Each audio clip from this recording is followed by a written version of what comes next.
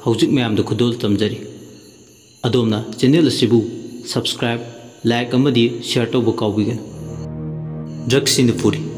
नुंगाइब मफम कयादा लोइनाइदब लेपनाइदब मंगलानि माकन मंगलिब असुक माहौ लेब कानिब मालेम सिद लेरमगद्रा चिंगमाइ थन सातबा मपा लेतन फजबी लेयांग कोलोइ निंगथिबी पोपी मागी माइना ताइबंग कयादा इनोत हापगुम थोइ ललोन पोत ओइना सिजनदुना थवाई क्याना मागी ममल पीरी असुमना ड्रगतुगी मनमदो चिंगसिलिंगे मागी मोबाइल रिंगटोल दो हौखे अहिंगदुदा थिंगबिनबा येतबिनबा लेते हाइबगी मतागु कन्न खिंगजिले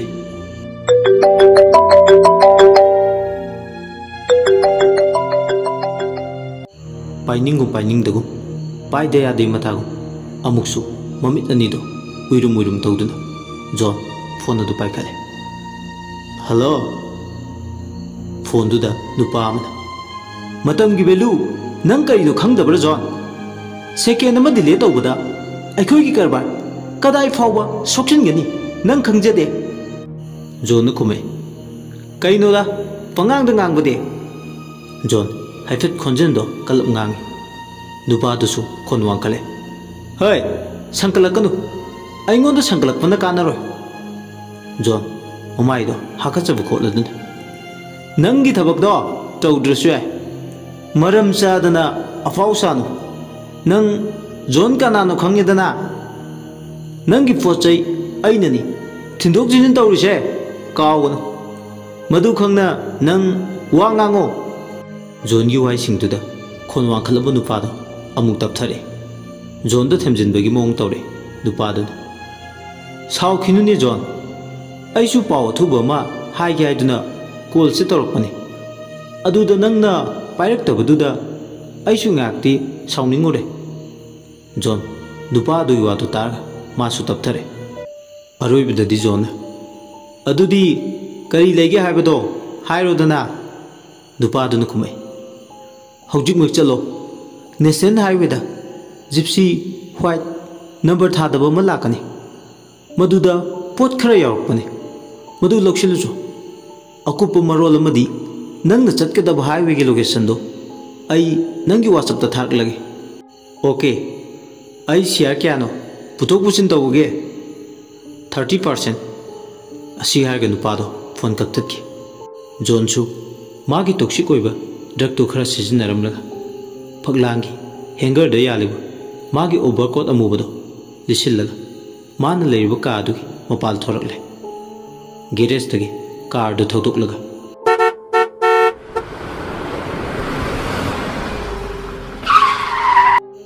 लोकेशन थारकपा मफम दु योंगनबा मागी कार दो हाईवे लेबे दोम द थौरे गाड़ी दुगी मनुंगदा एम्बियंस अमोइना इसे होंगना थारे हाईवे दुगी नागेट ओइदना माइलस्टोन क्या नुंगदा मयेक चाउना थाबसु यावरे स्पीड थ्रिल्स इट किल्स अमने इरे एंजॉय द सीनरी हाईवे दुगी नागेट सोंगलब उमोंग वामंग सिंगसेपतुदा मदो गाड़ी दु थौरी जॉन वखल नुंगाइना मागी परसेंटेज दो फंगलनी हाइदुना ड्रग का सिजनरुबा निशा सनरकले याम नुंगाइबा मुद्दा गाड़ी दु थौरमबदगी मागी ममांगी मिरर दुदा तुंगदा मागी सिट लेबा मपादु मक्तदा मनिंगदा नुपी अमा फमलगा लेबदोंग नुई नुपीदो वाखल नर खले ममी शामी ओइना मसिंग मरांगु सेंफातन उबने सक्तम दु उबदा मा गाड़ी दो अमु हेना कन्न थौवे अमुक हे चानना येंगदि इंसुलरगसु मांखिबदोंना तौवे गाड़ी थौरिबदुदा पुनिंग चंगना थौबो ngamlakte चाय चाय खाइबदोंना तौवे हंता मुक्ति मिंगसेलदुदा या मेक्सिंग उदे अकीबन योमलब नुपी यमगी सक्तम मयेक सिंगना रियर व्यू मिरर दुदा मयेक सिंग तारे सक्तम चिना अमुक के मंगोद खोरांग फावल निशा सिजनरुबगी मिकी लाइकीदब फावरंबदो हौजिक्ति अकीब फावरे नुंसेल ममाइद तारिब सक्तम अमुबो मिट अनिदुदगी अंगांग इखेंग चिंथरे गाड़ी मनिंग फमदुना लेबी नुपीदो मागी नाकनगी अहांग सिटुद मिटना कुप्पद मागी नाकता फमलंबदोंनो फावे नुपीदुना हंदक मुक्ति मागी नाकता याम नक्सिना अकीब सक्तमदो फोंतोरकपुदुददी मागी निशा सानरंबा मागी निशागी मैपुंबा मांखरे हुजिक्ति गाड़ीदो कंट्रोल तौब ngमौद्रे ब्रेक फाबगी महूत किलोमीटर मसिंग थारिबा नुंग अमदा येसले गाड़ीदो नुंग दे येसनबगा ब्रेक तो फाखि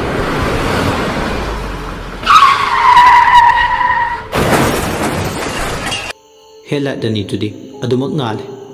मागी गाड़ीदुगी मनुंगदा एक्सीडेंट थोकलगा कोकता सोक्तनबा मतमगा चानबा कार ओइबना मकोक फाउदे कायहौद्रे अदुबु एक्सीडेंट थोकपन मरम ओइरगा जोन मसादो तरंग मालंग इचत चले कोकतो ngौफिंग ngौफिंग तौरी मागी ममांग थोंग नाकंदो हांगतुकलगा मपालदो थोकले अहिंग जिसितप नुसिना मसादो खर फनबाइदुन यहेले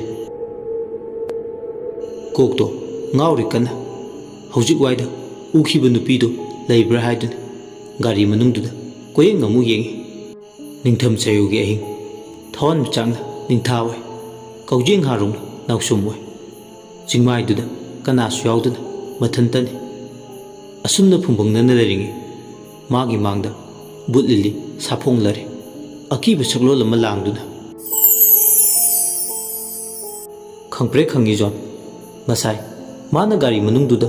उखिब सक्तम अदुमक्तुदने लेपलरिबा सक्तम चिना असुकी मतिक माबु यामना खोइरांग बायबदो ओहेले चरांगने खोइरांगने अदुबु खंगौदना मसादो लोइनरपा लाइसेंस कंदो लौथोकलगा कापकदुगी नमै नोंगुइ मचिना तुमबदो बुलिलिदो ओनचिलगा ट्रिगरदो चिंगदोगी अदुबु ngakpani नोंगुइदो कापके तौबगा ट्रेजेक्टरी मोशनदो स्वाइलाउन मयेंग ताबगो नोंगुइदो चिंगबदा चटखिद्रे मागी लाइसेंस गन मतंग सिदा अरेमबने बुटलिना मागी मनाक्ता परपर पाइसिलगले जोन की मखोरीदो ताप लाउना पाइ जोन वाहिम ताइब ngमदना मखोंदु याम वांगना अहांग मालंगदुदा थांगले खोंग अनिदो फिदिंग फिदिंग काउरे असुमना तंजा सिदा कनबीनबा कना लेते जोन याम वाना लेरिंगे सरक सिदा बुटलिने जोन दे येंगलगा खुनाइ सिगे महिक तिंग नखोइनी लेखा तानबा सिनबा साइथनबा होनबा नखोइना मालेम सिदा हिंदुना लेरबदे मालेम मिमासे लुम्मनी मचा काइना मैसाक्तना मिलु पिरांग कंगलरो अदुना नखोइगुमसे मरु फंगना मांगन बताय असी हारगा बुटलिलिना मखोरी चरमदो हेना कन्ना मता मोइना लाक्सिनखि जोना तौखिबा मियोय क्या के पुंचिबो लेखा ताना चिंगथकिबा पुंची क्या लोमनखिबगी चेराक ओइना महिकि मसक ओइरबा जोनबो सिबगी चेराक पिबा यारे खंदुना जोनबो मखौरी चरमदो मेतुना थवाई लौरे थवाई याउद्रबा जोनगी हक्चांग लेमाइदा तादुना ले बुटलिली मागी तौगदबा थबकतो लोयरदुना मफमदुदगी लंचिनबिगी थवाईगा लोइनना लीलागी नाकता हलगले लंचिनबिगी मिरेलना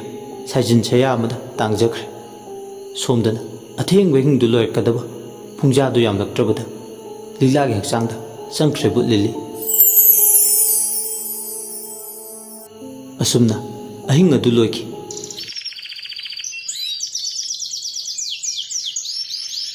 मथंगी नुमिन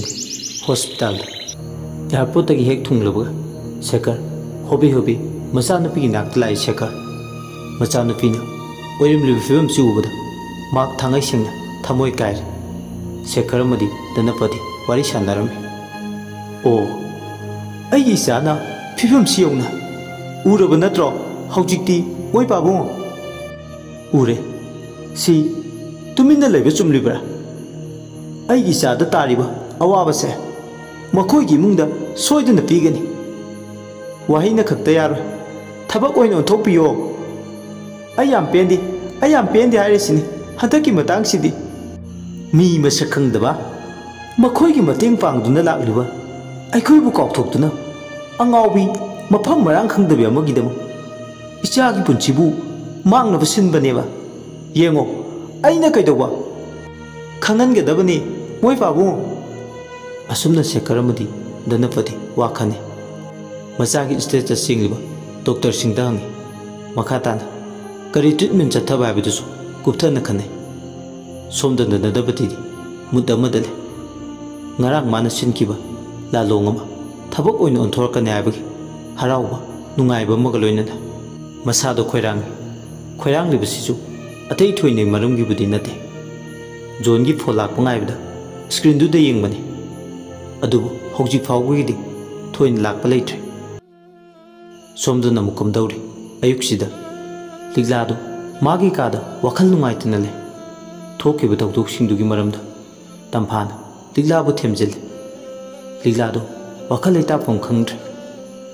Kaidawragi nangbo Ligla nasul piknai Kaisuk tawdi nama Anido wari sanare Jinbal dudana kaisuk tawdi airaga Karigi tumina lairiba nangde Inama aise kanano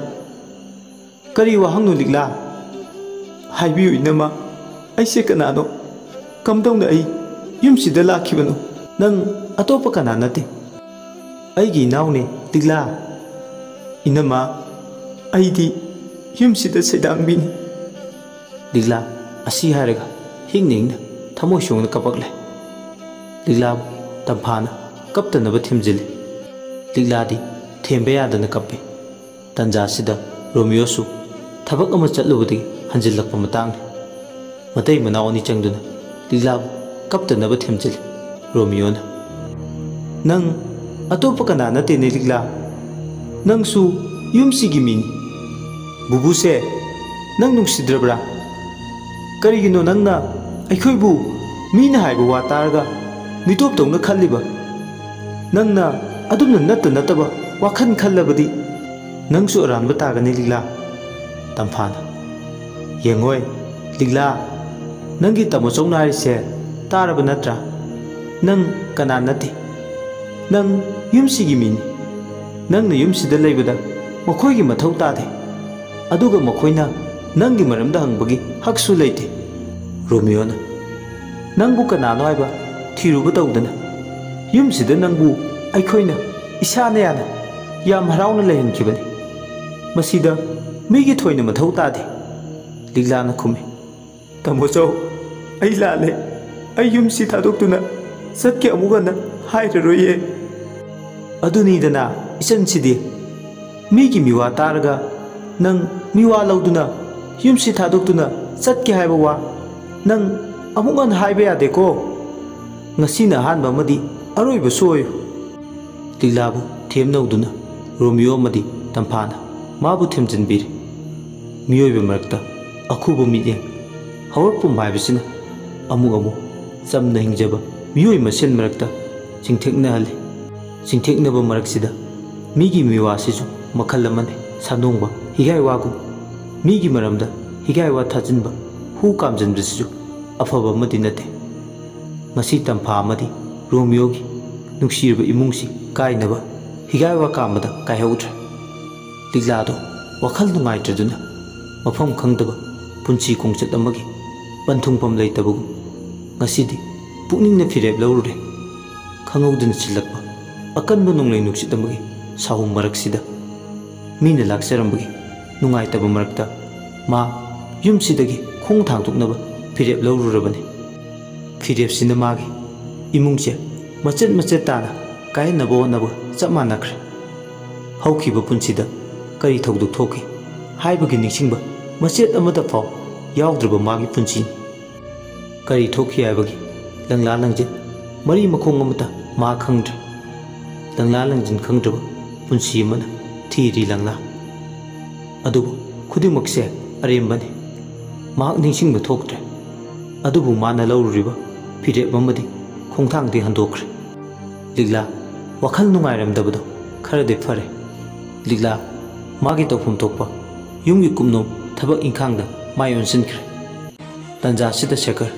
ꯃꯥꯒꯤ ꯃꯤ ꯈꯔꯒ ꯂꯣꯏꯅꯅ ꯌꯨꯝꯁꯤꯗ ꯈꯣꯡ ꯊꯥꯡꯖꯤꯜꯂꯛꯂꯦ꯫ ꯔꯣꯃꯤꯌꯣꯅ ꯇꯥꯃꯣ ꯑꯣꯏꯔꯦ ꯀꯥꯈꯠꯁꯦ꯫ ꯁꯦꯈꯔꯅ ꯈꯨꯝꯃꯩ ꯑꯩ ꯐꯝꯕ ꯂꯥꯛꯄ ꯅꯠꯇꯦ꯫ ꯌꯥꯔꯦ ꯅꯈꯣꯏꯒꯤ ꯌꯨꯝ ꯃꯥꯡꯒꯣꯟ ꯀꯥꯗ꯭ꯔꯁꯨ ꯌꯥꯔꯦ꯫ ꯋꯥ ꯑꯃ ꯆꯞ ꯆꯥꯕ ꯑꯃ ꯉꯥꯡꯅꯒꯦꯅ ꯂꯥꯛꯏꯕꯅꯤ꯫ ꯑꯩꯁꯨ ꯅꯈꯣꯏ ꯅꯆꯦ ꯏꯕꯦꯝꯃꯅ ꯇꯝꯕꯗꯒꯤ ꯂꯣꯏꯅ ꯇꯥꯔꯦ꯫ ꯅꯠꯇꯦꯅꯦ ꯈꯨꯃꯤꯠ ꯈꯨꯗꯥꯡꯗꯒꯤ ꯍꯧꯔꯛꯄ ꯅꯈꯣꯏꯅ ꯑꯩꯒꯤ ꯏꯆꯥꯕꯨ ꯏꯟꯊꯣꯛꯄ ꯅꯇꯤꯛ ꯅꯠꯇꯦ꯫ ꯅꯪꯒꯤ ꯅꯅꯥꯎꯄꯥꯗꯨꯒꯤ ꯑꯍꯦꯟꯕ ꯀꯌꯥ ꯑꯃ ꯂꯩ꯫ ꯃꯁꯤꯗ ꯅꯈꯣꯏꯅ ꯎꯁꯤꯠꯇꯕ ꯄꯪꯇꯧ ꯇꯧꯅꯨ꯫ ꯑꯩꯅ ꯂꯥꯛꯏꯕꯁꯦ ꯋꯥꯔꯅꯤꯡ ꯇꯧꯕ ꯂꯥꯛꯄꯅꯤ꯫ ꯀꯔꯤꯒꯨꯝꯕ ꯍꯣꯁꯄꯤꯇꯥꯜꯗ ꯐꯝ ꯌꯥꯇꯥꯗꯨꯅ ꯂꯩꯕ ꯏꯆꯥꯅ ꯐꯠꯇ ꯅꯨꯡꯗ ꯊꯣꯛꯂꯕꯗꯤ ꯃꯁꯤꯒꯤ ꯗꯥꯏꯇ ꯄꯨꯒꯗꯕꯅꯤ꯫ ꯔꯣꯃꯤꯌꯣꯅ ꯀꯔꯤꯅꯣꯅꯤ ꯏꯌꯥꯝꯕ? ꯏꯌꯥꯝꯕꯅ ꯃꯔꯤ ꯃꯈꯣꯡ ꯁꯝꯅꯗ꯭ꯔꯕ ꯋꯥ ꯃꯌꯥꯝ ꯑꯃ ꯉꯥꯡꯉꯤꯁꯤꯕꯨ ꯀꯥꯏꯗꯒꯤꯅꯣꯗ? ꯃꯁꯤꯗ ꯑꯩꯈꯣꯏꯅ ꯀꯔꯤꯒꯤ ꯗꯥꯏꯇ ꯄꯨꯐꯝ ꯊꯣꯛꯀꯦ? ꯑꯗꯨꯒ ꯋꯥꯐꯝ ꯑꯃꯅ ꯈꯨꯃꯤꯠ ꯈꯨꯗꯥꯡꯗꯒꯤ ꯍꯧꯔꯛꯄ ꯑꯩꯈꯣꯏꯅ ꯉꯁꯤ ꯐꯥꯎꯕꯗ ꯀꯅꯥꯝꯇꯒꯤ ꯃꯐꯝꯗ ꯂꯥꯟꯗ꯭ꯔꯦ ꯍꯥꯏꯕꯁꯤꯃꯗꯤ ꯈꯪꯖꯤꯟꯕꯤꯌꯨ꯫ ꯍꯣꯏ ꯋꯥ ꯆꯥꯎꯅ ꯆꯥꯎꯅ ꯉꯥꯡꯒꯅꯨꯅꯦ꯫ ꯉꯥꯡꯒꯦꯁꯨ ꯅꯁꯥꯒ ꯆꯥꯟꯅꯕ ꯋꯥ ꯈꯔꯁꯨ ꯑꯗꯨꯃꯛ ꯉꯥꯡꯉꯨ꯫ ꯑꯗꯨꯃꯛꯁꯨ ꯅꯠꯇꯦ꯫ ꯔꯣꯃꯤꯌꯣꯅ ꯄꯥꯎꯈꯨꯝ ꯄꯤꯔꯦ ꯏꯁꯥꯒ ꯆꯥꯟꯅꯕ ꯆꯥꯟꯅꯗꯕ ꯍꯥꯏꯕꯁꯤꯕꯨ ꯀꯔꯤꯅꯣ? ꯑꯆꯨꯝꯕ ꯑꯃ ꯉꯥꯡꯅꯕ ꯍꯣꯠꯅꯕꯗ ꯍꯣꯏ ꯃꯤ ꯃꯁꯛ ꯈꯪꯗꯕ ꯅꯄꯨꯟꯁꯤꯗꯣ ꯀꯔꯝꯅ ꯍꯧꯔꯛꯈꯤ ꯈꯟꯊꯧꯅꯦ꯫ ꯑꯩꯅ ꯁꯦꯝꯕꯤ ꯁꯥꯕꯤꯕꯗꯒꯤ ꯅꯠꯇ꯭ꯔꯣ? ꯃꯗꯨ ꯀꯔꯤꯒꯤ ꯈꯪꯗꯦ? ꯇꯟꯖꯥꯁꯤꯗ ꯉꯁꯥꯏꯗꯒꯤ ꯇꯝꯐꯥ ꯁꯥꯟꯅꯔꯤꯕ ꯋꯥꯔꯤꯁꯤꯡꯁꯦ ꯍꯧꯕꯗꯒꯤꯅ ꯂꯣꯏꯕ ꯐꯥꯎꯕ ꯇꯥꯏ꯫ ꯇꯥꯍꯩꯕ ꯉꯝꯗ꯭ꯔꯗꯨꯅ ꯏꯃꯨꯡꯗꯒꯤ ꯊꯣꯛꯂꯛꯑꯦ꯫ ꯃꯄꯨꯔꯣꯏꯕꯒꯤ ꯃꯍꯨꯠ ꯁꯤꯜꯂꯒ ꯍꯥꯏꯔꯤ ꯇꯥꯏꯕꯨꯡꯉꯣ ꯕꯦꯕꯥꯔ ꯀꯥꯏ ꯇꯥꯛꯄꯤ ꯇꯝꯕꯤꯔꯛꯇꯦ ꯑꯃꯨꯛ ꯍꯥꯏꯕꯤꯒꯗ꯭ꯔꯥ? ꯅꯪꯅ ꯉꯥꯡꯉꯤꯗꯨ ꯀꯔꯤ ꯆꯥꯟꯅꯔꯤꯒꯦ? ꯁꯦꯝꯕꯤꯔꯛꯄ ꯇꯥꯏꯕꯨꯡꯉꯣꯒꯤ ꯃꯄꯥꯜ ꯃꯆꯨꯝ ꯃꯌꯥꯝ ꯆꯥꯈꯤꯕꯒꯤ ꯂꯃꯟꯗꯤ ꯀꯨꯏꯔꯦ ꯁꯤꯡꯖꯈꯤꯕ꯫ ꯀꯔꯤ ꯂꯃꯟ ꯇꯣꯜꯂꯦꯅ ꯑꯃꯨꯛ ꯍꯥꯏꯕꯤꯈꯤꯗꯣꯏꯅꯣ? ꯁꯦꯈꯔꯅ ꯈꯨꯝꯃꯩ ꯅꯨꯄꯤ ꯑꯉꯥꯡ ꯑꯣꯟꯁꯤꯟꯅꯗꯨꯅ ꯋꯥ ꯆꯒꯠ ꯆꯒꯠ ꯉꯥꯡꯕꯁꯦ ꯑꯩꯈꯣꯏꯗꯤ ꯍꯩꯅꯗꯦꯅꯦ꯫ ꯇꯝꯐꯥꯅ ꯍꯥꯏꯔꯤ ꯌꯨꯝꯗ ꯂꯥꯛꯄ ꯃꯤꯗ ꯕꯦꯕꯥꯔꯁꯦ ꯀꯥꯏꯅꯤꯡꯗꯕꯅꯤ꯫ ꯑꯗꯨꯕꯨ ꯑꯃꯨꯛ ꯍꯥꯏꯕꯗ ꯋꯥꯈꯜ ꯇꯥꯗ꯭ꯔꯗꯤ ꯀꯔꯤꯗꯤ ꯎꯄꯥꯏ ꯂꯩ? ꯇꯥꯏꯕꯨꯡꯉꯣꯅ ꯃꯈꯧ ꯄꯣꯡꯅ ꯏꯅꯝꯁꯤꯒ ꯂꯥꯛꯂꯒ ꯋꯥ ꯆꯥꯎꯅ ꯆꯥꯎꯅ ꯑꯩꯈꯣꯏꯒꯤ ꯊꯣꯡꯖꯤꯟꯗ ꯂꯦꯞꯄꯒ ꯋꯥ ꯉꯥꯡꯕꯗꯣ ꯇꯣꯛꯄꯤꯔꯣ꯫ ꯉꯥꯡꯕ ꯇꯥꯔꯁꯨ ꯈꯔ ꯈꯔ ꯈꯟꯊꯔꯒ ꯉꯥꯡꯕꯤꯌꯨ꯫ ꯑꯇꯥꯕꯅ ꯇꯥꯈ꯭ꯔꯒ ꯇꯥꯏꯕꯨꯡꯉꯣꯕꯨꯁꯨ ꯃꯤꯅ ꯂꯥꯟꯅ ꯂꯧꯈꯤꯅꯤ꯫ ꯇꯝꯐꯥꯒꯤ ꯋꯥꯗꯨ ꯇꯥꯕꯗ ꯄꯤꯡ ꯂꯥꯎꯏ ꯁꯦꯈꯔꯅ ꯊꯛꯁꯤ ꯈꯥꯁꯤ ꯂꯩꯇꯕ ꯅꯟꯁꯦꯟꯁ ꯆꯥꯎꯈꯠꯇꯕ ꯊꯥꯔꯠ ꯀ꯭ꯂꯥꯁ꯫ ꯔꯣꯃꯤꯌꯣꯅ ꯏꯌꯥꯝꯕ ꯊꯥꯔꯠ ꯀ꯭ꯂꯥꯁꯀꯤ ꯃꯤ ꯃꯈꯜꯁꯤꯅ ꯀꯃꯥꯏꯅ ꯇꯧꯒꯦ? ꯏꯌꯥꯝꯕ ꯍꯣꯏꯗꯤ ꯐꯥꯔꯁ ꯀ꯭ꯂꯥꯁꯀꯤꯅꯤꯅ ꯊꯥꯔꯠ ꯀ꯭ꯂꯥꯁꯀꯤ ꯃꯤꯒꯤ ꯃꯔꯝꯗ ꯀꯃꯥꯏꯅ ꯈꯪꯉꯤꯅꯣ ꯍꯥꯏꯕꯗꯨꯁꯨ ꯁꯟꯇꯣꯛꯅ ꯇꯥꯛꯄꯤꯔꯝꯕ ꯌꯥꯒꯗ꯭ꯔꯥ? ꯁꯦꯈꯔ ꯌꯥꯝ ꯁꯥꯎꯅ ꯅꯣꯏ ꯅꯇꯩ ꯅꯅꯥꯎ ꯑꯅꯤ ꯆꯪꯂꯒ ꯑꯩꯕꯨ ꯎꯁꯤꯠꯇ꯭ꯔꯕꯅꯦꯕ? ꯁꯦꯝꯕꯤꯕ ꯃꯤ ꯃꯁꯛ ꯈꯪꯗꯕ ꯅꯈꯣꯏ ꯑꯩꯕꯨ ꯁꯤꯡꯅꯕꯅꯦꯕ? ꯑꯩꯅ ꯀꯩꯗꯧꯔꯛꯄ ꯌꯦꯡꯕ ꯇꯥꯏ꯫ ꯔꯣꯃꯤꯌꯣꯅ ꯍꯥꯏꯔꯤ ꯁꯅꯖꯤꯡ ꯃꯇꯣꯟꯒꯨꯝꯅ ꯂꯟꯊꯨꯝ ꯃꯌꯥꯝ ꯑꯃ ꯄꯩꯗꯨꯅ ꯂꯩꯔꯝꯕ ꯌꯥꯏ ꯑꯗꯨꯕꯨ ꯃꯤꯅꯨꯡꯁꯤꯒꯤ ꯃꯄꯨ ꯍꯥꯏꯕꯗꯨꯗꯤ ꯑꯣꯏꯕ ꯉꯝꯗꯦꯅ ꯅꯥꯛꯇꯦ꯫ ꯁꯦꯝꯕꯤꯔꯛꯄ ꯁꯥꯕꯤꯔꯛꯄꯗꯨꯒꯤ ꯇꯧꯕꯤꯃꯜꯗꯤ ꯑꯩꯈꯣꯏꯁꯨ ꯈꯪꯉꯤ꯫ ꯑꯗꯨꯕꯨ ꯌꯨꯝꯁꯤꯗ ꯂꯥꯛꯂꯒ ꯑꯀꯟ ꯑꯔꯤꯡꯗꯤ ꯁꯤꯡꯕꯤꯔꯛꯀꯅꯨ꯫ ꯍꯩ ꯃꯤ ꯃꯆꯥꯗꯤ ꯅꯣꯏꯅꯤꯅꯦ꯫ ꯅꯣꯏꯅ ꯃꯔꯝ ꯑꯣꯏꯔꯒ ꯑꯩꯒꯤ ꯏꯆꯥꯅ ꯄꯨꯟꯁꯤ ꯃꯥꯡꯕ ꯌꯥꯕ ꯐꯤꯕꯝꯗ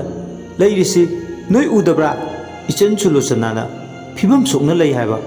ꯄꯥꯎ ꯑꯗꯨꯒꯤꯗꯤ ꯑꯩꯈꯣꯏꯁꯨ ꯅꯨꯡꯉꯥꯏꯖꯗꯦ꯫ ꯑꯗꯨꯕꯨ ꯃꯥꯒꯤ ꯑꯣꯏꯕ ꯐꯤꯕꯝꯗꯨ ꯑꯩꯈꯣꯏꯅ ꯑꯣꯏꯍꯟꯕꯅꯤ ꯍꯥꯏꯗꯨꯅ ꯃꯔꯥꯜ ꯁꯤꯕꯗꯨꯗꯤ ꯂꯥꯟꯒꯗ꯭ꯔꯥ ꯈꯜꯂꯦ꯫ ꯃꯁꯤꯗ ꯑꯩꯈꯣꯏ ꯄꯨꯁꯤꯜꯂꯛꯄꯒꯤ ꯀꯥꯟꯅꯕꯕꯨ ꯀꯔꯤꯅꯣ? ꯃꯁꯤꯗꯤ ꯅꯪꯒꯤ ꯅꯅꯥꯎꯄꯥꯗꯨꯅ ꯊꯣꯛꯍꯟꯕꯅꯤ꯫ ꯍꯨꯏ ꯉꯥꯎꯔꯗꯤ ꯍꯨꯏꯕꯨ ꯊꯤꯕ ꯍꯥꯏꯕꯁꯦ ꯍꯧꯅꯁꯥ ꯅꯠꯇ꯭ꯔꯥ? ꯏꯃꯨꯡꯁꯤꯅ ꯗꯥꯏꯇ ꯄꯨꯗꯅ ꯀꯅꯥꯅ ꯂꯥꯛꯑ ꯄꯨꯒꯅꯤ? ꯇꯝꯐꯥꯁꯨ ꯃꯔꯛ ꯊꯠꯅ ꯌꯥꯎꯁꯤꯜꯂꯦ ꯇꯥꯏꯕꯨꯡꯉꯣ ꯃꯤꯑꯣꯏꯕꯒꯤ ꯋꯥꯈꯜ ꯑꯁꯤ ꯍꯣꯡꯕ ꯅꯥꯏ꯫ ꯍꯣꯡꯅꯕꯒꯤ ꯑꯆꯧꯕ ꯃꯔꯝ ꯀꯌꯥ ꯑꯃꯁꯨ ꯂꯩꯔꯝꯒꯅꯤ꯫ ꯆꯍꯤ ꯂꯤꯆꯥꯡꯁꯤꯠꯅ ꯂꯣꯏꯅꯔꯛꯂꯒ ꯑꯩꯒꯤ ꯏꯅꯥꯎꯄꯥꯅ ꯃꯥꯒꯤ ꯈꯣꯡꯊꯥꯡ ꯍꯣꯡꯗꯣꯛꯈꯤꯕꯗ ꯀꯌꯥꯃꯨꯛ ꯌꯥꯝꯅ ꯑꯀꯥꯏꯕ ꯂꯩꯔꯒꯦ? ꯄꯨꯟꯁꯤ ꯈꯣꯡꯆꯠ ꯑꯃ ꯍꯥꯏꯕꯁꯤ ꯌꯥꯝ ꯁꯥꯡꯉꯤ꯫ ꯃꯁꯤꯗ ꯋꯥꯈꯜ ꯆꯥꯟꯅꯔꯔꯣꯏ ꯁꯨꯂꯣꯆꯅꯥꯒ ꯍꯥꯏꯗꯨꯅ ꯃꯥꯒꯤ ꯐꯤꯔꯦꯞ ꯑꯃ ꯂꯧꯖꯈꯤꯕꯗ ꯑꯩꯈꯣꯏꯅ ꯀꯔꯤꯒꯤ ꯌꯥꯔꯣꯏ? ꯅꯪꯒꯤ ꯅꯅꯥꯎꯄꯥꯅ ꯂꯧꯔꯛꯄ ꯗꯤꯁꯤꯖꯟꯗꯨꯅ ꯑꯩꯒꯤ ꯏꯆꯥꯒꯤ ꯄꯨꯟꯁꯤꯗ ꯃꯩꯔꯥꯏ ꯆꯥꯏꯊꯍꯜꯂꯤꯕꯁꯤꯗꯤ ꯎꯗ꯭ꯔꯦ ꯅꯈꯣꯏ? ꯅꯠꯇ꯭ꯔꯒꯅ ꯎꯅ Namit tanglabro nakoibo. Romeo na. Aikoidi masigi matangda yahon birakanu. Inaw pana lorko pirepta aikoigi su pirepni. Kari kanani masida sangthanarga. Aina ningol pokpa. Ningol pokpa ige wabadi nakoina khangde. Nakoi gida yaifannabada khanba. Nakhoigi nungainaba honnabada aigi chana maithakta ngobudi khag yaroi. Tamphana mukhume. Wafam sito sitaibungo. Loishin pamama naigadaba mandre. Waro wiro get somda leire. Oh, get. Tan mama su yarobaneba. Romeo naire. Mayeng nani masidi. Oh, tandra su chatkani. Adubu phai. Haujikti yengnaba tare. Aingonda singnabagi mahidi nakhoisu phangba tai. Asi haramlaga Shekhar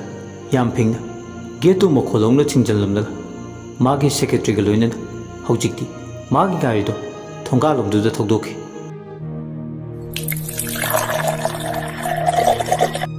Shekhar mayum hek yobaga yungang glass amaga magi kada tumin thakle. Romeo madi tamphagi mawng to singsina mangonda henado laksa boina thokle. Hanjin hanjin laksa khibagi asi khallubada laman khumningmana khoirangi. Sangalai bumakne haibagi achoba napal lamaga loinana. Haujikti kainoma natraga kainoma tawduna Romeo hoigi imung manungse lebak miyam mangda khongoinagi khalle. Natragana kaidawsige mi niklaga hatoalasira haibagi wakhal fawba sabyungna khalle. Shekhar khanba yaba khallaba matung haujikti fireba ma leple. Mi thadoklaga sedang phamlawri biliklabu kupna senaraga mabu tanja phangbuda haujikti karamana thomdatlaga magi punsibu mongphonggi leironungda wari ama losinkinaba sabyungna leple. Shekhar khudak aduda number amada dial tawe.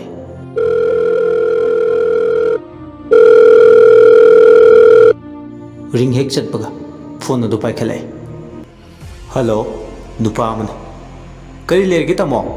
Shekhar na khume kok saba thabak ama leire masi phalo aiduna call tawreibani. Nupa aduga Shekhar duga wari chane makha tana matha saba thabak tudi aina ko laga loire tamogi bu karigi nanaw na ko haloi aduni ne nang natana leitine adudi fare tamo ai tamogi nakta koirak lage aduga akupa wari do sanarase. Hoine hoine aduni ne aina supami se akupa wari utai do sida aigi da lago ina sanarase. Asumna ni do wari sanarga phone adu thamme. Somdana kamdawri Subita amadi Medavati mama masa ni do hospital dagi mayumda putharakle. Makhoi mama masagi mapan machum chabi memsa amadi magi nupa thembungna mama masagi mateng pangle. Memsana iche sakto khara yamna chasilo nasado khara kannaba. Subita na kume hospital de hek leirubadagi ibema isiedi nungpa nonkre saning thakningbaga karimta hek faudre madu chatnaba yaroi deche nasado khara kankhatnaba hono. ai yam pende hadakki matangse isa nupi amatang yawbi Medavati su ngautrang phaitang tawre. Memsana khume ngautrang phaitang tawri se phanaba noi na naw nupa serauda chatkibado maiba kopi lauba chatkibani. Maibudu laururga soidana laani madu laadi kaino tanaba su yarani. Isa naito pokpise likla waladi aidi mangchare. Doctor na CT scan report laubasu kaya thoina sokte hai. Masidabu aina tawduise karino ise gyan tadre sum amasina nongmagi sonopono suba sum hengalai. Memsana pakumle iche haigumdan handakti akhoi Medavati se yumda hek lakpadagi sonopono subasu nongmagi sum henjalakpadawna tawi. Asumna ni do hainaringe Medavati do lipstick nangsak nang tharga thugle. Hek yengmada hainadaba haibado oy jinbaldagi hendoktana pisumdu paw hek lipstick ngangna thai machanupina onthokna yengaidaba phibam amada tholakpaduda mathabak yeru subita thamoi mache tana kai machanupi naitum satpina sono pono chuba nongmu nonggi henkalakpa aukrang phaidang torpasida chanana wadaba ngamde Medapatina Ima aise adum yadra director lani ai film shooting le Ima Subitana Pele da ko Ima gi bema karino nang na hairi sing dubo mari makhung samnadraba wa mayam ama ngangi dubo aise celebrity ni ma mine shooting chatkani haidi chatkani Ima lupa chonga piyo horen shooting chatpada sak lama di achapo leiraga chageba memcha maya kaduna le Medapati ontokpa phibam duda Medapati na maki simlibdo fana baidun memchana them nodun mamai du ta thon ga bagi mata gum haide karigi film no ni Medapati hojikpo chalo namai namit ka do ta thoru chalo Medapati yam sauna kumle kari Mina lajabi thadana kere aduga maita thusu kaina nayado satlura haujumak plasna memchana khume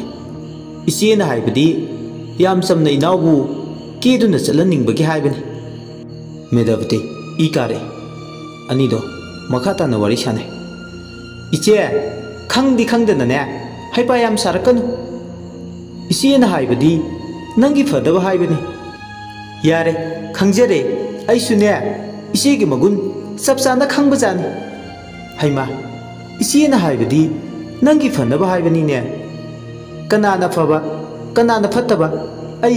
mayek sengna khangi ai angang nate ai na kebada asugyam isiena krakrak engsil sibu karigino kari nungai taba lege pharasu phatrasu aise romi maitegi anobu film amagi thobi sabiu hairak Medapati nang saunu tapthau hoi inauna thobi sarasu ise kaimta haijade aina haibabu nang na kerido hemalli haibani yare ise to horo wayang ngakanu Medapati gi mau matau singsina kire wa makha taba memcha phana bhairuba manada tabidrabada kari di hairuni mamit manani mak lauthokuna maya karkrak seksina hairak pasida lipstick na ngaksak ngangladana yengbada kire tawriba masing mason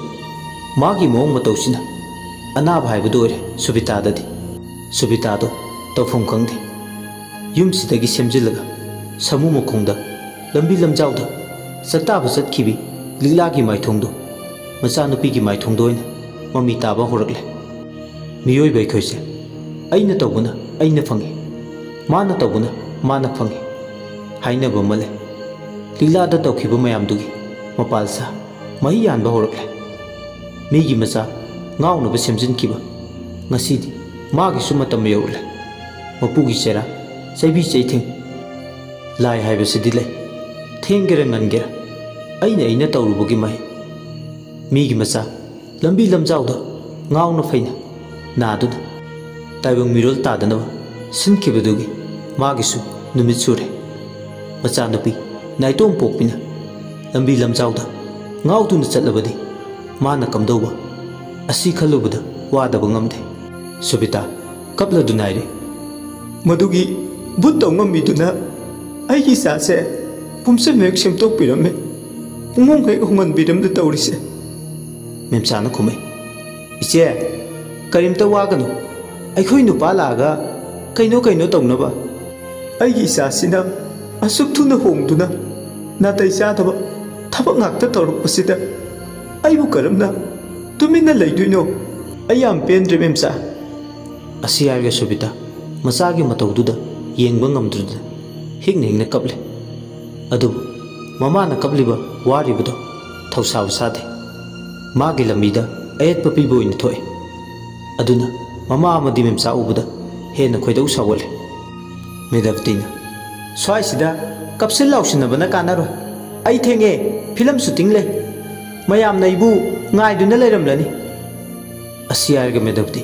prap yum du dagi thoke tawe matang du da memsa amade subita su yam ping yum du dagi hen tokpa yaro habagi matago magi lambi du thing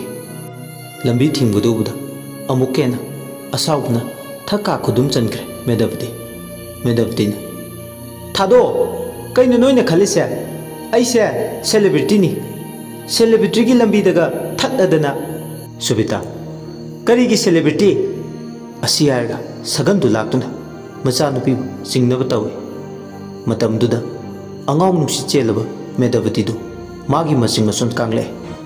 magi khudang laga singliba mama don silaga masam du tap laung na foi khudang namande yat lamyai duda singnak sa kai haidale khara naba farak pada ngai ri subita man hek phukchabi macha nupi du mungna khudang de yelaga lawai luton samlang du phorak paduda madi kok tu ngaukhre tanja duda memsa su changlaga macha na mama bu samlang ma phai phoi budo changlaga khamdoi kamna launu bagi makhol tan haujikti akoi bududa pumnin nil khutpai chena samlang ma phai do phoi khibana haujikti magi thongna pumba mayeng tar subita milu de pirang macha nu pin yam lain sathina lakchare ima gi bema ima sibatare thado haibani nangbo ima gi samlang phoirise asi haiduna kaple amaduna phoiri maching bumba phudoktuna memchana sangsin khamluga amu medavatina subita thado kraga memcha don sile macha nupina yam khraba samlang phoi khibana makok tu puba ngamduduna laimai da wan thakre subita hek thado khibaga memcha da mu attack tawre memcha di saungladuna makhut masa yaure popa mamai mem infam mara khangdaba mukai thajali memcha medavati da memcha na hera ingau hek ngausin naraduna nangni henba yaba nate asi harga popa tawi medavati su hande khudang duda mayam chi memcha ya khundana khudang da leire puram chaplepe hui chikpagi chaina dagi mini chikpagi chaina na amu lising rak hen ba chaina duna lakse khiduna phubo ngamaktre tanja duda medavati na laksare kari aigi mai limita mafam marang khangdana thajinba kibagi kana phampi daba aigi film shooting thugaiba asi harga samlangdo tap laungna phoikre memchagi yana chikpagi chaina phawu phadr masam phorak paduna haujikti ona thoina khangle mamit mana tandan pai tanja du memcha kaplau lawi ho kana lege ai bung ta kan biyo mi tanaba koilau lawi adu man lawi budo kana su tabi de khudak adu kadom dagino khangaude kabuk laisu yausile kabuk laina sangsil laga khami adu khambadu pagek yaramde kabuk laina medabdi se thado haibane hingsa bi olabra nangbo soidana sinaba tarimi nangbo thadong ne kari ngang no ni sibo mi mathaki halsida mana khut halisibo medabdi ngarang ngangladuna amu kabuloi da hosile memcha du thadokla samlang ma phaido phoikhibadu na ujikti memcha su wakhal tadna laimai da wan thakre kok pu bangamdraduna amarum da ujikti medabdi kabuloi da hosinduna fure kabuglesu masa kanna wajud amutang kanna medabdi da laktuna inbada makok to mu yeshinkre wakhal tadna mu laimai da wan thaki medabdi soro sogoma sang no tokla kabuk lein inaw hoigi sidi mahong amani matung manaw lakpa yaba nate ko masida pele da koidi tan pham mayai da khanaba khamba changlu bai ayoina siramni sidi memsa su makok to paira gule memsa na siramni da samna da lile masi angaw bi ole angaw bi laing phamdara zel darama thamlubana farni kanana puthangam duino mage sugumba phibam sida memcha makok to pai Kabuk Lain Haima Aina Ruba Magi Isi Subita Unaba Lai Aduga Mana Laimai Sida Masamana Fafa Salaga Taraga Laisina Kaidoriba Memsanai O Nanga Uhodabagi Masanupina Mama se Yam Fazana Moida Tot Padona Masina Tot Krabani Kabuk Lainamu Adudi Aina Lai Sidi Cinema Tankai Salagani Dana Lai Sidi Yareba Watido Ngangano Wakalta the Levi Mama se Wakalta Al Kisim Tahana Aduga Masanu Pishina Salaga Taringi Makongukut Taurina Punchilo Simta Maduna Faradra Patra Dikaino Anido Tabuk Matang Manang Nine Pang Tanjasida Pen Kambagi Makon Memsagi Dupa Tembung Sherok Dugi Maiba Aiba Maga Yum do the Changi Maiba Hebedui Maming Tondon Kawi Tondona Yum do the Kansilakoda Lai the Bienika Yum Takaduda Lepakalebudu Maiba Dugi Masada Tawai Kayana Koipai Pai Duna Lebagi Samin Kya Sufangi Uchinachil Wakal Tari Subita Maiba Tondon Ubada Wakal Tarapadong Tawi Tondona Hais Luidana Imung Sidi Misu Laisu Iat Yasin Duna Amuktoy Buluidana Memsana Karino Nitada Subita Nairi Loiribado Loidanaba Amta Tobio Yenabadusu Amta Kaidopio Zindabu Haidok Padalai Tabak Oina Tobudi Yam Ludurin Taurisha Temungna Tadana Panabata Tobio Tondon Pamlam Badagi Fuglaun Hogulagla Wakal Tadana Pina Makong Mukut Punchillaga Sopa de Palaga Tamlibi Made of Digi Kudangi Mihuldo Taplauna Pai Mihul Kanglo Ling Mihul Kanglondo Yengbolo Bidare Masidi Pajay Chatedana Makokse Skuna Tokpore Ping Lawe Maiba Tondoni Wadu Tabad Subita Subitan Karino the Tada Tadan Haibiri Dubu Isa Nupise Skuna to Harisibu Kari Harino Tondona Kumi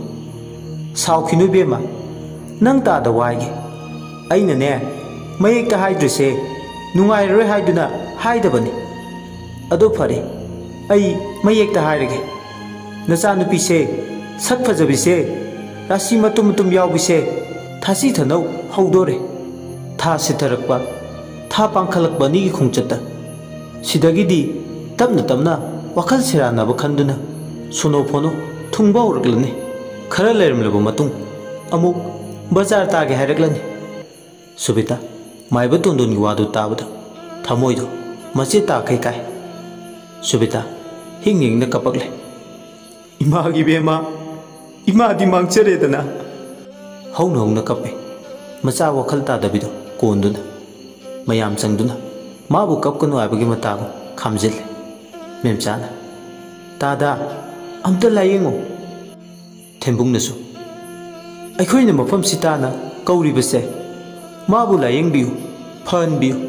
Aduga Imung Sida Yakai Tingai Bidibese Mi Wegera Lai Wegera Amta Tadana Ngaktopiu Haibigidamone Tondona Hoine Aisu Angama Mating Butipang Taubutabu Tauduise Yamna Lui Yum Sida Butchangi Tamtiba Tawai Magi Tamtiba But Kabulain Kari Haiba Tamtiba Tawai Magi Tamtiba But Asiarga Matanda Tawawa Sadabu Pakpang Nule Aduga Yamusitana Makatare Ozamaiba Comething is a Kolabumatum Sida But Haibadubu Labrane Aidi Leramdoman Kidrebu Sakot Kera Sakot Lugera But Haibasidile Taza the Batagunubema But Hai City Sati Krabazani Aduna Hujiksu Mina But Paragasane Haibasima Kaugun Mawalo de Tada But Kaina Hujikpu Farebema Adudi Nang ꯕꯨꯠꯁꯤ ꯊꯥꯖꯗ꯭ꯔꯕꯅꯤꯅ ꯅꯃꯤꯠ ꯑꯅꯤꯗꯣ ꯎꯏꯁꯤꯜꯂꯨ ꯑꯩꯅ ꯄꯥꯡꯊꯣꯔꯛꯑꯣ ꯍꯥꯏꯗ꯭ꯔꯤ ꯐꯥꯎꯕ ꯅꯪ ꯀꯩꯗꯧꯅꯨꯡꯗ ꯄꯥꯡꯊꯣꯛꯄ ꯌꯥꯔꯣꯏꯀꯣ ꯀꯕꯣꯛꯂꯩꯅ ꯈꯨꯝꯃꯤ ꯑꯩꯗꯤ ꯇꯥꯗꯅ ꯄꯥꯡꯊꯣꯔꯛꯈꯤꯅꯨ ꯍꯥꯏꯗ꯭ꯔꯤ ꯐꯥꯎ ꯑꯗꯨꯝ ꯎꯏꯁꯤꯜꯂꯒ ꯂꯩꯕꯤꯒꯦ ꯃꯤꯠ ꯎꯏꯁꯤꯟꯕꯒꯤ ꯊꯕꯛꯄꯨ ꯀꯌꯥꯝ ꯂꯨꯕ ꯊꯕꯛꯅꯣ ꯑꯁꯤ ꯍꯥꯏꯔꯒ ꯃꯃꯤꯠ ꯑꯅꯤꯗꯣ ꯆꯦꯖꯦꯠ ꯎꯏꯁꯤꯟꯈꯤ ꯃꯥꯅ ꯍꯦꯛ ꯎꯏꯁꯤꯟꯈꯤꯕꯒ ꯇꯣꯟꯗꯣꯟꯅ ꯂꯋꯥꯏꯗ ꯂꯩꯋꯥ ꯑꯃ ꯀꯥꯝꯁꯤꯜꯂꯤ ꯂꯩꯋꯥꯗꯨꯅ ꯍꯦꯛ ꯀꯕꯣꯛꯂꯩꯗ ꯀꯥꯝꯁꯤꯟꯕꯒ ꯀꯕꯣꯛꯂꯩ ꯃꯃꯤꯠ ꯑꯅꯤꯗꯣ ꯎꯏꯁꯤꯟꯅ ꯃꯪ ꯑꯃ ꯃꯪꯉꯤ ꯇꯨꯝꯗꯅ ꯃꯪꯕ ꯃꯪ ꯃꯈꯜ ꯑꯃꯅꯤ ꯃꯥꯅ ꯃꯪꯂꯤꯕꯗꯣ ꯀꯕꯣꯛꯂꯩ ꯑꯃꯟꯕ ꯌꯨꯝꯖꯥꯎ ꯑꯃꯒꯤ ꯃꯅꯨꯡꯗ ꯃꯊꯟꯇ ꯆꯪꯂꯛꯏ ꯌꯨꯝꯗꯣ ꯆꯤꯡꯌꯥꯒ ꯇꯥꯏꯅꯅ ꯂꯩꯕ ꯌꯨꯝ ꯑꯃ ꯑꯣꯏꯅ ꯇꯧꯏ ꯊꯣꯡ ꯊꯣꯡꯅꯥꯎꯁꯨ ꯑꯃꯠꯇ ꯌꯥꯎꯗꯦ ꯃꯇꯝꯗꯣ ꯅꯨꯃꯤꯗꯥꯡ ꯋꯥꯏꯔꯝꯒꯤ ꯃꯑꯣꯡ ꯑꯣꯏꯅ ꯇꯧꯏ ꯀꯧꯖꯦꯡ ꯍꯥꯔꯣ ꯍꯔꯤ ꯅꯨꯡꯅꯥꯡꯒꯤ ꯃꯈꯣꯜ ꯇꯟꯅ ꯅꯤꯜꯂꯤ ꯂꯤꯔꯤ ꯁꯤꯠꯄ ꯅꯨꯡꯁꯤꯠꯅ ꯎꯅꯥ ꯋꯥꯅꯥ ꯂꯦꯡꯕꯒꯤ ꯃꯈꯣꯜ ꯋꯥꯄꯜꯁꯨ ꯃꯔꯥꯡ ꯀꯥꯏꯅ ꯍꯧꯏ ꯌꯨꯝꯗꯨꯒꯤ ꯑꯀꯣꯏꯕꯗ ꯌꯨꯝꯗꯨꯒꯤ ꯌꯨꯝꯌꯥꯏ ꯀꯥꯗꯨꯃꯛꯇꯗꯅꯤ ꯃꯍꯥꯛꯅ ꯂꯦꯞꯄꯒ ꯂꯩꯔꯤꯕ ꯑꯁꯨꯝꯅ ꯂꯦꯞꯂꯤꯉꯩ ꯇꯨꯡꯂꯣꯝꯗꯒꯤ ꯅꯨꯄꯤ ꯑꯃꯅ ꯃꯥꯒꯤ ꯂꯦꯡꯖꯨꯝꯗꯨꯗ ꯇꯥꯞ ꯂꯥꯎꯅ ꯄꯥꯏꯔꯛꯏ ꯀꯅꯥꯅꯣ ꯃꯥꯒꯤ ꯂꯦꯡꯖꯨꯝꯗ ꯄꯥꯏꯔꯛꯏꯕꯗꯣ ꯍꯥꯏꯗꯨꯅ ꯑꯣꯟꯊꯣꯛꯇꯨꯅ ꯌꯦꯡꯉꯛꯄ ꯀꯅꯥꯁꯨ ꯂꯩꯔꯝꯗꯦ ꯀꯕꯣꯛꯂꯩꯅ ꯀꯅꯥꯅꯣ ꯃꯤ ꯎꯁꯤꯠꯇ꯭ꯔꯤꯔꯥ ꯅꯥꯍꯨꯝꯗ ꯁꯦꯠꯇꯅꯕ ꯀꯟꯊꯤ ꯊꯣꯛꯅ ꯁꯥꯎꯏ ꯀꯣꯌꯦꯡ ꯌꯦꯡꯕꯗꯤ ꯂꯦꯞꯇꯦ ꯃꯤ ꯂꯩꯇꯕ ꯌꯨꯝꯗꯨꯒꯤ ꯃꯅꯨꯡꯗꯨꯗꯒꯤ ꯈꯔ ꯈꯖꯤꯛ ꯈꯣꯡꯀꯥꯞꯇꯣ ꯑꯍꯨꯝꯂꯛ ꯃꯔꯤꯔꯛ ꯃꯈꯥꯔꯣꯝ ꯊꯥꯡꯕ ꯑꯃꯟꯕ ꯌꯨꯝꯗꯨꯒꯤ ꯀꯥ ꯂꯩꯕ ꯑꯗꯣꯝꯗ ꯄ꯭ꯔꯞ ꯄ꯭ꯔꯞ ꯂꯥꯛꯑꯦ ꯀꯥꯗꯣ ꯍꯦꯛ ꯌꯧꯁꯤꯜꯂꯛꯄꯒ ꯅꯨꯄꯤ ꯑꯃꯅ ꯃꯊꯟꯇ ꯆꯧꯀ꯭ꯔꯤ ꯑꯃꯟꯕ ꯑꯃꯗ ꯐꯝꯂꯒ ꯂꯩꯔꯝꯃꯤ ꯃꯁꯝ ꯃꯅꯥ ꯏꯐꯥꯐꯥ ꯃꯥꯏꯊꯣꯡꯗꯨꯁꯨ ꯃꯥꯒꯤ ꯆꯣꯏꯔ ꯁꯝꯂꯥꯡꯗꯨꯅ ꯈꯨꯝꯖꯤꯜꯂꯝꯃꯤ ꯑꯗꯨꯕꯨ ꯀꯕꯣꯛꯂꯩ ꯊꯧꯁꯥꯕ ꯁꯥꯗꯦ ꯇꯨꯃꯤꯟ ꯃꯥꯏꯊꯣꯡ ꯂꯣꯠꯁꯤꯟꯗꯨꯅ ꯐꯝꯗꯨꯅ ꯂꯩꯕ ꯅꯨꯄꯤꯗꯨꯒꯤ ꯃꯅꯥꯛ ꯇꯝꯅ ꯆꯪꯁꯤꯜꯂꯛꯏ ꯃꯥꯅ ꯍꯦꯛ ꯆꯪꯁꯤꯜꯂꯛꯄꯒ इखंग एक खंगौदना मपा हेक चानना नुपीदुना अफिंग अपाय होइना सब्tra कायना लाउरलगा कबुकलेगी मखोरी चरमदो ताप लाउना मेले असुमना मेलकपदुदा खंगलाउ लाउरे मखोंग अनिदो फिरिंग फिरिंग काउरे थादु हाइबगी मतागु कन्ना लाउरे अदु लाउरिबदो माकी देरिमबनी नुपीदुना मेटखिबदुना मादी हेना लाक्चरे खोंजेल पिक्सले ममित अनी कोरी चेले लवाई समला इफाफा कबुक लेदु खांगबद वारे अइबु कनबियो असी खक्तनी मचिंद सोलेबु मयेक सेंगलमद्रब सक्तमदुसु मयेक सेंगना उरे नुपीदुगी ngасai waidi uramdabado ममित मपा अनीना होद्रोंग हो येंगबदा येंगफुम खंगद्रब सक्तम अमा ओइरमे मदु उबदा वखल तादना लेक्थरे कबोकले सोमदुना कबोकले ममित अनीदु उशिलगा सोर याम चावना चावना होले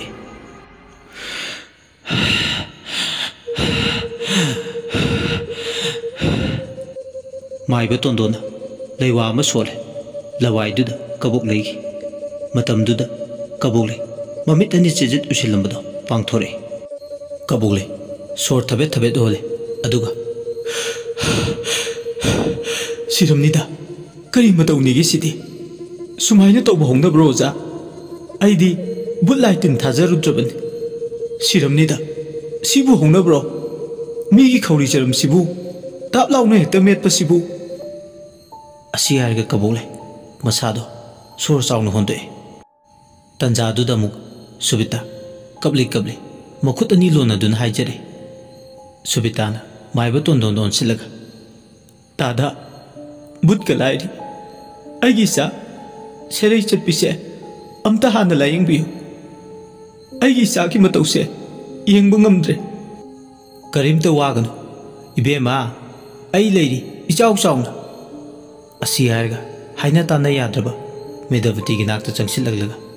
अंगाउ मिहुल हुल्लब्रा हाइदुना खुदांगदो मिहुलदो ताप लाउना पाइ अदुगा येंगले मिहुलदो पाइबदा कैनोमा फावे माइबा तोंदोन हाइस सिदी मोंग अमनिना ओंथोकना मोंग अमा ताखिद्रे मसी लायेंग हौद्रबदी lambi lamjauda soidana tarani. Oza aigi thamoi se kaire oza gi wahi sing se targa kari kari no ma upaya ma tawraga aigi sa se amukta kanbiyo. Kari gi kandani kan ge haiduna bu sida laglibani isa sida phalo makha taba thabakti aina khangna oza gi damuk tawni adudi haujik maktagi haurage asi harga tondona mokhoi sing adu punna ka amagi manungda thonglon sinduna thamme. Tondon ningri takale magi maibagi thorum pangbada setpa phijol do hongdoklaga laithau chinthok torom dai maiba magi saklo langba horakle. Maiba tondona nungtil pobo popo matamduda haujikti khutta thangon pai machinda lewa kamba horakle. Ising asingba khuzai athanba mada haplaga yum amadi akoibeduda tairen pungpai machum chai thokpa horakle. Asum nek haurakpaga sanami kasil leibadomdagi nupi ma thorakpa ure. Nupi do hek yengbada lai phadabi male leiwa son ising masum do chai sum lakpana sanami ka leiba mapadu yokhilakpada khawtap chare masama maiba moijarasu laining thau kasindugi marum mamada tumin nupi mata silaga lepaga leibadu ure. Fatlauna haipeta niyeng thokluba nupi duna sadaukai mongoda munna yenglakpadawna tawhi. Tarangama ichat chatle masado maiba ujarasu kanano mana sanami kasin mapaduda ukhibado koyeng amuk yengi adubu kanasu leibude masu kaduda koyeng yenglini haiduna yenglibado tokpadi nate masada jingnabadu koknaba haiduna yenglibani. Tondona karigumba madi leiredana sanamai kachinsida aina sum khanbada manglum chatta karigumba kharati sanamai kasida thamai sinba leimang tingmangi saktapham oilamgadabu maleda tawrise. Ai samak maibo ijarasu sabung sabung lawbu ngangni phawriba ikhang khangaudana laining thau kachinduda khoro khoro khotpagi makhol taba hore. Kadu khara mamana karina makholdo tholibano haibdi khangde hena chamamna le hena chamamna basupoi simena flooring tawraba kadu gi manungda kadai degi leba khotpagi makholno khallubuda awaba mani koyeng yengi. Maiba tondona yam kupthana yengi kendal ama chukhale. Kendal dugi mengalda laning tu phamba langini tawdi tho mirang momna mapot phare ikin kin tharaba amamba phamba isai phugado mirang ithu ek thuradana yengbada khawtap sai ubada. Maiba tondon mamit ani do sejet usinna haujikti laining thau sanami kasinduda kari lege aduni yengi. Asumna mamit ani do usinna leibaga karino khangdaba mi mai thaba manbagi manam amuksu ek ngamu leirug lobu manbagi manam namba horakle. Mamit ani do ikhang khangaudana mongpham moina urakle.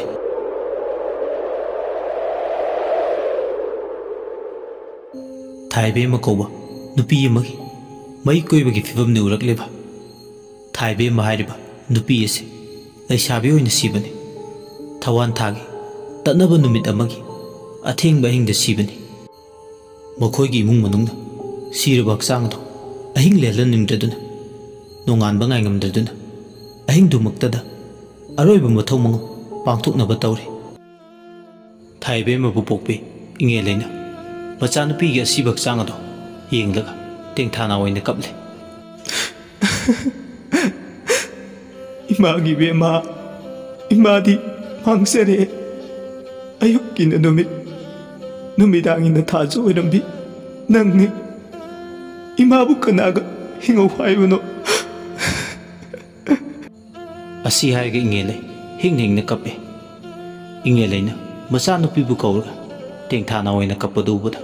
thamoi kaire lekai miyamsu haujikti asi ana yaurbanina haujikti poloibagi ꯁꯦꯝ ꯁꯥꯕꯒꯤ ꯊꯧꯔꯥꯡ ꯇꯧꯕ ꯂꯥꯛꯑꯝꯃꯤ ꯑꯗꯨꯅ ꯃꯇꯝꯗꯤ ꯍꯧꯖꯤꯟꯈꯤ ꯑꯍꯤꯡ ꯑꯣꯏꯔꯕꯅꯤꯅ ꯍꯧꯖꯤꯛꯇꯤ ꯃꯤꯁꯨ ꯃꯁꯤꯡ ꯌꯥꯝꯗ꯭ꯔꯦ ꯌꯨꯝꯂꯣꯟꯅꯕꯒꯤ ꯈꯔ ꯈꯛꯇ ꯅꯨꯄꯥ 10ꯃꯨꯛꯇ ꯏꯪꯊꯝꯊꯥꯒꯤ ꯃꯇꯝ ꯑꯣꯏꯕꯅ ꯏꯪꯒ ꯏꯪꯕꯅꯦ ꯍꯧꯖꯤꯛꯇꯤ ꯃꯤꯁꯨ ꯃꯁꯤꯡ ꯌꯥꯝꯗ ꯇꯔꯛ ꯄꯣꯂꯣꯏꯅꯕ ꯂꯩꯀꯥꯏꯒꯤ ꯃꯪ ꯂꯩꯕ ꯑꯗꯣꯝꯗ ꯄꯨꯡꯍꯣ ꯆꯥꯟꯍꯣ ꯀꯞꯂ ꯂꯥꯎꯅꯕ ꯃꯔꯛꯇ ꯄꯨꯊꯣꯔꯛꯏ ꯑꯁꯤꯕ ꯍꯛꯆꯥꯡꯗꯨꯒꯤ ꯄꯣꯂꯣꯏꯅꯕꯒꯤ ꯊꯧꯔꯥꯡ ꯇꯧꯔꯤꯕ ꯃꯥꯏꯕ ꯑꯃꯗꯤ ꯕꯩꯇ ꯑꯣꯏꯔꯤꯕ ꯑꯉꯥꯡ ꯆꯥꯅ ꯑꯁꯤꯕꯒꯤ ꯊꯧꯔꯝꯗꯨꯒꯤ ꯁꯦꯝ ꯁꯥꯔꯦ ꯏꯉꯦꯜꯂꯩꯅ ꯃꯃꯤꯠ ꯃꯅꯥ ꯆꯖꯠ ꯎꯏꯁꯤꯟꯅ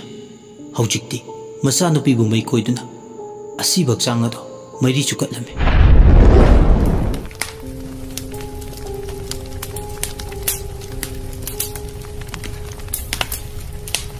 ꯊꯥꯏꯕꯦꯝꯃꯒꯤ ꯍꯛꯆꯥꯡꯅ ꯃꯩꯗ ꯆꯥꯛꯄ ꯍꯧꯔꯛꯂꯕꯗ ꯏꯉꯦꯜꯂꯩ ꯀꯞꯂꯗꯨꯅ ꯍꯧꯖꯤꯛꯇꯤ ꯃꯌꯨꯝ ꯃꯥꯏꯀꯩ ꯄꯥꯡꯈ꯭ꯔꯦ ꯊꯦꯡꯈ꯭ꯔꯕ ꯑꯍꯤꯡꯒꯤ ꯃꯇꯝꯁꯤꯗ ꯍꯧꯖꯤꯛꯇꯤ ꯁꯪꯁꯀꯥꯔꯒꯤ ꯃꯩꯔꯤꯅ ꯆꯥꯛꯄ ꯍꯧꯔꯛꯂꯦ ꯃꯩꯔꯤꯅ ꯃꯀꯥ ꯐꯅ ꯆꯥꯛꯄ ꯍꯧꯔꯛꯂꯕꯗ ꯃꯤꯁꯨ ꯇꯔꯛꯂꯗꯅ ꯄꯣꯂꯣꯏꯕ ꯌꯥꯎꯕ ꯂꯥꯛꯂꯤꯕꯁꯤꯡꯗꯣ ꯌꯨꯗ ꯇꯥꯏꯅꯗꯨꯅ ꯉꯥꯎꯔꯦ ꯁꯥꯡꯂꯕ ꯑꯍꯤꯡ ꯑꯗꯨꯗ ꯄꯣꯂꯣꯏꯕ ꯌꯥꯎꯔꯤꯕꯗꯣ ꯑꯋꯥꯕ ꯑꯃꯗꯤ ꯑꯀꯤꯕ ꯀꯣꯛꯅꯕ ꯍꯥꯏꯗꯨꯅ ꯇꯟꯖꯥꯁꯤꯗ ꯄꯣꯂꯣꯏꯕ ꯌꯥꯎꯕ ꯂꯥꯛꯂꯤꯕ ꯃꯤꯁꯤꯡꯗꯨꯅ ꯌꯨꯒꯤ ꯃꯌꯥꯏꯅ ꯉꯥꯎꯗꯨꯅ ꯇꯥꯎꯗꯨꯅ ꯂꯩꯔꯤꯉꯩ ꯕꯩꯇ ꯑꯣꯏꯔꯤꯕ ꯃꯥꯏꯕꯗꯨꯅ ꯈꯨꯗꯣꯡꯆꯥꯕ ꯂꯧꯔꯒ ꯍꯧꯖꯤꯛꯇꯤ ꯊꯥꯏꯕꯦꯝꯃꯒꯤ ꯃꯤꯊꯤꯟ ꯆꯩꯗꯨ ꯃꯥꯏꯕ ꯁꯥꯕꯗꯨꯅ ꯂꯣꯟꯅ ꯂꯧꯁꯤꯜꯂꯦ ꯑꯁꯨꯝꯅ ꯂꯣꯟꯅ ꯂꯧꯁꯤꯜꯂꯒ ꯃꯤꯊꯤꯟ ꯆꯩꯗꯣ ꯃꯍꯥꯛꯀꯤ ꯐꯠꯇꯕ ꯊꯕꯛ ꯇꯧꯕꯗ ꯁꯤꯖꯤꯟꯅꯒꯦ ꯈꯜꯂꯦ ꯎꯆꯤꯟ ꯅꯥꯆꯤꯟ ꯊꯥꯏꯕꯦꯝꯃꯒꯤ ꯄꯣꯂꯣꯏꯕꯗꯨ ꯂꯣꯏꯔꯦ ꯅꯣꯡ ꯉꯥꯜꯂꯛꯄꯗꯨꯗꯗꯤ ꯅꯣꯡ ꯍꯦꯛ ꯉꯥꯟꯊꯣꯔꯛꯄꯒ ꯃꯄꯥ ꯆꯥꯟꯅꯅ ꯑꯁꯤ ꯊꯣꯡ ꯊꯤꯡꯂꯝꯂꯒ ꯕꯩꯇ ꯑꯣꯏꯕ ꯃꯥꯏꯕꯗꯨꯅ ꯏꯔꯦꯟꯖꯅ ꯃꯤꯊꯤꯟ ꯆꯩꯗꯨ ꯄꯨꯗꯨꯅ ꯂꯥꯛꯑꯦ ꯃꯥꯏꯕꯗꯨꯅ ꯃꯐꯤ ꯃꯔꯣꯜ ꯍꯣꯡꯗꯣꯛꯂꯒ ꯃꯤꯊꯤꯟ ꯆꯩꯗꯨꯗ ꯊꯋꯥꯏ ꯇꯥꯟꯅ ꯌꯦꯡꯂꯒ ꯍꯥꯏꯔꯛꯑꯦ ꯁꯤ ꯑꯣꯏꯔꯗꯤ ꯌꯥꯔꯦꯗꯅ ꯊꯕꯛ ꯈꯨꯗꯤꯡꯃꯛ ꯂꯣꯏꯅ ꯄꯥꯡꯊꯣꯛꯂꯒꯦ ꯑꯩꯒꯤ ꯂꯝꯕꯤꯗ ꯑꯌꯦꯠꯄ ꯄꯤꯈꯤꯕ ꯅꯈꯣꯏ ꯑꯃꯇ ꯂꯦꯝꯅ ꯇꯣꯛꯑꯣ ꯍꯧꯖꯤꯛꯇꯤ ꯐꯩ ꯃꯤꯊꯤꯟ ꯆꯩꯁꯤꯒꯤ ꯃꯄꯥꯜꯁꯤꯅ ꯑꯩꯅ ꯂꯩꯀꯥꯏꯁꯤꯗ ꯂꯩꯕ ꯑꯈꯟꯅꯕ ꯃꯤꯑꯣꯏ ꯈꯔꯗꯪ ꯆꯥꯡꯌꯦꯡꯗꯤ ꯁꯣꯏꯗꯅ ꯇꯧꯒꯅꯤ ꯑꯁꯤ ꯍꯥꯏꯔꯒ ꯃꯥꯏꯕꯗꯨ ꯇꯠꯅꯕ ꯅꯨꯃꯤꯠ ꯏ ꯈꯨꯗꯦꯡ ꯂꯩꯕ ꯊꯕꯥꯜ ꯑꯃ ꯉꯥꯏꯗꯨꯅ ꯂꯩꯔꯝꯃꯤ ꯊꯕꯥꯜꯗꯨ ꯉꯥꯏꯕꯗ ꯑꯋꯥꯕ ꯑꯃꯁꯨꯅꯤ ꯑꯍꯤꯡ ꯆꯨꯞꯄ ꯄꯣꯂꯣꯏꯕ ꯌꯥꯎꯔꯨꯕꯒꯤ ꯃꯥꯏꯕꯗꯨ ꯆꯥꯛ ꯇꯣꯛꯂꯕ ꯃꯇꯨꯡ ꯑꯌꯨꯛꯇꯨꯗ ꯇꯨꯝꯂꯤ ꯑꯌꯨꯛ ꯅꯨꯡꯊꯤꯜ ꯅꯨꯃꯤꯗꯥꯡ ꯑꯍꯨꯝꯃꯛ ꯇꯥꯌꯣꯟꯅꯔꯕ ꯃꯥꯏꯕ ꯃꯍꯥꯛ ꯃꯁꯥꯃꯛꯅꯤ ꯏꯁꯤꯁꯤꯒꯩ ꯇꯨꯝꯈꯤꯕꯅ ꯃꯍꯥꯛ ꯃꯪ ꯑꯃ ꯃꯪꯉꯤ ꯃꯪꯗꯨꯗ ꯊꯥꯏꯕꯦꯝ ꯍꯥꯏꯕ ꯅꯨꯄꯤꯗꯨꯒꯤ ꯊꯋꯥꯏꯗꯨ ꯃꯪꯂꯥꯟꯗ ꯅꯤꯡꯉꯝꯗꯕ ꯃꯥꯏꯊꯣꯡ ꯄꯨꯗꯨꯅ ꯃꯥꯒꯤ ꯃꯥꯡꯗ ꯂꯦꯞꯂꯦ ꯊꯥꯏꯕꯦꯝꯃꯒꯤ ꯊꯋꯥꯏꯅ ꯀꯞꯂꯗꯨꯅ ꯃꯩꯔꯤ ꯊꯣꯛꯅ ꯆꯥꯛꯈ꯭ꯔꯕ ꯃꯩ ꯏꯠꯂꯕ ꯍꯛꯆꯥꯡ ꯄꯣꯂꯥꯡꯗ ꯍꯟꯖꯤꯟ ꯍꯟꯖꯤꯟ ꯑꯩꯒꯤ ꯊꯤꯟꯈꯤꯕ ꯀꯗꯥꯏꯅꯣ ꯃꯤꯐꯠꯇ ꯄꯤꯔꯛꯑꯣ ꯑꯩꯒꯤ ꯃꯤꯊꯤꯟ ꯆꯩꯗꯣ ꯄꯤꯔꯛꯑꯣ ꯍꯥꯏꯕꯅꯦ ꯂꯥꯛꯏꯉꯩꯁꯤꯗ ꯄꯨꯖꯈ꯭ꯔꯒꯦ ꯑꯁꯤ ꯍꯥꯏꯔꯒ ꯊꯥꯏꯕꯦꯝ ꯍꯥꯏꯕ ꯊꯋꯥꯏꯁꯤꯅ ꯃꯥꯏꯕꯗꯨꯒꯤ ꯈꯧꯔꯤ ꯆꯔꯝꯗ ꯃꯦꯜꯂꯦ ꯅꯨꯡꯊꯤꯜ ꯄꯣꯄꯣꯞꯄꯗꯨꯗ ꯅꯤꯡꯉꯥꯏꯗꯅ ꯇꯨꯝꯂꯤꯕ ꯃꯥꯏꯕꯗꯣ ꯃꯪꯂꯥꯛꯅꯔꯦ ꯃꯥꯏꯕꯗꯣ ꯁꯣꯔ ꯆꯥꯎꯅ ꯆꯥꯎꯅ ꯍꯣꯜꯂꯦ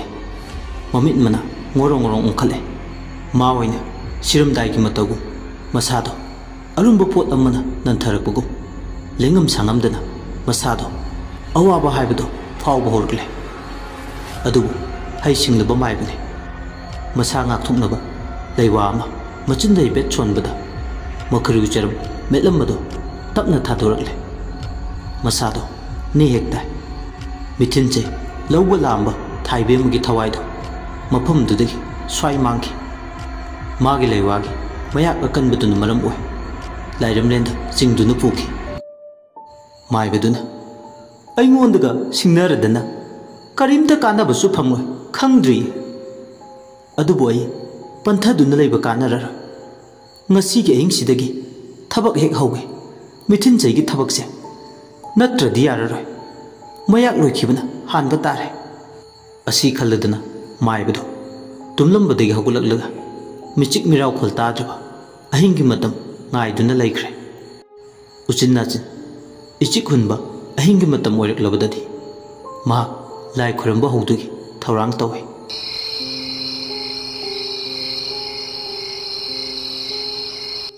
ꯃꯇꯝꯁꯤꯗ ꯃꯤꯊꯤꯟꯖꯩꯁꯤꯗ ꯃꯥꯒꯤ ꯍꯩꯖꯕ ꯂꯩꯋꯥ ꯁꯣꯜꯂꯒ ꯂꯩꯀꯥꯏꯁꯤꯗ ꯂꯩꯕ ꯈ꯭ꯋꯥꯏꯗꯒꯤ ꯏꯅꯥꯛ ꯀꯩꯔꯥꯛ ꯈꯨꯟꯕ ꯌꯥꯝꯅ ꯅꯨꯡꯉꯥꯏꯅ ꯂꯩꯕ ꯏꯃꯨꯡ ꯑꯃꯗ ꯃꯥꯒꯤ ꯊꯕꯛ ꯃꯊꯧ ꯇꯧꯕ ꯍꯧꯔꯛꯂꯦ ꯂꯩꯀꯥꯏꯗꯨꯗ ꯈ꯭ꯋꯥꯏꯗꯒꯤ ꯅꯨꯡꯉꯥꯏꯕ ꯏꯃꯨꯡ ꯍꯥꯏꯔꯒꯗꯤ ꯊꯣꯏꯌꯦꯟꯕꯤ ꯍꯣꯏꯒꯤ ꯏꯃꯨꯡꯅꯤ ꯂꯤꯛꯂꯥꯕꯨ ꯄꯣꯛꯄꯤ ꯃꯃꯥꯒꯤ ꯏꯃꯨꯡꯁꯦ ꯑꯊꯦꯡꯕ ꯑꯍꯤꯡꯗ ꯃꯥꯏꯕꯁꯤꯅ ꯊꯣꯏꯌꯦꯟꯕꯤ ꯍꯣꯏꯒꯤ ꯂꯥꯏꯅꯤꯡꯊꯧ ꯁꯅꯥꯃꯍꯤ ꯀꯥꯆꯤꯟꯗ ꯃꯥꯒꯤ ꯍꯩꯖꯕ ꯃꯍꯩ ꯑꯃꯗꯤ ꯂꯩꯋꯥ ꯇꯤꯟꯋꯥ ꯁꯤꯖꯤꯟꯅꯗꯨꯅ ꯃꯤꯒꯤ ꯁꯅꯥꯃꯍꯤ ꯀꯥꯆꯤꯟꯗ ꯃꯤꯊꯤꯟꯆꯩ ꯑꯁꯤ ꯊꯥꯔꯛꯈꯤ ꯐꯠꯇ꯭ꯔꯕ ꯂꯩꯋꯥ ꯇꯤꯟꯋꯥ ꯕ꯭ꯂꯦꯛ ꯑꯥꯔꯠꯀꯤ ꯊꯧꯔꯕ ꯇꯦꯟꯖꯩꯁꯤꯅ ꯌꯨꯝꯁꯤꯗ ꯃꯊꯛ ꯃꯈꯥꯗ ꯇꯞꯅ ꯑꯣꯟꯕ ꯍꯧꯔꯛꯂꯦ ꯊꯣꯏꯌꯦꯟꯕꯤ ꯍꯣꯏꯒꯤ ꯅꯨꯡꯉꯥꯏꯅ ꯂꯩꯖꯔꯝꯕ ꯏꯃꯨꯡ ꯀꯥꯡꯈꯣꯡ ꯆꯥꯏꯕ ꯍꯧꯔꯛꯈꯤ ꯃꯇꯝꯒꯤ ꯈꯣꯡꯆꯠꯇ ꯃꯁꯥꯒꯤ ꯑꯅꯥꯕ ꯀꯦꯟꯁꯔꯗꯨꯒ ꯃꯥꯏꯕꯁꯤꯅ ꯁꯥꯟꯅꯔꯤꯕ ꯐꯠꯇꯕ ꯊꯕꯛ ꯕ꯭ꯂꯦꯛ ꯑꯥꯔꯠꯁꯤꯡꯁꯤꯅ ꯃꯔꯝ ꯑꯣꯏꯔꯒ ꯍꯧꯖꯤꯛꯇꯤ ꯊꯣꯏꯌꯦꯟꯕꯤꯒꯤ ꯄꯨꯟꯁꯤ ꯂꯣꯝꯈꯤ ꯑꯗꯨꯗ ꯅꯠꯇꯅ ꯂꯤꯛꯂꯥꯕꯨ ꯄꯣꯛꯄ ꯃꯥꯒꯤ ꯃꯄꯥꯁꯨ ꯁꯨꯕꯤꯇꯥꯒꯤ ꯍꯥꯛꯇꯛꯇ ꯋꯥꯈꯜ ꯂꯩꯅꯥ ꯅꯥꯗꯨꯅ ꯃꯆꯥꯅꯨꯄꯤ ꯂꯤꯛꯂꯥꯕꯨ ꯍꯨꯟꯗꯣꯛꯂ ꯄꯨꯟꯁꯤ ꯂꯣꯝꯈꯤ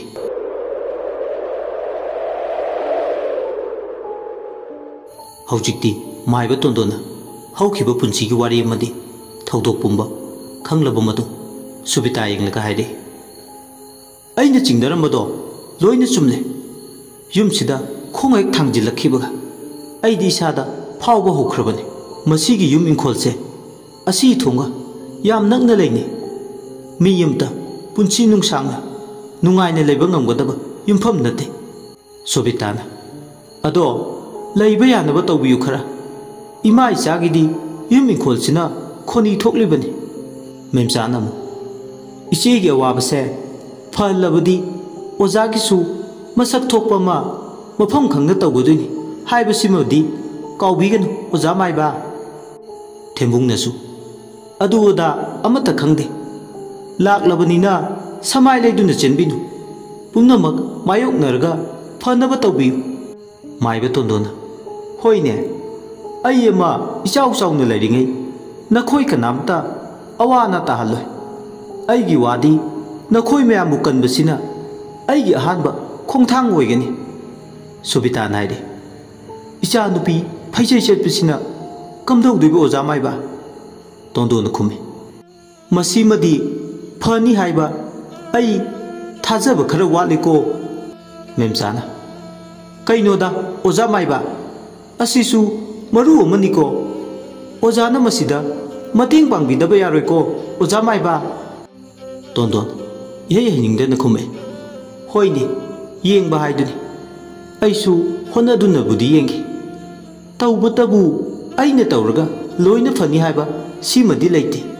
ꯇꯣꯟꯗꯣꯟꯒꯤ ꯋꯥꯍꯩꯁꯤꯡ ꯑꯗꯨ ꯇꯥꯔꯒ ꯁꯨꯕꯤꯇꯥꯗꯤ ꯅꯤꯡꯕ ꯀꯥꯏ ꯀꯕꯣꯛ ꯂꯩꯅ ꯃꯔꯣꯜ ꯑꯃ ꯇꯨꯃꯤꯟꯅꯕꯨꯗꯤ ꯂꯩ ꯍꯥꯏꯕꯕꯨ ꯉꯁꯥꯏꯗꯒꯤ ꯃꯈꯣꯏ ꯃꯁꯦꯟ ꯉꯥꯡꯅꯔꯤꯕꯁꯤꯡ ꯑꯗꯨ ꯇꯥꯔꯒ ꯅꯣꯡꯅꯤꯡꯕ ꯑꯃꯨꯛꯁꯨ ꯑꯉꯛꯄ ꯄꯣꯛꯏ ꯃꯑꯣꯟ ꯃꯑꯣꯟꯅꯤ ꯃꯥꯒꯤ ꯋꯥꯈꯜꯗ ꯈꯜꯂꯤꯕ ꯋꯥꯈꯜꯁꯤꯡꯁꯤꯅꯗꯤ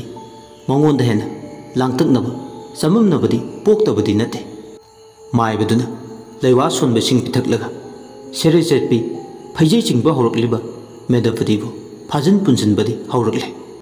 ꯑꯃꯔꯣꯝꯗ ꯑꯍꯤꯡ ꯑꯃ ꯂꯦꯟꯅ ꯃꯤꯊꯤꯟꯆꯩ ꯑꯗꯣ ꯂꯧꯊꯣꯛꯄ ꯑꯃꯗꯤ ꯏꯃꯨꯡꯁꯤꯗ ꯕꯨꯠ ꯄ꯭ꯔꯦꯠ ꯆꯪꯂꯤꯕ ꯄꯨꯝꯕ ꯇꯥꯟꯊꯣꯛꯄ ꯑꯃꯗꯤ ꯃꯦꯙꯥꯄꯇꯤꯕꯨ ꯂꯥꯌꯦꯡꯕ ꯍꯥꯏꯗꯨꯅ ꯋꯥꯔꯦꯞꯅꯩ ꯀꯕꯣꯛꯂꯩꯁꯨ ꯉꯥꯏꯍꯥꯛ ꯂꯩꯔꯒ ꯃꯤꯒꯤ ꯃꯌꯨꯝꯗ ꯅꯤꯡꯉꯥꯏꯗꯅ ꯂꯩꯊꯣꯛꯄꯗꯤ ꯌꯥꯗꯕꯅꯤꯅ ꯂꯝꯁꯥꯡ ꯃꯥꯏꯀꯩ ꯄꯥꯡꯈ꯭ꯔꯦ ꯀꯕꯣꯛꯂꯩ ꯌꯨꯝ ꯍꯦꯛ ꯌꯧꯕꯒ ꯋꯥꯈꯜꯗ ꯈꯜꯂꯤ ꯃꯣꯏꯒꯤ ꯁꯤꯒꯨꯝꯕ ꯊꯕꯛꯁꯦ ꯌꯥꯎꯕ ꯌꯥꯕ ꯅꯠꯇꯦ ꯋꯥꯈꯜꯗ ꯈꯟꯕꯅꯤ ꯁꯣꯝꯗꯅ ꯀꯝꯗꯧꯔꯤ ꯗꯦꯜꯂꯤ ꯌꯨꯅꯤꯚꯔꯁꯤꯇꯤꯒꯤ ꯕꯣꯏꯁ ꯍꯣꯁꯇꯦꯜꯗꯨꯗ ꯂꯩꯐꯝ ꯆꯥꯐꯝ ꯈꯪꯗꯦ ꯁꯨꯔꯦꯁ ꯂꯤꯂꯥꯒꯤ ꯋꯥꯈꯜ ꯈꯟꯕꯗ ꯀꯔꯤꯕꯨ ꯊꯣꯛꯂꯝꯒꯗꯕꯅꯣ ꯈꯟꯕꯗꯅꯤ ꯃꯥꯅ ꯋꯥꯔꯤꯕ ꯑꯁꯨꯛꯀꯤ ꯃꯇꯤꯛ ꯆꯔꯥꯡꯅꯔꯤꯁꯤꯅ ꯑꯇꯩ ꯊꯣꯏꯅꯒꯤ ꯃꯔꯝꯕꯨꯗꯤ ꯅꯠꯇ꯭ꯔꯦ ꯏꯂꯤꯖꯥꯕꯦꯠꯄꯨ ꯑꯦꯚꯣꯏꯗ ꯇꯧꯕ ꯉꯝꯁꯤꯜꯂꯛꯇꯕ ꯑꯣꯏꯔꯣꯏꯗꯕ ꯋꯥ ꯃꯌꯥꯝꯅ ꯑꯋꯣꯏꯕ ꯁꯥꯅ ꯏꯈꯤꯕ ꯇꯦꯛꯁ ꯃꯦꯁꯦꯖ ꯋꯥꯆꯞ ꯃꯦꯁꯦꯖ ꯃꯌꯥꯝꯁꯤꯅ ꯃꯔꯝ ꯑꯣꯏꯔꯒꯅꯤ ꯃꯥꯅ ꯀꯣꯛ ꯆꯥꯛꯂꯤꯕ ꯆꯥꯛꯅꯤꯡꯉꯥꯏ ꯃꯔꯝꯁꯨꯅꯤ ꯑꯣꯏꯔꯤꯕ ꯃꯤ ꯑꯃꯒꯤ ꯄꯨꯟꯁꯤꯗ ꯀꯥꯟꯅꯗꯕꯗ ꯊ꯭ꯔꯤꯇꯟ ꯇꯧꯔꯛꯏ ꯀꯨꯏꯈꯤꯗ꯭ꯔꯤ ꯀ꯭ꯂꯥꯁ ꯂꯣꯏꯔꯒ ꯊꯣꯛꯂꯛꯄꯗ ꯁꯨꯂꯣꯆꯅꯥꯒꯤ ꯃꯔꯝꯗ ꯏꯂꯤꯖꯥꯕꯦꯠꯀ ꯃꯈꯣꯏ ꯑꯅꯤꯅ ꯁꯥꯟꯅꯈꯤꯕ ꯋꯥꯔꯤꯗꯨꯗ ꯃꯩ ꯍꯧꯈꯩ ꯇꯦꯟꯁꯟ ꯀꯥꯔꯦ ꯀꯩꯅꯣ ꯁꯨꯔꯦꯁ नंग मरम चादन हेक्ता समाय लेने होनरिसे आई कईदौख्रगे हारिसे यारेदा थोइबा प्रॉब्लम सिंगसे नंग कईमता खंगदे हाइबगी मोंगलबा मदो वाथी वरेमने अदुमाइनगदे हाइनुदा सुरेश नंगसु प्लेबॉय अमदगी हेन्ना तादे सनबा याबा वा गांग सनबा याबा वा हाइदी सुलोचनागा नकोइनि हाइने जो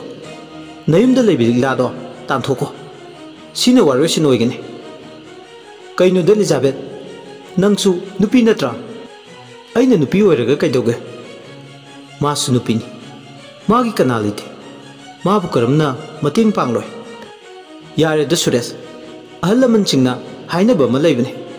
धर्म देखो लुखोय बाबू एलिजाबेथ तोसे सिगी वासे तोकपा तोकपा तोय कइदोबगी तोकतोइनो नंगनो तो हेक्ता हायरगा वाफम सि लुरबने मीगी लाइफ अमदी डेट हाइबा वा अमसु लै एलिजाबेथ वाखलसे सरंग नहलबिरन मागी टॉपिक से अमुता क्लोज तौसिलसे इम्फाल दिल्ली यामना लापनब नते अइने दिल्ली दा लागा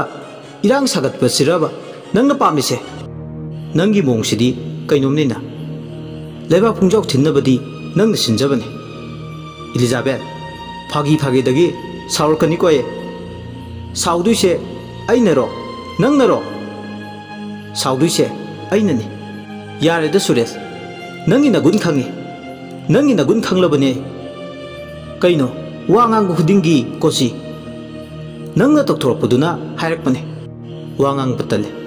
तासिंग फोन अदो फलाउना कक्थले एलिजाबेथ का ओनसिनब तंदुना हौजिक्ति मा तासिंग नुंगाइतब फावे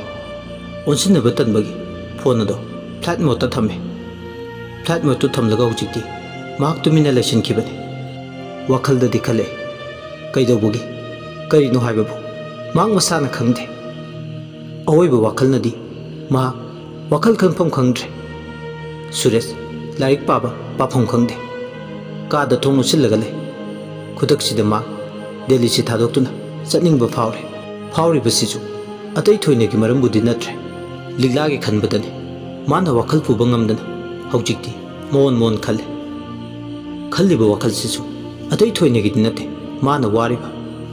थमोय सेंगना नुसिबा होरपगी लिगलागे खनबदा वाबने वारिसिसु मरम जाय वाखन्ना कालबा सुरेश खुदक असिदा फ्लाइट तोंगलगा दिल्ली दगी इम्फाल दा तोकनिंगबा फावरबने अदु करिदि पाम्बैले मागिसु मथौ अमदि तौरे खोइरांबा हेमनखिबना मयुमदा लेबा मैamba रोमियोदा कॉल तौरे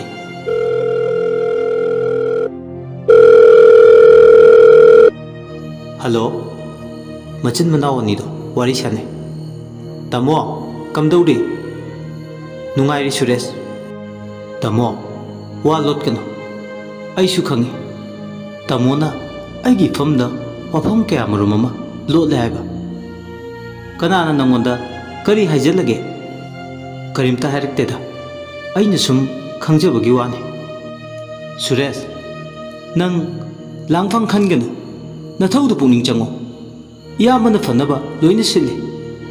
फरे नयाम थबकले आई फोन थमलगे को असी हारगा कॉल अदु थमखि सुरेशु मखातान होई माई करीमता हाइबा नंगौद्रे फोन दु मयामना कक्थितकिबदुद मासु इरालाइना खंगी हंतक इमुंगदा लिगलागी मरमगी थौदो वाथोक मयाम थोकपसे खंगनंगदुना तौबने सुरेश तुमिन मागी कादले सोमदना कमदौरी नुंथिलगी मतमदा एलिजाबेथ अमरगी नाक्ता लाए एलिजाबेथ की ममानबी सेली कौबी अमगा अमरगा मालोमदा लैबा ओरिगेमी कैफे हाइदुदा उन्नरी अमरदी याजदबने नमदना लाक्तबा यादे हाइदुना लाकपने सेली अमदी एलिजाबेथती हाना कैफेदुदा ngaiduna leirabane अमरसु ममानबा सुरेशकी खनबदा नमदुना लाकपने अमरसु मखोइनी फमदुना लेबा अदोमदा चंगलगलगा फमे अमरना कयाम कुइरे नखोइदे एलिजाबेथना खुमै कुइद्रे सेलीना मु अमर ngasiदी मरै तौनदबी येनदबी वारुसिनमा पुरकनबा तौसिको अमरना हाइरे सुरेशकी वाफमदी ꯍꯥꯟꯅ ꯃꯆꯤꯟꯅ ꯊꯣꯡꯅꯁꯨ ꯍꯥꯏꯈ꯭ꯔꯕꯅꯤ ꯃꯁꯤꯗꯕꯨ ꯀꯗꯥꯏꯗꯒꯤ ꯋꯥꯔꯣꯏꯁꯤꯅꯣ ꯏꯂꯤꯖꯥꯕꯦꯠ ꯐꯤꯡꯂꯞꯅ ꯃꯗꯨ ꯆꯠꯅꯕ ꯌꯥꯔꯣꯏꯅꯦ ꯁꯨꯃꯥꯏꯅ ꯁꯨꯝ ꯑꯣꯜꯂꯩ ꯄꯥꯔꯩ ꯇꯧꯗꯨꯅ ꯂꯩꯔꯗꯤ ꯇꯨꯡꯗ ꯌꯥꯝꯅ ꯀꯥꯏꯅꯔꯛꯀꯅꯤ इलिजाबेथ की वादुदा अमर तनब फावरे फमथबदा ngairi ngasi gi dumidang waram sisu kana roidaba oiroidaba thodok amaga sab managani khalle mokhoi masen awai khum tongnare अमर ngasi solution agi phibam se oirangna bo hotnabada Suresh न थोन मने आइसे कंगनिंगा याउद्रबा वाफम ने इलिजाबेथ हारिसे सुमलबने अमर सेले नंग मंगनसो करी कंगनिंगा वाफम बु याउरगे मसाना तारबने नुंसीब कायना बायबसे यामना वाबा पुंसीदा मैरी सुब थौदोका सब माने मैसाने मैरीने मैबुलने मैसा लांगदबा सैना फंगदबा मीनदी खंगलोय अमर वाफम सिदा लिसिंगरक सुरेशना सुलोचनाबु एभोय तौनबा होटनरसु करिमता कानरो हाबसिमदी खंजिलो मतम पुंबदा नखोयनीना कंखतनबदा कानबा करिसु पुरकलो फिबमदी नोंमु नोंमुगी सुमलुसिले समाय लेदुना चेनगे खलिंगे लुसिलकपसु नोंमुगी सुमेंजिलकने इलिजाबेथ सेले अवन मनाइब मियोइबने बाय सुरेशना सुलोचनागी मफमदगी लापथोखिबदा कयामुक यामना कायरगे यामना काय साथिना काय अमर इमानबीबुदी सिफम नाफम खंगद्रेदना माक थकी सिदबु करमना कायदे हाइदिनो अमर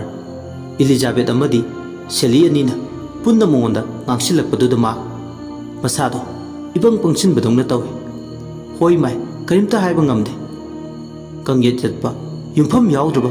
मरे सिंगबु लोइना तौवे अकोनबदा इलिजाबेथ सुरेश मागी यूनिवर्सिटी की एग्जाम का लाइरे नुमित अफब मा येंगलगा नंग सुरेशबु कौथोरो अदुगा अखोय हुमना सिल्लगा सुलोचनागा सुरेशगा पुन्ना चेलन खरसे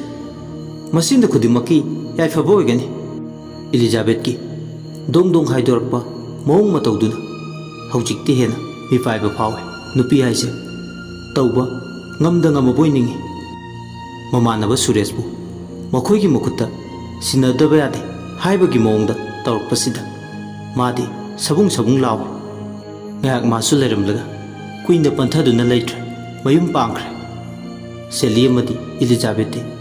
तुमिन फमदुना लेहवे तंजादुदा सुलोचनादु कामदगी तुमिन थोरे सुलोचना याम अप टू डेट तनी मान थोरकलिबा मित्त मस्करा चिंबांदना लिपस्टिक फ्रॉक अमगा यामना हाई फाइदनी नानगे मान कप्पा लाउबा तौरिदुगा ngasi oiba phibam sigadi asuki matik khenakre सुलोचनाना चतखबरा माइबंग दो इलिजाबेथ खुमी चतखरे सुलोचनान हाइरे मखोयनीदी यामना अटैचमेंट लेनबनी मंगोंदा ब्लैकमेल तौरदी लोइने वाथोबने होय अदुनबु मंगोंदा तक्सिलिसिनी सुलोचना मखा तारे आइदी तुमिन लेते तुमिन कैदुंगदा लैबा हिनेरो नहानगे अइना तौरिबा एक्शन सिंगसिदी प्री प्लान ने नंगना तौहाइबा मखै चिथदना तौबनी इलिजाबेथना अदुबुदी अइ हाइरेदना नुपा काइनबगी एक्टिंग नत्रा माने अदो कपसिल लौसिनबसे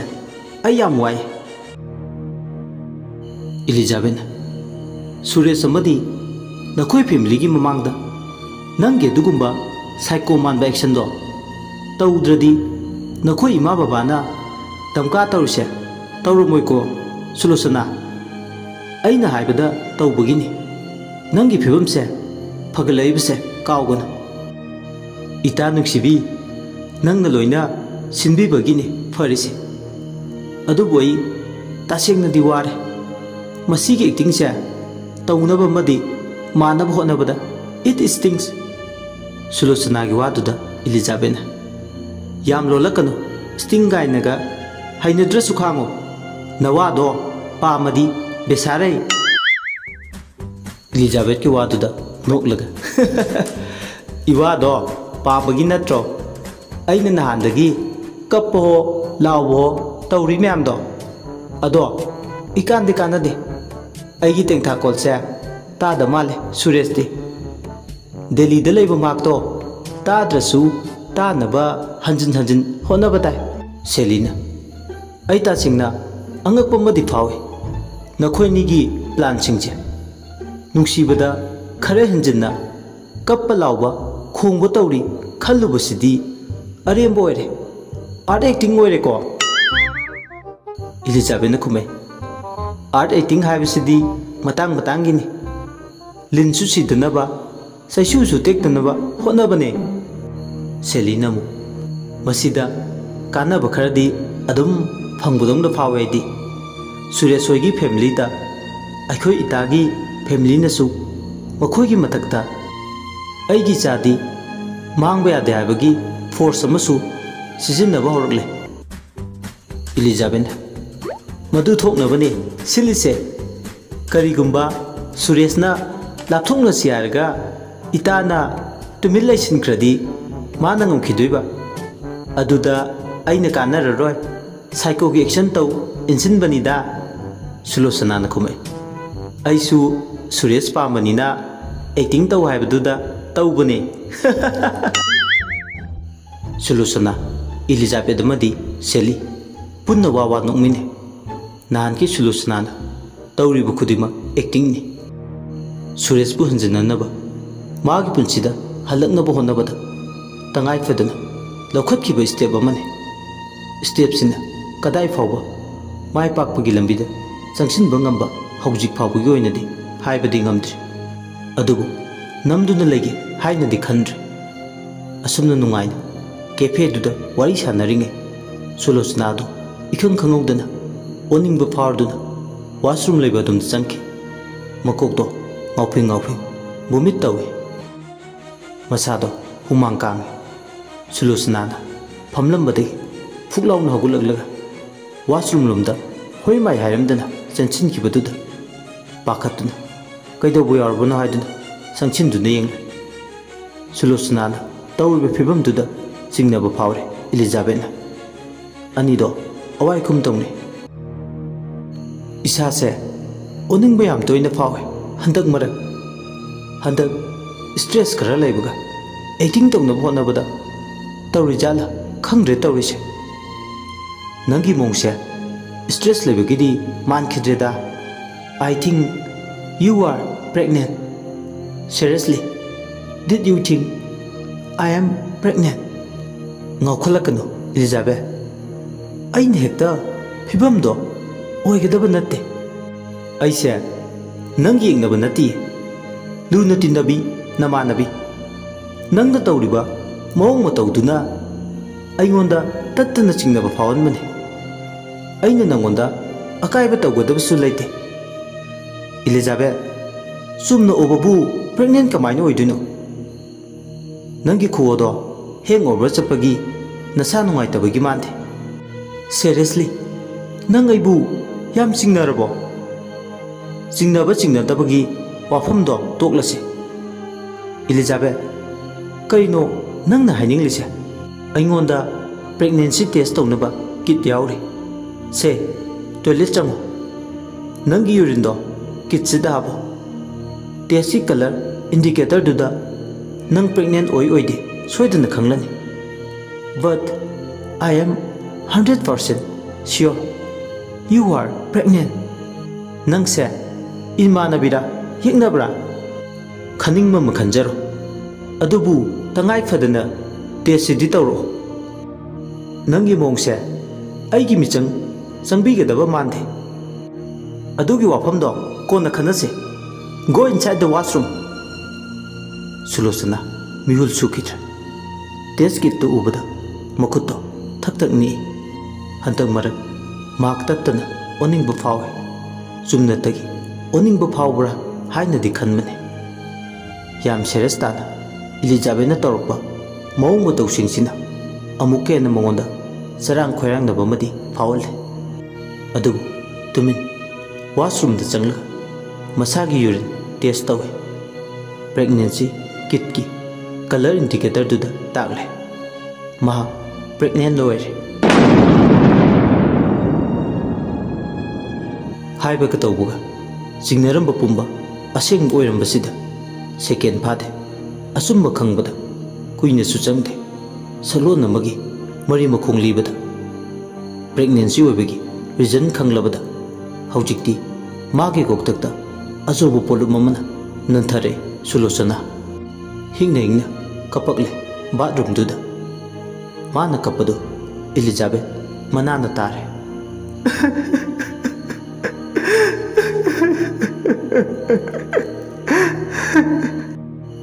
थोंग हांगतो वाइदुना नमदुना हांगतो अल्ले इलिजाबेथ मसासु टेस्ट रिजल्ट दो ममित मंगनु उरे टेस्ट की कलर इंडिकेटर अनिदो अवाई खुम तौनरे से कब कनो सुलोचना नंग हाइबदो अचुंबो ओइरमले सुरेश की प्रॉब्लम सॉल्व तौनबो होनरिगे अनोबो प्रॉब्लम अमसु मयोल चोंबो होरगले प्रॉब्लम खुदिमकी सॉल्यूशन लेगनी नंग पाखतकनो इमा बाबुंगना खंख्रब थोकलब मखोइगी मकुता आई सोइदन हातखरनिये याम हेंजिन खनगनो कशु तौर कईदौब याब हाइबदो खनसी इमानबी डॉक्टर बेनोरिका हाइना अमा लेबदो अदु अमता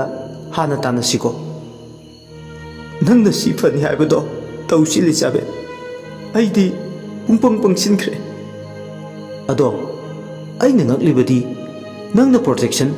अमतसु यावदना असुक यामना केयरलेस ओइरंगने हाइबदी आई खल्लुदे अइसु खंगौद्रे थौदोकसे करमना नंगबु फिबमसी यहोलनम मिसक्तुदी खंगब्रा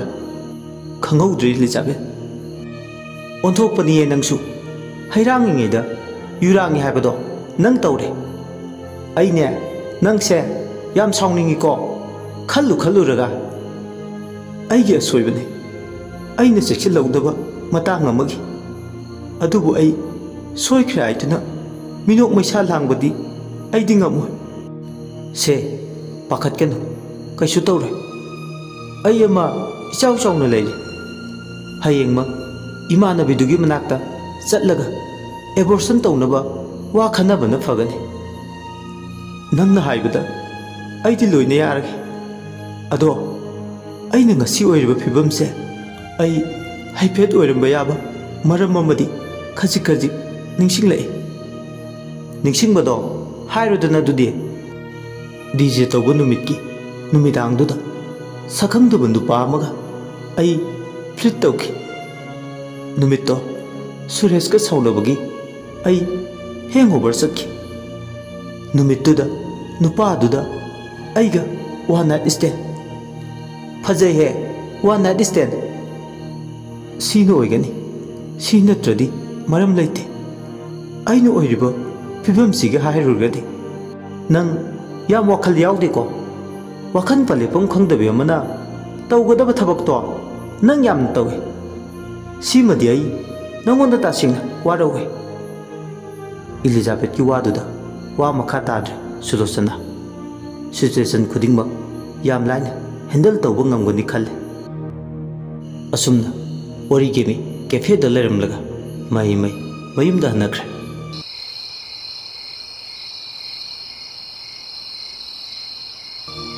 नुमिसिमगी नुमिदांगसिदा ताइबंगानबा मागी रिक्शोदो थौरगा मयुमदा हंजिल्ले कबुकलेना साखुमदे सौलांगे ताइबंगानबा मदी कबुकले अवाई खुमतौने कैदौरगे युमदा हंजिल्लकपसिदा अमुक सौ लेरमिसिना सौरिसिबु अइनरो सवलोय हाइदी नंग सौदनबा होनरोदना खुमी हे चिंदे हेफे चिन्नमा पालदी लैतिंगी नते खरा सुकुंबा ताबने ngасidi नंगे अरेपा वारी अमा सानबा पामे नंगी सौदो अमता तोखु नुपी अहायो नोक तुम नोके करी अरेपा वानो हाइरिसिबो कीबु कीजरेदा ताइबंगानबा याम साउना हाय युमगी नुपीदी लाइरेमिनी लक्ष्मी नाइने युम अमबु ꯏꯪꯅ ꯆꯤꯡꯅ ꯄꯥꯅꯕ ꯍꯣꯠꯅꯕꯗ ꯑꯗꯨꯕꯨ ꯅꯪꯗꯤ ꯌꯨꯝꯁꯤ ꯊꯨꯒꯥꯏꯕ ꯂꯥꯛꯄ ꯑꯣ ꯃꯥꯡꯒꯣꯜꯒꯤ ꯃꯁꯛ ꯑꯣꯏꯕꯤ ꯑꯣꯜꯂꯛꯈꯤ ꯍꯥꯏꯗꯣ ꯅꯪ ꯑꯣꯏꯔꯝꯃꯦꯀꯣ ꯑꯣꯜꯂꯛꯈꯤ ꯍꯥꯏꯔꯛꯄꯗꯨꯗ ꯀꯕꯨꯛꯂꯩ ꯊꯤꯡꯀꯠꯂꯛꯏ ꯇꯨꯃꯤꯟ ꯂꯩꯕ ꯉꯝꯂꯛꯇ꯭ꯔꯦ ꯍꯤꯟꯖꯥꯡ ꯃꯜꯂꯝꯕꯗꯒꯤ ꯐꯨꯛ ꯂꯥꯎꯅ ꯍꯧꯒꯠꯂꯛꯂꯒ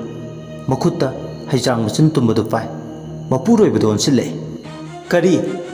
ꯅꯪꯒꯨꯝꯕ ꯔꯤꯛꯁꯣ ꯗ꯭राꯏꯚꯔ ꯑꯃꯅ ꯑꯩꯉꯣꯟꯗ ꯑꯣꯜꯂꯛꯈꯤ ꯀꯥꯏꯅ ꯍꯥꯏꯖꯕꯒꯁꯨ ꯁꯥꯔꯤ ꯅꯕꯦꯝꯃ ꯑꯩ ꯂꯩꯕꯗꯒꯤ ꯅꯠꯇ꯭ꯔꯣ ꯌꯨꯝꯁꯦ ꯉꯥꯜꯂꯤꯁꯦ ꯃꯤ ꯃꯁꯛ ꯈꯪꯗꯕ ꯑꯩꯕꯨ ꯑꯣꯜꯂꯛꯈꯤ ꯀꯥꯏꯅ ꯍꯥꯏꯖ ꯁꯥꯔꯤꯌꯦ ꯇꯥꯏꯕꯪ ꯉꯥꯟꯕ ꯉꯁꯤꯗꯤ ꯃꯍꯧꯁꯥꯒ ꯏꯃꯥꯟ ꯃꯥꯟꯅꯗꯕꯗꯧꯅ ꯇꯨꯝꯗꯨꯅ ꯂꯩꯔꯨꯔꯕ ꯃꯩꯇꯩ ꯅꯨꯡꯁꯥ ꯆꯔꯥꯝꯅꯔꯕ ꯑꯃꯒꯨꯝ ꯐꯥꯎꯏ ꯑꯃꯨꯛꯇ ꯉꯁꯤ ꯐꯥꯎꯕ ꯅꯨꯄꯥ ꯑꯣꯏꯖꯔꯁꯨ ꯑꯊꯣꯠꯄꯅ ꯆꯤꯀꯣꯟ ꯅꯥꯎꯀꯣꯟꯕꯅ ꯃꯁꯔꯨꯛ ꯑꯣꯏꯕ ꯃꯍꯥꯛꯅꯤ ꯈꯨꯄꯥꯛꯇꯨꯅ ꯀꯕꯨꯛꯂꯩꯒꯤ ꯃꯈꯖꯥꯏ ꯅꯥꯝꯃꯗꯨꯗ ꯑꯀꯟꯕ ꯁꯥꯐꯨ ꯑꯃꯒ ꯂꯣꯏꯅꯅ ꯊꯥꯔꯛꯏ ꯑꯩꯉꯣꯟꯗꯒ ꯈꯨꯠꯀ ꯊꯥꯏꯅꯦ ꯑꯁꯤ ꯍꯥꯏꯔꯒ ꯆꯥꯛꯈꯨꯝ ꯃꯥꯡꯗꯨꯗ ꯍꯤꯡꯅ ꯍꯤꯡꯅ ꯀꯞꯄꯦ ꯃꯤ ꯃꯁꯛ ꯈꯪꯗꯕꯁꯤꯡꯁꯦ ꯃꯁꯛ ꯈꯪꯍꯟꯒꯦ ꯑꯩꯁꯨ ꯏꯕꯨꯡ ꯏꯄ꯭ꯋꯥ ꯌꯨꯝꯗ ꯌꯥꯝꯅ ꯂꯩ ꯏꯄꯥꯝꯗ ꯍꯌꯦꯡꯃꯛ ꯆꯠꯂꯒ ꯇꯥꯛꯎꯒꯦ ꯇꯥꯏꯕꯪ ꯉꯥꯟꯕꯅ ꯇꯥꯛꯄꯒꯤ ꯇꯥꯛꯄ ꯅꯄꯥꯝ ꯆꯠꯈꯤꯕꯗꯒꯤ ꯑꯃꯨꯛ ꯍꯟꯅ ꯌꯨꯝꯁꯤꯗ ꯍꯟꯖꯤꯜꯂꯛꯀꯅꯨ ꯅꯄꯥꯝꯗ ꯅꯄꯨꯟꯁꯤ ꯆꯨꯞꯄ ꯂꯦꯟꯈ꯭ꯔꯣ ꯏꯆꯥꯁꯤꯡꯁꯤꯗꯤ ꯑꯩꯅ ꯃꯤ ꯑꯣꯏꯅꯕ ꯁꯦꯝꯍꯧꯒꯅꯤ ꯈꯪꯄ꯭ꯔꯦꯛ ꯈꯪꯏ ꯋꯥꯇꯥꯁꯤꯗ ꯁꯨꯃꯥꯏꯅ ꯍꯥꯏꯔꯛꯀꯅꯤ ꯍꯥꯏꯕ ꯋꯥꯈꯜꯗꯗꯤ ꯈꯜꯂꯨꯗꯦ ꯀꯕꯣꯛꯂꯩ ꯋꯥꯈꯜꯗ ꯐꯥꯎ ꯅꯣꯟꯖꯔꯛꯀꯗ꯭ꯔꯥ ꯊꯦꯝꯖꯤꯜꯂꯛꯀꯗ꯭ꯔꯥ ꯈꯜꯂꯨꯕꯅꯤ ꯑꯗꯨꯕꯨ ꯈꯨꯗꯤꯡꯃꯛ ꯇꯥꯏꯌꯣꯟꯅꯩ ꯇꯥꯏꯌꯣꯟꯅꯕ ꯉꯥꯛꯇꯅꯤ ꯊꯣꯛꯂꯤꯕ ꯊꯧꯗꯣꯛꯁꯤꯡꯁꯦ ꯑꯁꯤꯒꯨꯝꯕ ꯃꯄꯨꯔꯣꯏꯕꯒꯤ ꯁꯛꯇꯝ ꯎꯈꯤꯗ꯭ꯔꯤ ꯑꯄꯪꯕꯅꯤ ꯈꯟꯅ ꯑꯗꯨꯃꯛ ꯂꯩꯕꯅꯤ ꯑꯗꯨꯕꯨ ꯄꯪꯂꯝꯗ꯭ꯔꯦ ꯂꯣꯏꯅꯃꯛ ꯇꯨꯡ ꯃꯥꯡ ꯂꯣꯏꯅ ꯎꯕ ꯉꯝꯂꯝꯂꯦ ꯀꯕꯣꯛꯂꯩ ꯀꯞꯂꯗꯨꯅ ꯃꯥꯅꯦ ꯂꯥꯜꯂꯤꯕꯗꯤ ꯑꯩꯅꯦ ꯏꯃꯨꯡꯁꯤꯒꯤ ꯐꯅꯕ ꯍꯣꯠꯅꯕꯗ ꯏꯀꯨ ꯁꯪꯂꯕ ꯑꯩꯅꯦ ꯐꯨꯋꯣ ꯄꯦꯟꯅ ꯐꯨꯋꯣ ꯅꯈꯨꯠꯇꯨ ꯄꯦꯟꯅ ꯏꯔꯥꯜ ꯂꯩꯇꯕ ꯑꯩꯉꯣꯟꯗ ꯍꯟꯖꯤꯟ ꯍꯟꯖꯤꯟ ꯂꯥꯜꯂꯦ ꯍꯥꯏꯕ ꯉꯝꯂꯤꯕ ꯊꯃꯣꯏꯗꯨꯗꯤ ꯑꯩ ꯇꯁꯦꯡꯅ ꯉꯛꯇꯕ ꯉꯝꯗꯤꯌꯦ ꯇꯥꯏꯕꯪ ꯉꯥꯟꯕꯅ ꯀꯕꯣꯛꯂꯩ ꯅꯪꯅ ꯎꯠꯂꯤꯕ ꯃꯥꯏꯈꯨꯝ ꯏꯃꯨꯡꯁꯤꯗ ꯁꯥꯟꯅꯔꯤꯕ ꯂꯤꯂꯥ ꯑꯩ ꯅꯪꯕꯨ ꯉꯛꯇꯕ ꯉꯝꯗꯦ ꯑꯩꯅ ꯀꯩꯗꯧꯈ꯭ꯔꯒꯦ ꯑꯩꯅ ꯀꯔꯤ ꯂꯤꯂꯥ ꯁꯥꯟꯅꯔꯗꯅ ꯃꯇꯩ ꯃꯅꯥꯎ ꯑꯅꯤꯗꯣ ꯁꯪꯀꯠꯅꯔꯦ ꯇꯨꯝꯗꯕ ꯃꯤ ꯍꯧꯗꯣꯛꯄ ꯋꯥꯏ ꯑꯩ ꯈꯪꯉꯦ ꯅꯪ ꯅꯁꯥꯅ ꯇꯧꯕ ꯊꯕꯛ ꯈꯨꯗꯤꯡ ꯇꯧꯗꯦ ꯍꯥꯏꯗꯨꯅ ꯁꯃꯥꯏ ꯂꯩꯗꯨꯅ ꯆꯠꯀꯅꯤ ꯍꯥꯏꯕ ꯑꯩꯁꯨ ꯈꯪꯉꯤ ꯇꯟꯖꯩꯗ ꯀꯣꯠꯇꯅ ꯀꯣꯆꯤꯗꯨ ꯀꯣꯠꯇꯅ ꯉꯥꯡꯗꯣꯏ ꯁꯔꯨꯛ ꯗꯥꯏꯔꯦꯛ ꯍꯦꯛꯇ ꯍꯥꯏꯕꯤꯌꯣ ꯁꯨꯄꯤꯇꯥ ꯍꯣꯏꯗ ꯅꯪꯅ ꯇꯣꯏꯅ ꯆꯠꯄ ꯃꯥꯏꯕ ꯃꯥꯏꯕꯤ ꯇꯥꯟꯅꯕꯗ ꯌꯥꯎꯕ ꯉꯁꯤ ꯏꯃꯧ ꯂꯤꯂꯥꯅ ꯁꯣꯠꯊꯔꯤꯕ ꯄꯨꯟꯁꯤ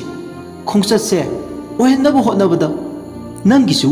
ꯆꯥꯎꯅ ꯈꯨꯠ ꯌꯥꯎꯔꯤ ꯅꯪꯅ ꯁꯔꯨꯛ ꯇꯪꯈꯥꯏ ꯑꯃ ꯄꯨꯔꯤ ꯅꯠꯇ꯭ꯔꯥ ꯀꯕꯣꯛꯂꯩ ꯃꯄꯨꯔꯣꯏꯕꯒꯤ ꯋꯥꯗꯣ ꯇꯥꯕꯗ ꯃꯤꯍꯨꯜ ꯊꯥꯎꯟ ꯆꯦꯟꯈꯠꯈ꯭ꯔꯦ ꯑꯁꯤꯒꯨꯝꯕ ꯋꯥꯍꯩ ꯇꯥꯅꯤ ꯍꯥꯏꯕꯗꯤ ꯅꯣꯡꯃꯇꯕꯨ ꯊꯥꯖꯔꯨꯗꯕꯅꯤ ꯑꯉꯛꯄꯅ ꯃꯁꯥꯗ ꯈꯝ ꯊꯦꯡꯂꯦ ꯋꯥꯕꯅꯁꯨ ꯑꯃꯨꯛ ꯇꯣꯏꯕꯅꯤ ꯇꯧꯔꯤꯕꯗꯣ ꯂꯩꯊꯣꯛꯂꯒ ꯆꯦꯟꯁꯤ ꯆꯦꯡꯉꯝꯗ ꯀꯕꯣꯛꯂꯩ ꯉꯁꯤꯗꯤ ꯃꯥꯒꯤ ꯅꯨꯃꯤꯠ ꯁꯨꯔꯦ ꯃꯇꯥꯒꯨꯝ ꯃꯁꯥꯗꯣ ꯏꯛ ꯏꯛ ꯇꯧꯗꯨꯅ ꯂꯩ ꯀꯕꯣꯛꯂꯩꯅ ꯀꯩꯅꯣꯗ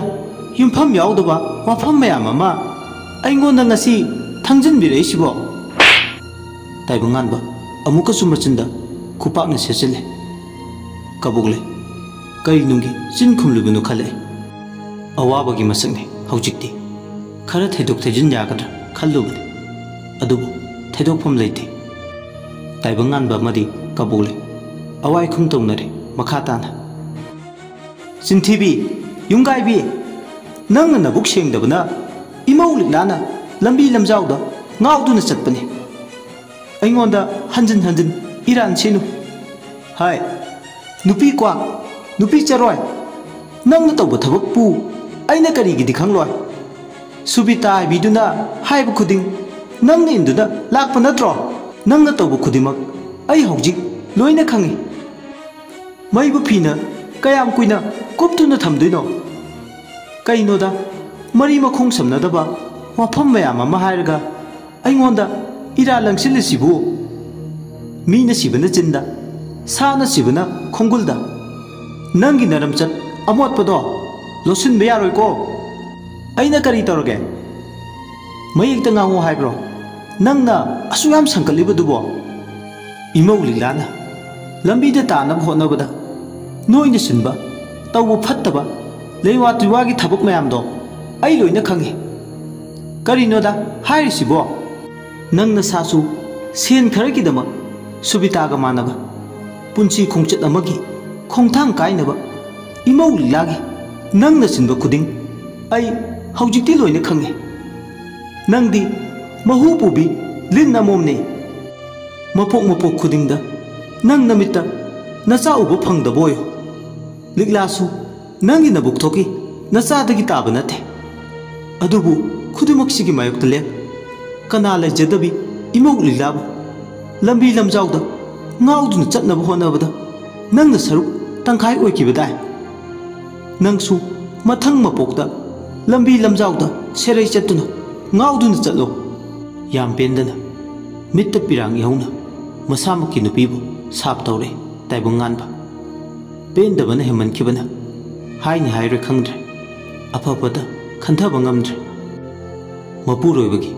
ꯋꯥꯍꯩꯁꯤꯡꯗꯨ ꯇꯥꯕꯗ ꯀꯣꯛꯊꯛꯇ ꯕ꯭ꯔꯖ ꯂꯤꯁꯤꯡ ꯇꯥꯕ ꯍꯧꯔꯛꯂꯦ ꯍꯧꯖꯤꯛꯇꯤ ꯃꯀꯣꯛꯇꯨ ꯄꯥꯏ ꯍꯤꯡꯅ ꯍꯤꯡꯅ ꯀꯞꯄꯛꯂꯦ ꯀꯕꯣꯛꯂꯦ ꯁꯥꯞ ꯄꯜꯂꯛꯄꯗ ꯃꯥꯒꯤ ꯊꯧꯅꯥ ꯄꯨꯝꯕ ꯃꯌꯦꯡ ꯇꯥꯈ꯭ꯔꯦ ꯍꯧꯖꯤꯛꯇꯤ ꯃꯥ ꯃꯄꯨꯔꯣꯏꯕꯒꯤ ꯃꯈꯣꯡ ꯀꯣꯟꯗꯨꯅ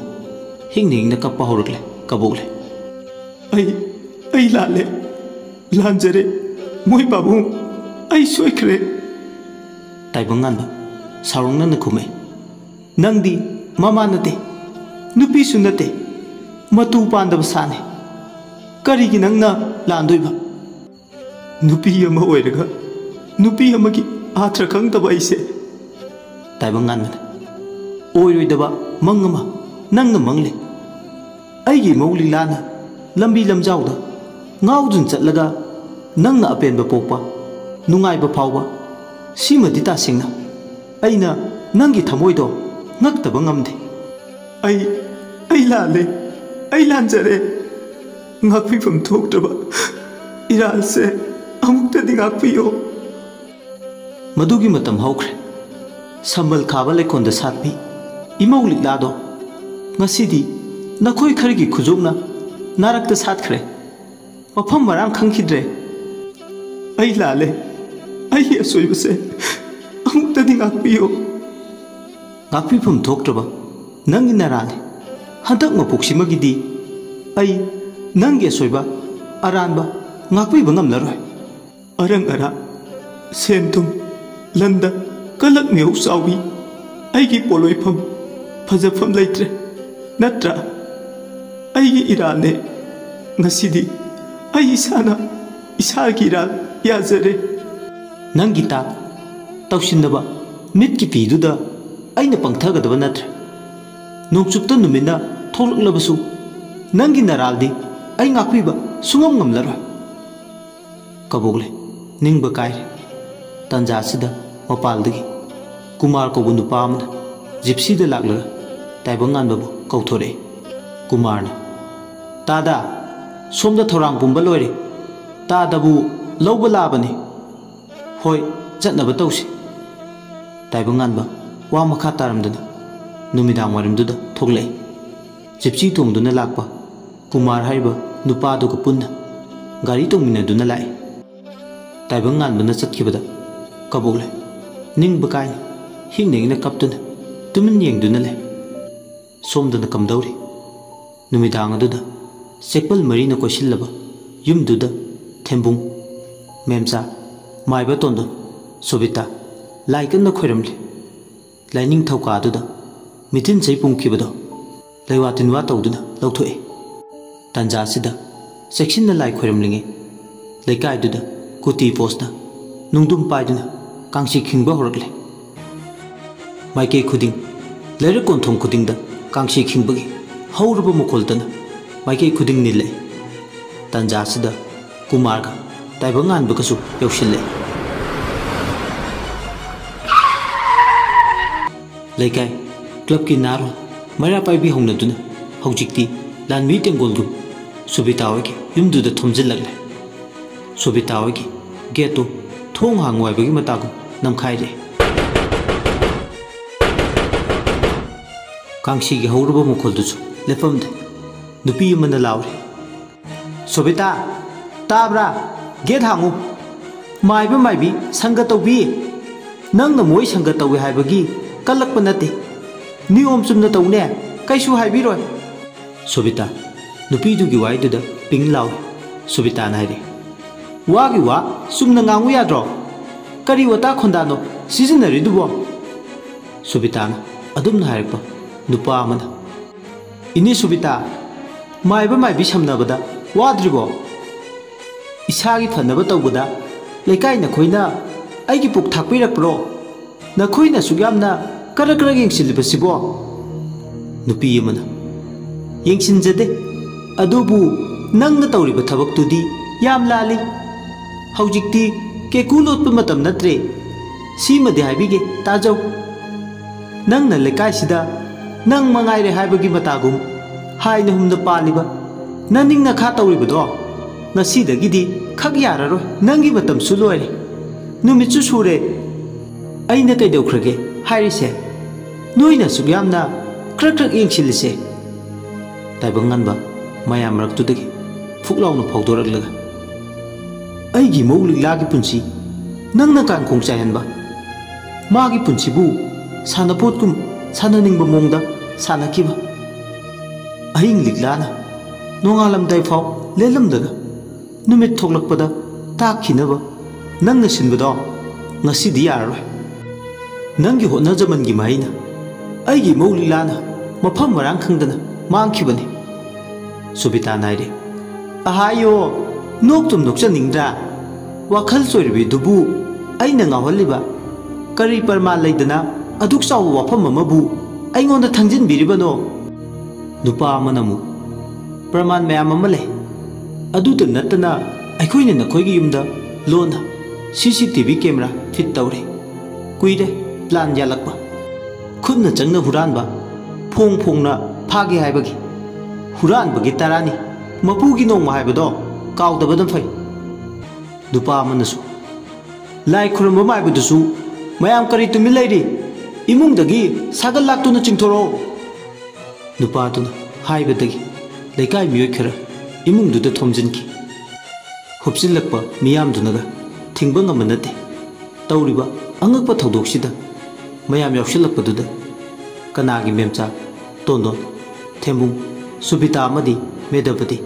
लोइना सुमांगदुदा चिंथोरे सुबिताना लेकाई मवा लौदे नुपी अमना सुबितागी मचिनदुदा थाजिले करी चिंगना पोंगुमना पोमदुना ले नुपा अमना हाइरि मतिक चाबा मरालगी दंदी पीसे अदुबु मयाम लमदम सिना ngasi tu hanggoinabagi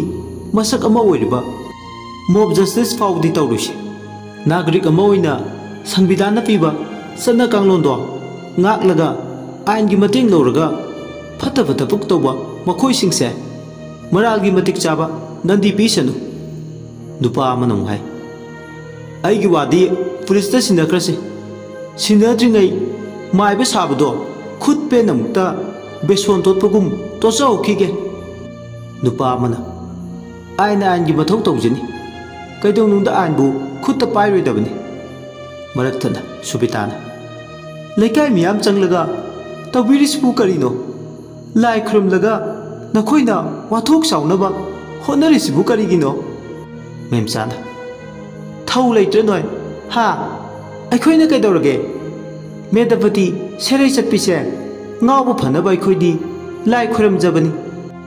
taibang nganmana nakhoina toba thabakna medapati serei chatpani nakhoi go na jamalna nakhoina phangjabani kuirabani aina nakhoi bu chingnaba maiba maibi tanaduna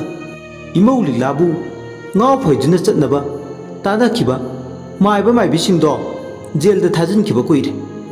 haujikti judicial custody da thamlaga नखोइसु मतिक चाब नरागी दंदी फंगबताय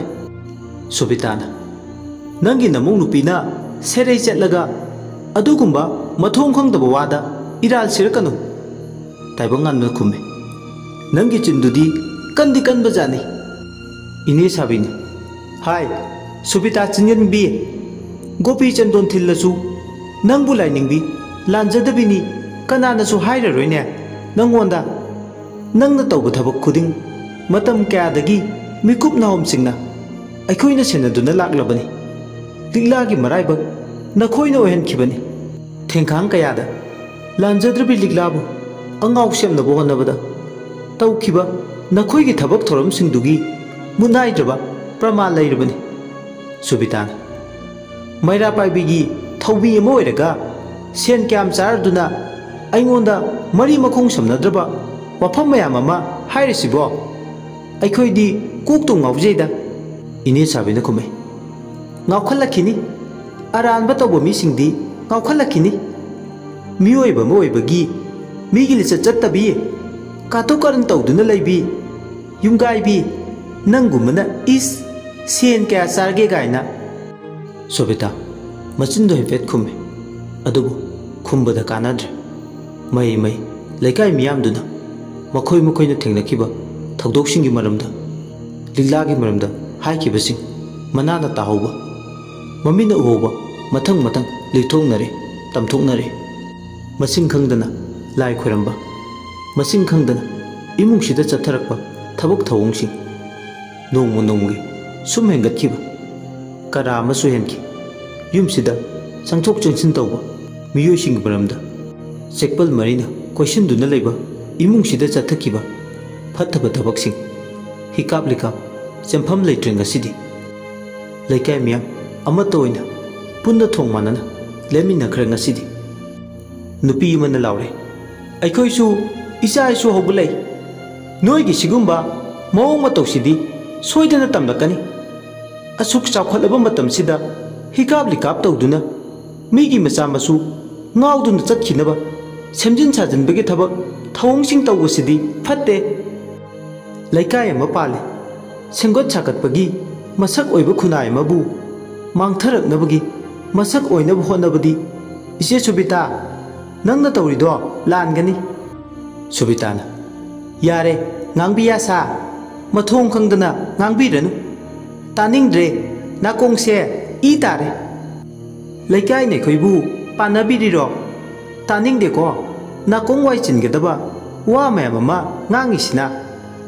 nupi manaire mamai se kadai de pangene masigi yongmai panbise ikai ba machet amata karino khangda malene taurise machin khumba yam kalline इबेमा सेबजिन सानजनबगी थबकना नथौइदुना लाकपी नंगी अमोटपा नरम चतो लोटफम लैररोइने इकाई खंगदबी हौरपों खंगदबी हाइबदो नंग ओइरेने इचा लिग्लाबु नमदुना नंग हेक ngawduna चलनब नत्रो अदुगा लांजदबीगे सुसारी नोक्तुम नोक्चनिंगद्रा दुपी अमनम खुम्बा कलिबा मचिनसे येतुम बोरा चबुदो तौरगा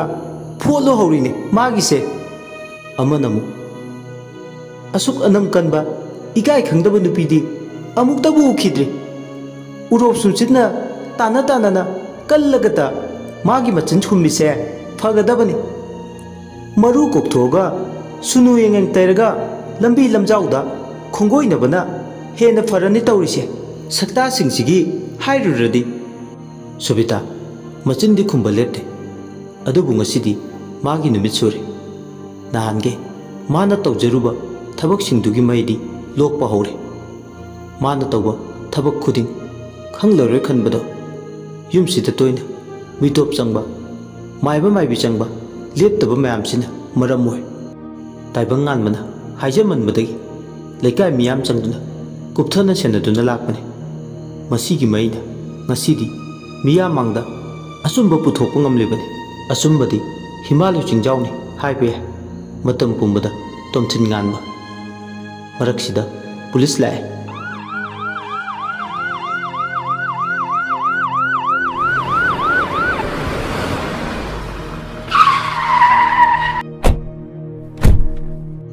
police लाक्तुना station दा पुखरे मखोइसिंग अदो ताइबंग गानबा हौजिक्ति ने हेक्ता मतम क्यागी ममांगदी लेकाइदा लेबा कुमार कौबा ममानबा मगी मतेंग लौदुना थबक सिंग असे ꯄꯥꯡꯊꯣꯛꯀꯦ ꯈꯟꯗꯨꯅ ꯉꯥꯏꯗꯨꯅ ꯂꯩꯔꯤꯕꯅꯤ ꯑꯗꯨꯕꯨ ꯉꯁꯤꯗꯤ ꯏꯁꯤꯡꯅ ꯏꯁꯤꯡ ꯊꯥꯎꯅ ꯊꯥꯎ ꯑꯆꯨꯝꯕꯅ ꯀꯔꯤ ꯑꯔꯥꯟꯕꯅ ꯀꯔꯤ ꯈꯨꯗꯤꯡꯃꯛ ꯈꯥꯏꯗꯣꯛꯄ ꯉꯝꯂꯦ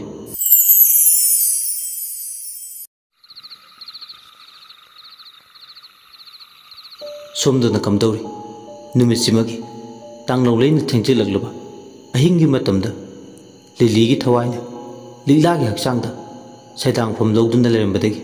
ꯃꯊꯤ ꯐꯣꯡꯂꯔꯦ ꯂꯤꯛꯂꯥꯒꯤ ꯍꯛꯆꯥꯡꯗꯒꯤ ꯍꯦꯛ ꯄꯥꯏꯊꯣꯔꯛꯂꯒ ꯑꯍꯥꯡꯕ ꯃꯥꯂꯪꯗꯨꯗ ꯀꯣꯌꯨꯡ ꯎꯪꯗꯨꯅ ꯂꯩ ꯃꯔꯛꯁꯤꯗ ꯂꯟꯆꯦꯟꯕꯤꯒꯤ ꯊꯋꯥꯏ ꯃꯤꯔꯦꯜꯁꯨ ꯌꯨꯝꯁꯤꯗꯒꯤ ꯁꯩꯗꯥꯡꯐꯝ ꯂꯧꯔꯝꯕꯗꯒꯤ ꯑꯊꯦꯡꯕ ꯍꯤꯡꯗꯨꯗ ꯁꯥꯐꯣꯡꯂꯛꯏ ꯊꯋꯥꯏ ꯑꯅꯤꯗꯣ ꯋꯥꯔꯤ ꯁꯥꯅꯩ ꯂꯟꯆꯦꯟꯕꯤ ꯅꯪ ꯚꯨꯠ ꯂꯩꯕꯥꯛꯇ ꯆꯠꯄ ꯌꯥꯔꯅꯤ ꯊꯣꯏꯗꯣꯛꯅ ꯅꯪꯅ ꯃꯐꯝꯁꯤꯗ ꯄꯟꯊꯗꯨꯅ ꯂꯩꯕꯒꯤ ꯊꯣꯏꯅ ꯃꯔꯝ ꯂꯩꯗꯧ ꯃꯥꯟꯗ꯭ꯔꯦ ꯅꯪꯕꯨ ꯄꯨꯟꯅ ꯃꯇꯦꯡ ꯄꯥꯡꯃꯤꯟꯅꯁꯤ ꯍꯥꯏꯗꯥꯏꯅꯦ ꯂꯤꯂꯤ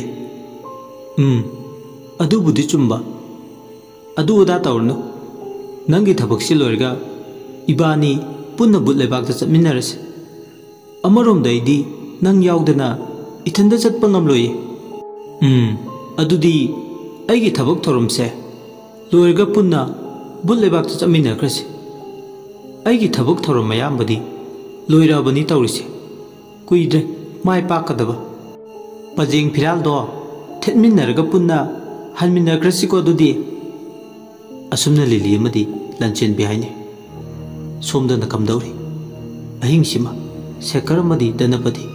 ꯇꯨꯝꯕ ꯌꯥꯗ ꯋꯥ ꯈꯟꯅꯩ ꯃꯤꯅ ꯑꯗꯨꯝ ꯉꯝꯃꯟꯈ꯭ꯔꯁꯦ ꯍꯥꯏꯔꯣ ꯃꯣꯏ ꯄꯥꯕꯨꯡ ꯃꯤꯅ ꯉꯝꯃꯟꯕꯒꯤ ꯊꯕꯛꯁꯦ ꯑꯩ ꯄꯥꯝꯗꯤ ꯄꯥꯝꯖꯈꯤꯗ꯭ꯔꯦꯗ ꯇꯧꯔꯤꯁꯦ ꯃꯥꯡꯂꯝꯆꯠꯇꯗꯤ ꯑꯩꯁꯨ ꯊꯧꯅꯥ ꯌꯥꯝꯅ ꯂꯩꯔꯝꯕꯅꯤ ꯑꯗꯨꯕꯨ ꯍꯟꯗꯛꯇꯤ ꯊꯧꯅꯥ ꯄꯨꯝꯕ ꯃꯌꯦꯡ ꯇꯥꯈꯤꯕꯗꯧꯅ ꯇꯧꯏ ꯀꯩꯅꯣꯗ ꯅꯨꯄꯥ ꯅꯠꯇꯕꯗꯧꯅ ꯅꯨꯄꯥ ꯃꯥꯟꯗꯕ ꯋꯥ ꯃꯌꯥꯝ ꯑꯃ ꯉꯥꯡꯉꯤꯗꯨꯕꯣ ꯃꯇꯝꯅ ꯁꯣꯟꯊꯍꯟꯕ ꯍꯥꯏꯗꯨꯅꯤ ꯑꯩꯗꯤ ꯍꯥꯏꯕꯤꯔꯤꯁꯤꯅꯤ ꯁꯣꯟꯊꯕꯒ ꯌꯥꯔꯣꯏ ꯃꯣꯏ ꯄꯥꯕꯨꯡ ꯌꯨꯝꯗꯨꯗ ꯂꯩꯕꯤ ꯑꯉꯥꯎꯕꯤꯗꯣ ꯃꯁꯥ ꯁꯒꯜ ꯂꯥꯛꯇꯨꯅ ꯇꯥꯟꯊꯣꯛꯈꯤꯒꯗꯕꯅꯤ ꯃꯗꯨ ꯉꯝꯗ꯭ꯔꯦ ꯍꯥꯏꯔꯒꯅ ꯍꯥꯠꯇꯣꯛꯈꯤꯕ ꯇꯥꯕ ꯑꯩꯁꯨ ꯍꯥꯠꯄꯒꯤ ꯐꯨꯟ ꯄ꯭ꯂꯥꯟꯅꯤ ꯈꯜꯂꯤꯕ ꯑꯁꯨꯝꯅꯅꯤꯗꯣ ꯅꯨꯡꯉꯥꯏꯅ ꯋꯥ ꯈꯟꯅꯔꯤꯉꯩ ꯕꯨꯠ ꯂꯤꯂꯤ ꯑꯃꯗꯤ ꯂꯟꯆꯦꯟꯕꯤꯒꯤ ꯊꯋꯥꯏ ꯃꯤꯔꯦꯜ ꯑꯅꯤꯗꯣ ꯃꯐꯝꯁꯤꯗ ꯏꯈꯪ ꯈꯪꯍꯧꯗꯅ ꯄꯥꯏꯁꯤꯜꯂꯛꯑꯦ ꯃꯈꯣꯏ ꯃꯇꯩ ꯃꯅꯥꯎ ꯑꯅꯤꯁꯤꯒꯤ ꯈꯣꯡꯒꯨꯜ ꯂꯤꯔꯨꯒꯦ ꯍꯥꯏꯗꯨꯅꯕꯨ ꯂꯥꯛꯄ ꯇꯥꯟ ꯆꯥꯟꯅꯅ ꯍꯦꯛ ꯋꯥꯔꯤ ꯁꯥꯕ ꯇꯥꯎ ꯍꯥꯏꯕꯒꯤ ꯃꯇꯥꯒꯨꯝ ꯊꯦꯡꯅꯗꯨꯅ ꯇꯥꯔꯦ ꯑꯅꯤꯒꯤ ꯊꯋꯥꯏ ꯃꯤꯔꯦꯜꯗꯣ ꯀꯥ ꯃꯅꯨꯡꯗꯨꯒꯤ ꯑꯀꯣꯏꯕꯗꯨꯗ ꯀꯣꯏꯄꯥꯏ ꯄꯥꯏꯗꯨꯅ ꯂꯩ ꯃꯈꯣꯏ ꯑꯅꯤꯅ ꯁꯥꯟꯅꯔꯤꯕ ꯋꯥꯔꯤꯁꯤꯡ ꯑꯗꯣ ꯂꯣꯟꯅ ꯇꯨꯞꯅ ꯇꯥꯗꯣꯏꯒꯤ ꯕꯨꯠ ꯂꯤꯂꯤꯗꯤ ꯃꯍꯧꯁꯥꯗꯒꯤ ꯃꯥꯒꯤ ꯁꯤꯛꯁ ꯁꯦꯟꯁ ꯈꯔ ꯋꯥꯡꯕꯅ ꯀꯔꯤꯒꯨꯝꯕ ꯈꯔ ꯙꯅꯄꯇꯤ ꯃꯇꯩ ꯃꯅꯥꯎꯅ ꯁꯤꯜꯂꯝꯒꯗ꯭ꯔꯥ ꯍꯥꯏꯕꯒꯤ ꯌꯥꯝ ꯆꯥꯟꯁ ꯋꯥꯡꯕꯒꯤ ꯃꯔꯝ ꯂꯩꯕꯅ ꯃꯐꯝꯁꯤꯗ ꯂꯟꯆꯦꯟꯕꯤ ꯍꯧꯅꯗꯨꯅ ꯐꯨꯛ ꯂꯥꯎꯅ ꯐꯥꯎꯖꯤꯜꯂꯛꯄꯅꯤ ꯍꯧꯖꯤꯛꯇꯤ ꯑꯅꯤꯗꯣ ꯃꯈꯣꯏ ꯑꯅꯤꯅ ꯁꯥꯟꯅꯔꯤꯕ ꯋꯥꯔꯤ ꯄꯨꯝꯕ ꯇꯥꯊꯣꯛꯂꯝꯃꯤ ꯙꯅꯄꯇꯤ ꯑꯃꯗꯤ ꯃꯥꯒꯤ ꯅꯨꯄꯥ ꯁꯦꯈꯔ ꯋꯥꯔꯤ ꯁꯥꯟꯅꯔꯝꯃꯤ ꯑꯃꯨꯛ ꯃꯈꯥ ꯇꯥꯅ ꯐꯔꯔꯣꯏ ꯍꯥꯏꯗꯨꯅ ꯐꯠꯇ꯭ꯔꯗꯤ ꯊꯥꯅꯨꯡ ꯌꯧꯅ ꯐꯠꯇꯕ ꯇꯝꯕ ꯇꯥꯏ ꯑꯗꯨ ꯀꯩꯗꯧ ꯍꯥꯏꯕꯅꯣ ꯅꯈꯨꯠꯇ ꯂꯥꯏꯁꯦꯟꯁ ꯄꯥꯏꯔꯤꯗꯣ ꯀꯔꯤꯒꯤꯅꯣ ꯃꯗꯨꯒꯤ ꯁꯤꯖꯤꯟꯅꯐꯝ ꯈꯪꯗ꯭ꯔꯕ꯭ꯔꯣ ꯃꯃꯥ ꯂꯥꯏꯁꯦꯟꯁ ꯒꯟ ꯄꯥꯏꯔꯦ ꯍꯥꯏꯗꯨꯅ ꯍꯦꯛꯇ ꯂꯤꯛꯂꯥꯗꯨꯗ ꯀꯥꯞꯄꯣꯁꯤꯔ ꯀꯥꯞꯄ ꯇꯥꯕꯅꯤ ꯃꯣꯏ ꯄꯥꯕꯨꯡ ꯅꯆꯥꯅꯨꯄꯤꯒꯤ ꯂꯝꯕꯤꯗ ꯌꯦꯠꯂꯤꯕꯗꯤ ꯃꯍꯥꯛꯅꯤ ꯇꯤꯡꯈꯪꯗꯤ ꯇꯤꯡꯈꯪꯅ ꯍꯟꯕ ꯇꯥꯕ ꯅꯨꯄꯤ ꯋꯥꯐꯝꯁꯤ ꯂꯨꯏꯗ ꯂꯨꯕ ꯂꯨꯗꯕ ꯑꯩ ꯈꯪꯗꯦ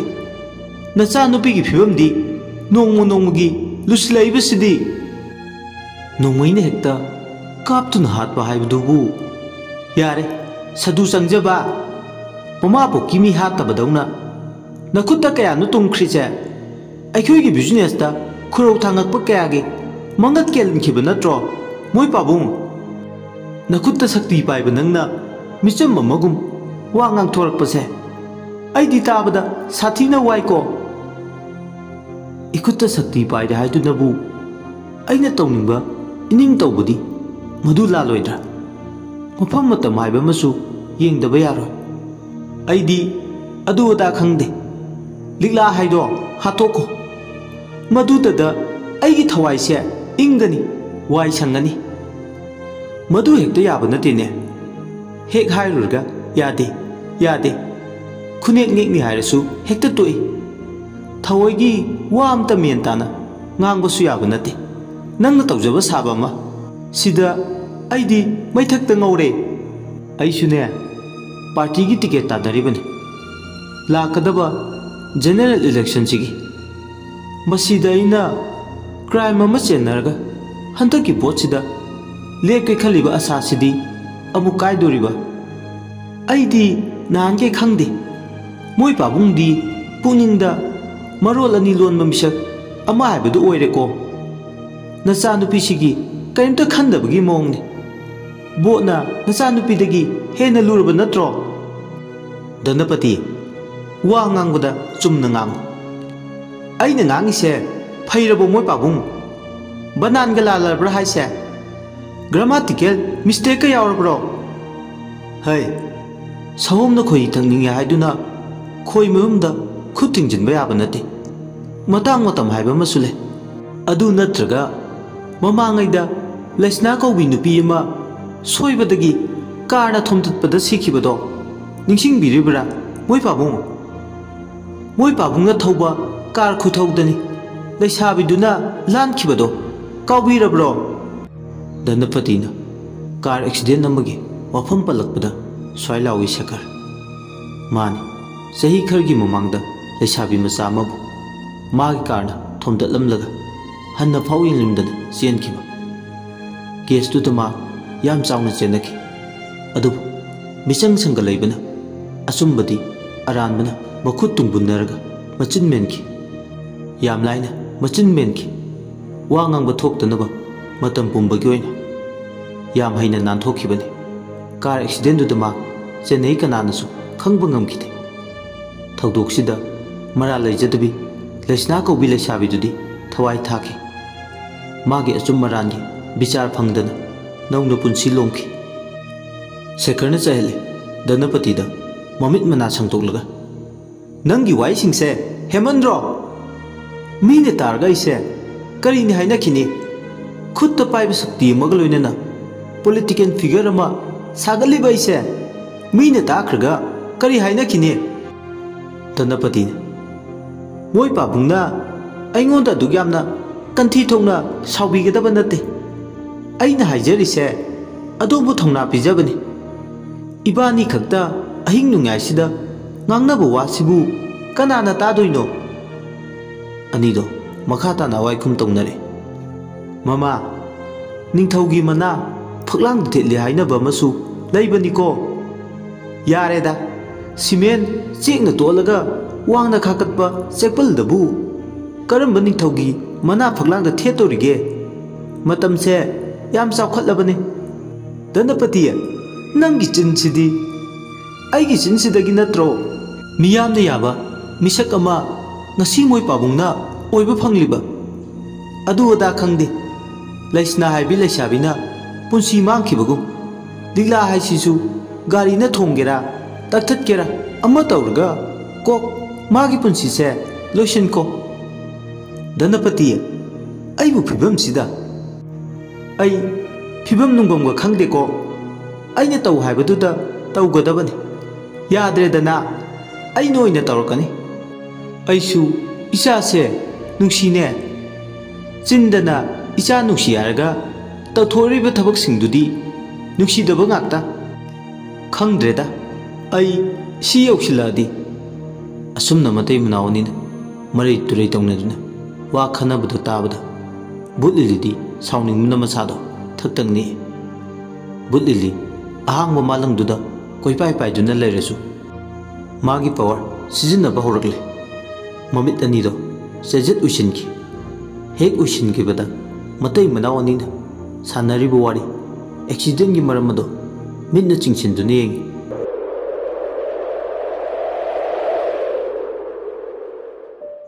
ꯇꯥꯏꯝꯂꯥꯏꯟꯗ ꯆꯪꯁꯤꯟꯗꯨꯅ ꯌꯦꯡꯕ ꯉꯝꯕ ꯕꯨꯠ ꯂꯤꯂꯤ ꯃꯥꯒꯤ ꯇꯣꯞ ꯇꯣꯞꯄ ꯄꯋꯥꯔ ꯁꯤꯖꯤꯟꯅꯕ ꯍꯧꯔꯛꯂꯦ ꯕꯨꯠ ꯂꯤꯂꯤ ꯃꯁꯥꯃꯛ ꯃꯥꯡꯂꯝ ꯆꯠꯇ ꯊꯣꯛꯈꯤꯕ ꯊꯧꯗꯣꯛ ꯑꯃꯕꯨ ꯍꯛꯊꯦꯡꯅꯅ ꯎꯕ ꯉꯝꯕ ꯄꯋꯥꯔꯗꯨꯅꯤ ꯃꯥꯅ ꯁꯤꯖꯤꯟꯅꯔꯤꯕ ꯁ꯭ꯋꯤꯞ ꯑꯃꯗ ꯁꯦꯀꯔꯅ ꯌꯨ ꯉꯥꯎꯔꯤ ꯉꯥꯎꯔꯤ ꯊꯧꯔꯤ ꯌꯨꯒꯤ ꯃꯌꯥꯏꯗ ꯀꯥꯔꯒꯤ ꯏꯟꯖꯤꯟꯗꯨꯁꯨ ꯃꯊꯧ ꯍꯥꯞꯄꯦ ꯀꯥꯔꯗꯣ ꯑꯁꯨꯛꯀꯤ ꯃꯇꯤꯛ ꯌꯥꯡꯉꯤ ꯀꯥꯔꯒꯤ ꯏꯟꯖꯤꯟ ꯃꯅꯤꯡꯗꯅ ꯃꯃꯥꯟꯅꯕ ꯈꯔ इखंग खंगुदना लंबी दुदा चुमना लांथोक चरकपा लैस्नाबु थोम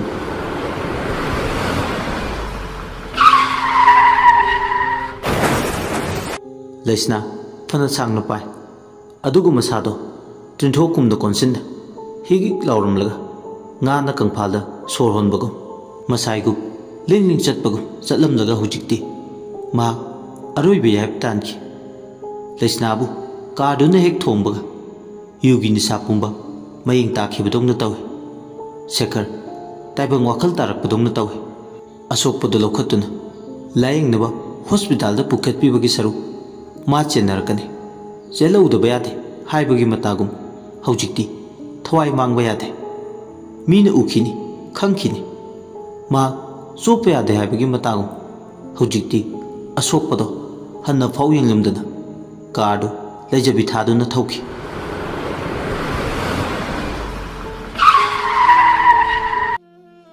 लंबी मपालदुदा इहिंग नाइंग सा लैस्नादी सोरदो चनिंग चमांग समनदना याम वाना होले चैना मरकता मिलु पीरा जिनबाल थोकना वायुमता हाइबा ngamद्रसु पुनिंगददी मरो लोले कना कना लेगे आइबुंगता कनबियो कना कना लेगे मिलु द पीरा लाइबक थीबी पलेम इमा अपोकपी नचाना इमा की लंगन सिंगमद्रे नचा की पुंची खांगु तक लोमले हंतक मपोक सिमगिदी इमा इसा काइनर असी आरग लैस्ना अरोइब सोर होनखी अदुबु निंगमदबा पेंदबना पुंसिनबा मागी थवाई मिरेलदी लाइरमलेंदा यौबा ngamda मेरा लंबा ओय हौजिक्ति बुलेबाकता खुंदारखे मिरमलेन लाइरमलेन अनिगी ताइनबदा लैबा बुलेबाकता मागी थवाइना चंगजफम फंगी निमितुदगी हौना लैस्नाना बुलेबाकता लैसा तंबा होखी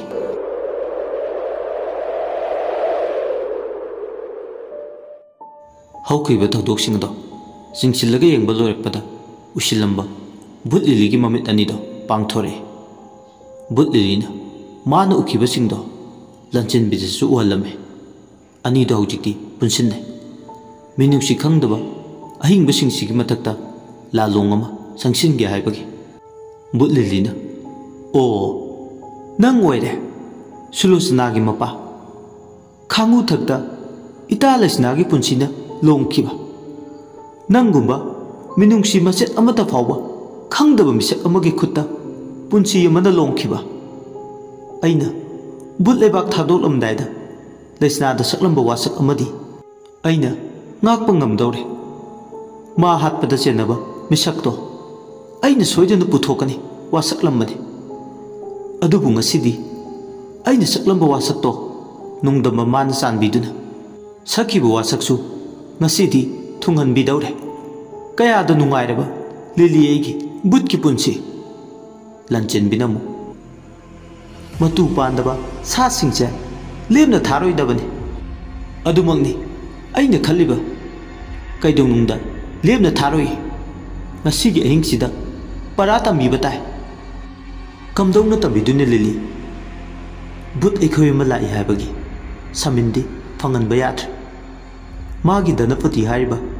nupi sigi masada ai changsilaga thabak tawge hauji hoi changsil ai kuma yenge lanchin bina haiba ka tawbuna hanbi lily की थवाई मिरेलो दंडपति हक्चांग सोंगसिनकी दंडपति हक्चांग हेक चुपसिनबगा दंडपति मसादो ताइबंगपाल काउख्रे खोंजेलदो निंगनिक लावरदुना मागी थोकपा म तौरे मपुरोइबा शेखरदो उनसिलगा हाय शेखर शेखर ममित मना लंखले ngसाइदगी मचागी मरमदा वा तानबा कैदौसिगे खुबना खनरिंगे मरक्सिदा हेक्ता मफत अमदा तौरकपने शेखरना कैदौरगे Nang nangangidu나 ai sibu nangi mitta nakhagi angang oina urabro Danapati mamit ani laukthokna yenglaga harakpane Danapati usittana kumle Sekhar kaubo mida Sekhar kaudradi kai kauduina haisa Hoi matoide nang toide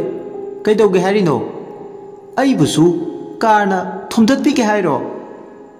kaino nupi nang nangang lidubo ho achumba aibani mi na takhraga aise karini hainani hainaningba hainajasanu madugi thoina aingonda mathau tade hai nang tawrise kaino mathong khangdaba wa me mama nganglaga mi fatta chinthiba nangga leminaba kire daidi Danapati crack surakanu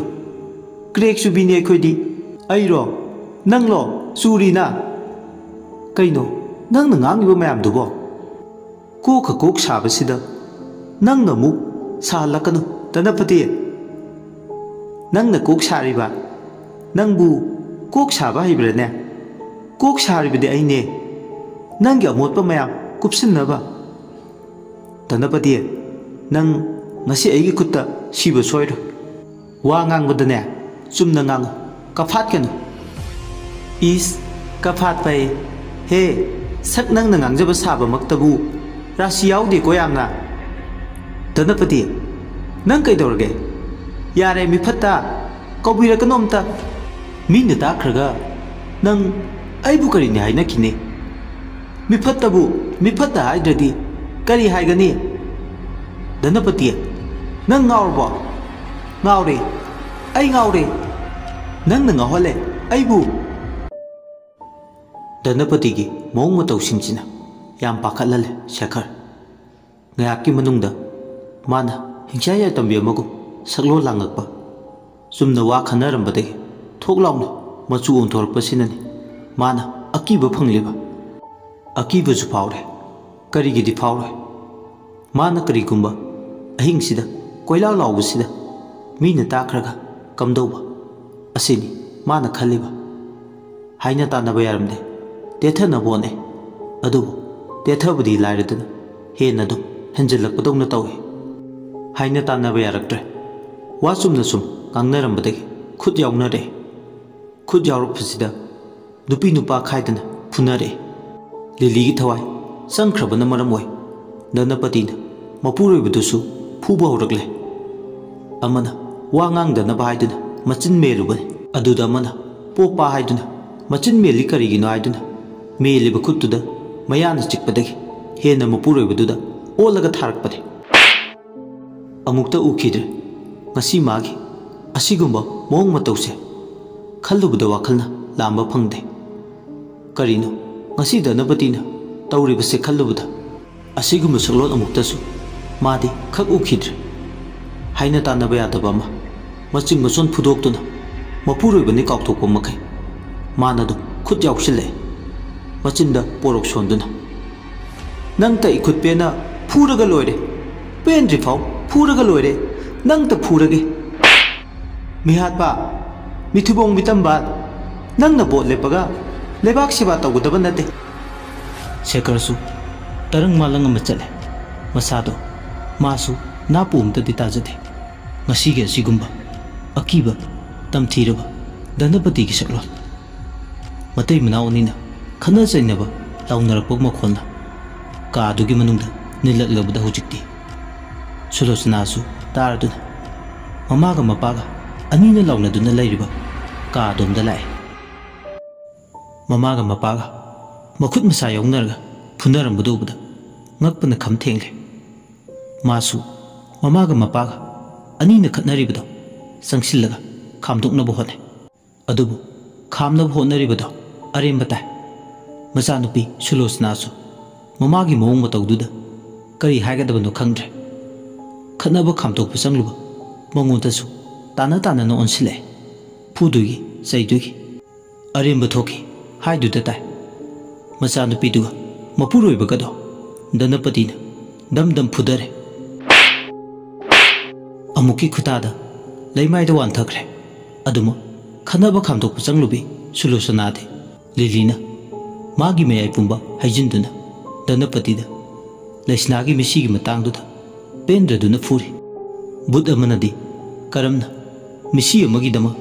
FIR ꯄꯥꯜꯂꯨꯒꯅꯤ? ꯄ꯭ꯔꯨꯐꯁꯨ ꯂꯩꯇꯕ ꯑꯃꯒꯤ ꯀꯔꯝꯅ ꯄꯨꯂꯤꯁꯇ complain ꯇꯧꯔꯨꯅꯤ? ꯑꯗꯨꯕꯨ ꯃꯥ ꯋꯥꯈꯜꯗꯗꯤ ꯈꯜꯂꯤ, proof ꯑꯃꯠꯇꯕꯨ ꯂꯩꯔꯗꯤ ꯑꯥꯏꯟꯒꯤ ꯊꯣꯡꯗ ꯁꯦꯈꯔꯕꯨ ꯃꯔꯥꯜꯒꯤ ꯃꯇꯤꯛ ꯆꯥꯕ ꯗꯟꯗꯤ ꯄꯤꯒꯦ꯫ ꯄꯤꯅꯤꯡꯂꯤꯕꯅꯤ ꯑꯍꯛꯄ ꯆꯩꯔꯥꯛ ꯑꯃ꯫ ꯆꯩꯔꯥꯛꯁꯤ ꯄꯤꯗ꯭ꯔꯤꯉꯩ ꯃꯍꯥꯛ ꯃꯁꯥꯁꯦ ꯏꯪꯊꯒꯗꯕ ꯃꯥꯟꯗꯦ꯫ ꯑꯗꯨꯅ ꯇꯟꯖꯥ ꯐꯪꯂꯤꯉꯩ ꯈꯨꯠ ꯄꯦꯟꯅ ꯐꯨꯍꯧꯔꯒꯦ ꯍꯥꯏꯗꯨꯅ ꯇꯧꯍꯩꯕ ꯇꯧꯍꯩꯗꯕ ꯊꯤꯗꯨꯅ ꯗꯝ ꯗꯝ ꯂꯥꯎꯅ ꯍꯦꯛꯇ ꯐꯨꯊꯔꯛꯄꯅꯤ꯫ ꯑꯣꯠꯄ ꯌꯥꯕ ꯑꯣꯠꯂꯝꯂꯒ ꯅꯩꯕ ꯌꯥꯕ ꯅꯩꯔꯝꯂꯒ ꯕꯨꯠ ꯂꯤꯂꯤꯒꯤ ꯊꯋꯥꯏ ꯙꯅꯄꯇꯤꯒꯤ ꯍꯛꯆꯥꯡꯗꯒꯤ ꯄꯥꯏꯊꯣꯛꯈꯤ꯫ ꯍꯛꯆꯥꯡꯗꯨꯗꯒꯤ ꯍꯦꯛ ꯄꯥꯏꯊꯣꯛꯈꯤꯕꯒ ꯕꯨꯠ ꯂꯤꯂꯤꯒꯤ ꯊꯋꯥꯏꯗꯣ ꯂꯟꯆꯦꯟꯕꯤꯒꯤ ꯊꯋꯥꯏ ꯃꯤꯔꯦꯜꯒ ꯄꯨꯟꯅ ꯃꯐꯝꯗꯨꯗꯒꯤ ꯃꯥꯡꯈꯤꯔꯝꯃꯤ꯫ ꯙꯅꯄꯇꯤꯗꯤ ꯊꯋꯥꯏꯗꯨꯅ ꯍꯦꯛ ꯊꯣꯛꯈꯤꯕꯒ ꯇꯥꯏꯕꯪ ꯋꯥꯈꯜ ꯇꯥꯔꯛꯑꯦ꯫ ꯃꯄꯨꯔꯣꯏꯕ ꯑꯃꯗꯤ ꯃꯆꯥꯅꯨꯄꯤꯅ ꯂꯩꯃꯥꯏꯗ ꯇꯥꯗꯨꯅ ꯂꯩꯕꯗꯨ ꯎꯕꯗ ꯃꯥꯗꯤ ꯄꯥꯈꯠꯄꯅ ꯂꯣꯏꯔꯦ꯫ ꯙꯅꯄꯇꯤꯅ ꯀꯩꯗꯧꯕꯤꯔꯒꯦ? ꯃꯣꯏ ꯄꯥꯕꯨꯡ ꯁꯜꯂꯒ ꯇꯥꯔꯒ ꯂꯩꯔꯝꯃꯤꯁꯤꯅ ꯃꯇꯧ ꯀꯔꯝꯅꯅꯣ? ꯏꯃꯥꯒꯤ ꯕꯦꯝꯃ ꯁꯨꯂꯣ, ꯁꯨꯂꯣ, ꯅꯪꯕꯨ ꯇꯥꯕ꯭ꯔꯥ ꯍꯥꯏꯃꯦ? ꯀꯩꯗꯧꯔꯒꯦ ꯅꯪꯕꯣ? 이마나 ꯀꯧꯕ ꯉꯥꯡꯕꯁꯦ ꯇꯥꯔꯗꯤ ꯑꯃꯨꯛꯇꯗꯤ ꯍꯣꯏꯅꯃꯥꯏꯅ ꯈꯨꯝꯃꯨ ꯀꯩꯗꯧꯔꯒꯦ? ꯊꯋꯥꯏ ꯋꯥꯔꯗꯨꯅ ꯃꯆꯥꯅꯨꯄꯤ ꯑꯃꯗꯤ ꯃꯄꯨꯔꯣꯏꯕꯕꯨ ꯇꯥꯅꯕ ꯍꯟꯖꯤꯟ ꯍꯟꯖꯤꯟ ꯀꯧꯔꯤ꯫ ꯑꯗꯨꯕꯨ ꯇꯥꯕ ꯀꯧꯕꯗꯤ ꯂꯩꯇꯦ꯫ ꯃꯥꯗꯣ ꯊꯋꯥꯏ ꯋꯥꯗꯨꯅ ꯃꯄꯨꯔꯣꯏꯕ ꯑꯃꯗꯤ ꯃꯆꯥꯅꯨꯄꯤꯕꯨ ꯂꯋꯥꯏꯗ ꯏꯁꯤꯡ ꯊꯥꯗꯨꯅ ꯂꯥꯛꯂꯦ꯫ ꯁꯣꯝꯗꯅ ꯀꯝꯗꯧꯔꯤ? ꯕꯨꯠ ꯂꯤꯂꯤꯒꯤ ꯊꯋꯥꯏ ꯑꯃꯗꯤ ꯂꯟꯆꯦꯟꯕꯤꯒꯤ ꯊꯋꯥꯏ ꯑꯅꯤꯗꯣ ꯃꯐꯝꯗꯨꯗꯒꯤ ꯊꯣꯔꯛꯂꯒ ꯂꯤꯛꯂꯥꯒꯤ ꯍꯛꯆꯥꯡꯗ ꯆꯪꯈꯤ꯫ ꯂꯟꯆꯦꯟꯕꯤꯒꯤ ꯊꯋꯥꯏꯅ ꯁꯥꯏꯆꯤꯟ ꯁꯌꯥꯗ ꯂꯣꯠꯈꯤ꯫ ꯑꯁꯨꯝꯅ ꯑꯍꯤꯡ ꯑꯗꯨ ꯂꯣꯏꯈꯤ꯫ ꯃꯊꯪꯒꯤ ꯅꯨꯃꯤꯠꯅꯤ꯫ ꯂꯤꯛꯂꯥꯗꯣ ꯇꯝꯐꯥꯒ ꯂꯣꯏꯅꯅ ꯀꯩꯊꯦꯜꯗ ꯄꯣꯠ ꯆꯩ ꯈꯔ ꯂꯩꯕ ꯆꯠꯂꯝꯃꯤ꯫ ꯑꯌꯨꯛꯀꯤ ꯃꯇꯝꯗ ꯄꯧꯅꯥ ꯀꯩꯊꯦꯜ ꯍꯥꯏꯖꯤꯜꯐꯝ ꯃꯄꯥꯗꯨꯗ ꯑꯅꯤꯗꯣ ꯆꯤꯟꯈ꯭ꯔꯕ ꯒꯥꯔꯤ ꯃꯔꯛ ꯑꯗꯨꯗ ꯂꯝꯕꯤꯗꯣ ꯂꯥꯟꯗꯨꯒꯤ ꯇꯧꯕ ꯇꯟꯖꯥꯗꯨꯃꯛꯇꯗ ꯇꯨꯡꯂꯣꯝꯗꯒꯤ ꯇꯥꯏꯕꯪ ꯉꯥꯟꯕꯅ ꯃꯥꯝꯃꯒꯤ ꯂꯤꯛꯂꯥ! ꯂꯤꯛꯂꯥ ꯀꯅꯥꯅꯣ ꯃꯉꯣꯟꯗ ꯀꯧꯔꯤꯗꯣ ꯍꯥꯏꯗꯨꯅ ꯐꯠ ꯂꯥꯎꯅ ꯑꯣꯟꯊꯣꯔꯛꯇꯨꯅ ꯌꯦꯡꯉꯤ꯫ ꯁꯛꯇꯝ ꯑꯃ ꯎꯈꯤꯕꯒꯨꯝ ꯄꯥꯎꯈꯣꯡ ꯑꯃ ꯅꯧꯅ ꯆꯟꯕꯒꯨꯝ ꯐꯥꯎꯔꯛꯏ꯫ ꯀꯗꯥꯏꯗꯅꯣ ꯎꯈꯤꯒꯨꯝ ꯇꯧꯈ꯭ꯔꯦ ꯁꯛꯇꯝꯁꯦ꯫ ꯈꯣꯟꯖꯦꯜꯁꯦ ꯉꯁꯤꯅ ꯑꯍꯥꯟꯕ ꯅꯠꯇꯦ ꯃꯥꯅ ꯇꯥꯔꯤꯁꯦ꯫ ꯃꯍꯥꯛ ꯃꯁꯥꯁꯨ ꯈꯪꯖꯩ ꯀꯔꯤꯒꯤꯅꯣ ꯍꯦꯟꯅꯗꯨ ꯃꯁꯥꯗ ꯈꯣꯏꯔꯥꯡꯕ ꯐꯥꯎꯔꯤꯕ ꯈꯣꯟꯖꯦꯜꯁꯤ ꯇꯥꯔꯒ ꯂꯥꯛꯁꯤꯟꯕ ꯉꯝꯗꯦ ꯂꯤꯛꯂꯥ꯫ ꯂꯤꯛꯂꯥ ꯍꯦꯟꯅ ꯆꯃꯝꯅꯕ ꯐꯥꯎꯏ꯫ ꯀꯨꯏꯅ ꯅꯍꯥꯟꯈꯩ ꯃꯥꯒꯤ ꯇꯣꯞ ꯇꯣꯞꯄ ꯇꯥꯏꯕꯪꯄꯥꯜ ꯑꯃꯗ ꯇꯥꯎꯗꯨꯅ ꯂꯩꯔꯤꯉꯩ ꯃꯥꯡꯗ ꯂꯦꯞꯂꯤꯕ ꯃꯟꯖꯨꯅꯔꯕ ꯆꯔꯩ ꯐꯤ ꯁꯦꯠꯄ ꯃꯍꯥꯛꯁꯦ ꯎꯕꯗ ꯍꯦꯟꯅ ꯈꯣꯏꯔꯥꯡꯕ ꯐꯥꯎꯔꯤ꯫ ꯃꯤꯠꯂꯨꯗ ꯑꯆꯨꯝꯕꯒꯤ ꯃꯔꯣꯜ ꯄꯤꯔꯥꯡꯅ ꯄꯥꯎꯈꯣꯡ ꯆꯜꯂꯦ꯫ ꯂꯤꯛꯂꯥꯅ ꯀꯅꯥ ꯑꯣꯏꯕꯤꯔꯕꯅꯣ? ꯇꯥꯏꯕꯪ ꯉꯥꯟꯕ ꯂꯤꯛꯂꯥꯒꯤ ꯋꯥꯍꯩꯗꯨ ꯇꯥꯔꯒ ꯅꯪ ꯃꯥꯝꯃꯕꯨ ꯈꯪꯗ꯭ꯔꯕꯣ ꯂꯤꯛꯂꯥ? ꯇꯝꯐꯥꯅ ꯃꯥꯝꯃ? ꯑꯗꯣꯝꯕꯨ ꯂꯤꯛꯂꯥꯒꯤ ꯃꯥꯝꯃ? ꯇꯥꯏꯕꯪ ꯉꯥꯟꯕꯅ ꯈꯨꯝꯃꯤ꯫ ꯃꯥꯅꯤ, ꯑꯩ ꯂꯤꯛꯂꯥꯒꯤ ꯃꯥꯝꯃꯅꯤ꯫ ꯋꯥꯈꯜ ꯇꯥꯗꯅ ꯂꯩꯕꯤ ꯂꯤꯛꯂꯥꯁꯦ ꯅꯣꯡꯃ ꯅꯣꯡꯃꯒꯤ ꯅꯨꯃꯤꯠꯇ ꯁꯨꯝ ꯃꯇꯝ ꯁꯥꯡꯅ ꯊꯤꯕ ꯈꯪꯗꯅ ꯂꯩꯔꯛꯈꯤꯕꯅꯤ꯫ ꯑꯣ, ꯂꯤꯛꯂꯥꯒꯤ ꯃꯥꯝꯃ? ꯑꯗꯨꯕꯨ ꯑꯩ ꯄ꯭ꯔꯃꯥꯟꯗꯤ ꯄꯥꯝꯃꯤ꯫ ꯂꯤꯛꯂꯥꯕꯨ ꯑꯩꯅ ꯁꯦꯟꯅꯗꯨꯅ ꯂꯥꯛꯄꯅꯤ꯫ ꯑꯗꯣꯝꯅ ꯃꯥꯒꯤ ꯃꯥꯝꯃꯅꯤ ꯍꯥꯏꯔꯒ ꯃꯐꯝ ꯃꯔꯥꯡ ꯈꯪꯗꯅ ꯍꯦꯛꯇ ꯂꯤꯛꯂꯥꯕꯨ ꯁꯤꯟꯅꯕꯗꯤ ꯑꯩꯗꯤ ꯉꯝꯂꯣꯏ꯫ ꯂꯤꯛꯂꯥꯗꯤ ꯇꯥꯏꯕꯪ ꯉꯥꯟꯕ ꯑꯃꯗꯤ ꯇꯝꯐꯥꯅ ꯁꯥꯟꯅꯔꯤꯕ ꯋꯥꯔꯤꯁꯤꯡꯗꯨ ꯇꯥꯔꯒ ꯇꯔꯪ ꯑꯃ ꯏꯆꯠ ꯆꯠꯂꯦ꯫ ꯀꯔꯤ ꯍꯥꯏꯒꯗꯕꯅꯣ, ꯀꯔꯤ ꯈꯨꯝꯒꯗꯕꯅꯣ ꯍꯥꯏꯕꯁꯨ ꯃꯍꯥꯛ ꯃꯔꯝꯗꯨꯁꯨ ꯈꯪꯗꯦ꯫ ꯃꯥꯒꯤ ꯄꯨꯟꯁꯤꯒꯤ ꯇꯥꯡꯀꯛꯀꯤ ꯁꯔꯨꯛ ꯈꯔꯗꯤ ꯃꯍꯥꯛ ꯆꯥꯟꯅꯅ ꯀꯥꯎꯈ꯭ꯔꯦ꯫ ꯇꯥꯏꯕꯪ ꯉꯥꯟꯕꯅ ꯂꯤꯛꯂꯥꯁꯦ ꯑꯩꯒꯤ ꯏꯆꯟꯅꯨꯄꯤ ꯂꯩꯈꯤꯗ꯭ꯔꯕꯗꯨꯒꯤ ꯅꯥꯏꯇꯣꯝ ꯄꯣꯛꯆꯕꯤꯅꯤ꯫ ꯃꯃꯥ ꯂꯩꯈꯤꯗ꯭ꯔꯕ ꯃꯇꯨꯡ ꯄꯣꯛꯇꯕꯤ ꯃꯃꯥꯇꯣꯟꯅ ꯁꯦꯝꯖꯤꯟꯕꯗꯒꯤ ꯉꯥꯎꯗꯨꯅ ꯅꯨꯃꯤꯠ ꯈꯨꯗꯤꯡ ꯁꯥꯃꯨ ꯃꯈꯣꯡ ꯑꯃꯗꯤ ꯈ꯭ꯋꯥꯏꯔꯝꯕꯟ ꯀꯩꯊꯦꯜꯒꯤ ꯑꯀꯣꯏꯕꯗ ꯀꯣꯏꯅ ꯆꯠꯇꯨꯅ ꯆꯥꯛꯇꯥꯕ ꯍꯧꯔꯛꯂꯦ꯫ ꯇꯝꯐꯥ ꯇꯥꯏꯕꯪꯉꯥꯟꯕꯅ ꯍꯥꯏꯔꯛꯄ ꯋꯥꯍꯩꯁꯤꯡꯁꯤ ꯇꯥꯔꯒ ꯍꯧꯖꯤꯛꯇꯤ ꯃꯁꯥꯗ ꯊꯥꯖꯕ ꯐꯥꯎꯔꯦ ꯃꯗꯨꯗꯤ ꯅꯨꯄꯥꯁꯤ ꯀꯩꯗꯧꯅꯨꯡꯗ ꯃꯤꯅꯝꯕ ꯉꯥꯡꯂꯣꯏ ꯍꯥꯏꯕ꯫ ꯂꯤꯛꯂꯥꯒ ꯇꯝꯐꯥꯒ ꯊꯦꯡꯅꯈꯤꯕ ꯊꯧꯗꯣꯛꯁꯤꯡ ꯑꯗꯣ ꯉꯁꯤꯗꯤ ꯅꯧꯍꯧꯅꯅ ꯅꯤꯡꯁꯤꯡꯂꯛꯂꯦ꯫ ꯅꯨꯃꯤꯠꯇꯨꯒꯤ ꯀꯥꯔ ꯑꯦꯛꯁꯤꯗꯦꯟ꯫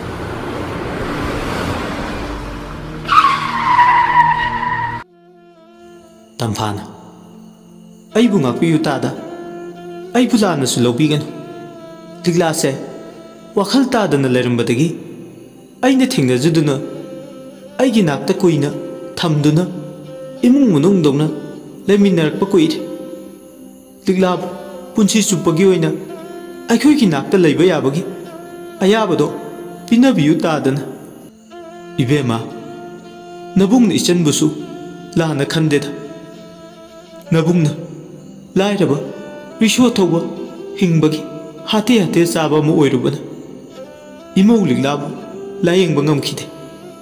ꯃꯥꯒꯤꯗꯃꯛ ꯄꯥꯝꯕꯣꯝ ꯇꯤꯡꯕꯁꯨ ꯉꯝꯈꯤꯗꯦ꯫ ꯇꯥꯗ, ꯂꯤꯛꯂꯥꯅ ꯑꯩꯒꯤ ꯐꯤꯖꯤꯒꯤ ꯃꯅꯤꯕꯨꯁꯨ ꯅꯥꯟꯊꯣꯛꯈꯤꯒꯗꯕꯗꯒꯤꯁꯨ ꯀꯟꯕꯤꯈꯤ꯫ ꯂꯤꯛꯂꯥꯒꯤ ꯆꯥꯎꯔꯕ ꯂꯃꯟ ꯑꯃꯗꯤ ꯄꯨꯟꯁꯤꯒꯤ ꯑꯣꯏꯅ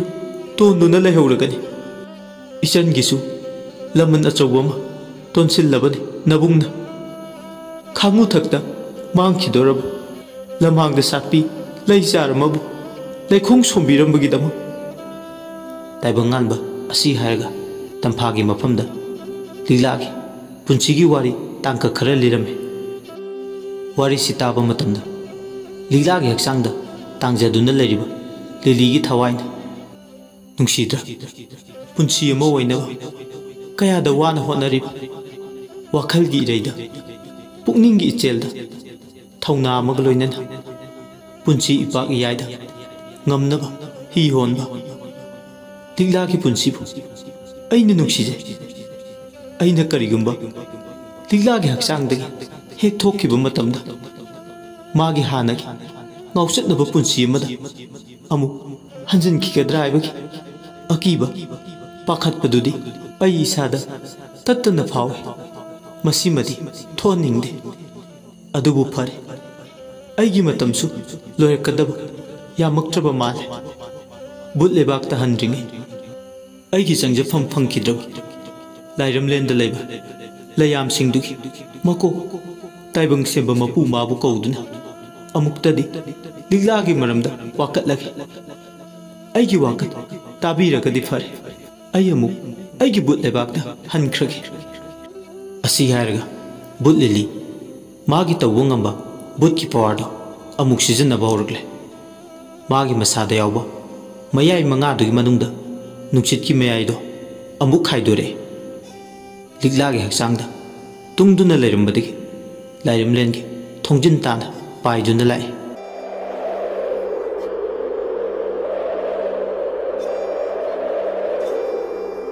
ꯈꯣꯌꯨꯝ ꯂꯥꯏꯔꯦꯝꯂꯦꯟ ꯂꯥꯏ ꯂꯩꯕꯥꯛꯇꯨ ꯇꯝꯅ ꯂꯥꯛꯑꯦ꯫ ꯂꯤꯂꯤ ꯂꯥꯏꯔꯦꯝꯂꯦꯟꯒꯤ ꯊꯣꯡꯖꯤꯜꯗꯨ ꯌꯧꯕꯒ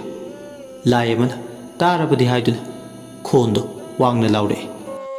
ꯇꯥꯏꯕꯪ ꯃꯄꯨ, ꯃꯄꯨ ꯅꯪꯕꯨ ꯂꯩꯇꯕ꯭ꯔꯥ? ꯂꯩꯕ ꯊꯣꯛꯂꯕꯗꯤ ꯑꯩꯅ ꯀꯧꯖꯕꯁꯦ ꯍꯦꯛ ꯇꯥꯕꯒ ꯑꯃꯨꯛꯇꯗꯤ ꯈꯨꯝꯕꯤꯔꯛꯑꯣ꯫ ꯇꯥꯅ ꯇꯥꯅ ꯇꯥꯁꯤꯟꯅꯗ ꯇꯨꯃꯤꯟꯅ ꯂꯩꯁꯤꯟꯈꯤꯕꯗꯤ ꯇꯧꯅꯨ꯫ ꯂꯤꯂꯤꯅ ꯑꯁꯨꯝꯅ ꯍꯦꯛ ꯀꯧꯕꯒ ꯀꯅꯥꯅꯁꯨ ꯃꯥꯒꯤ ꯋꯥꯍꯩꯁꯤꯡꯗꯨꯒꯤ ꯍꯣꯏ ꯃꯥꯏ ꯈꯖꯤꯛꯇ ꯐꯥꯎ ꯄꯥꯎꯈꯨꯝ ꯑꯃꯠꯇ ꯐꯥꯎ ꯄꯤꯔꯛꯇ꯭ꯔꯦ꯫ ꯕꯨꯠ ꯂꯤꯂꯤꯒꯤ ꯊꯋꯥꯏꯅ ꯀꯅꯥꯅꯁꯨ ꯍꯣꯏ ꯃꯥꯏ ꯍꯥꯏꯔꯛꯇ꯭ꯔꯕꯗ ꯅꯨꯡꯉꯥꯏꯇꯕ, ꯅꯤꯡꯉꯝꯗꯕ, ꯄꯦꯟꯗꯕ ꯐꯥꯎꯏ꯫ ꯅꯤꯡꯉꯝꯗꯕ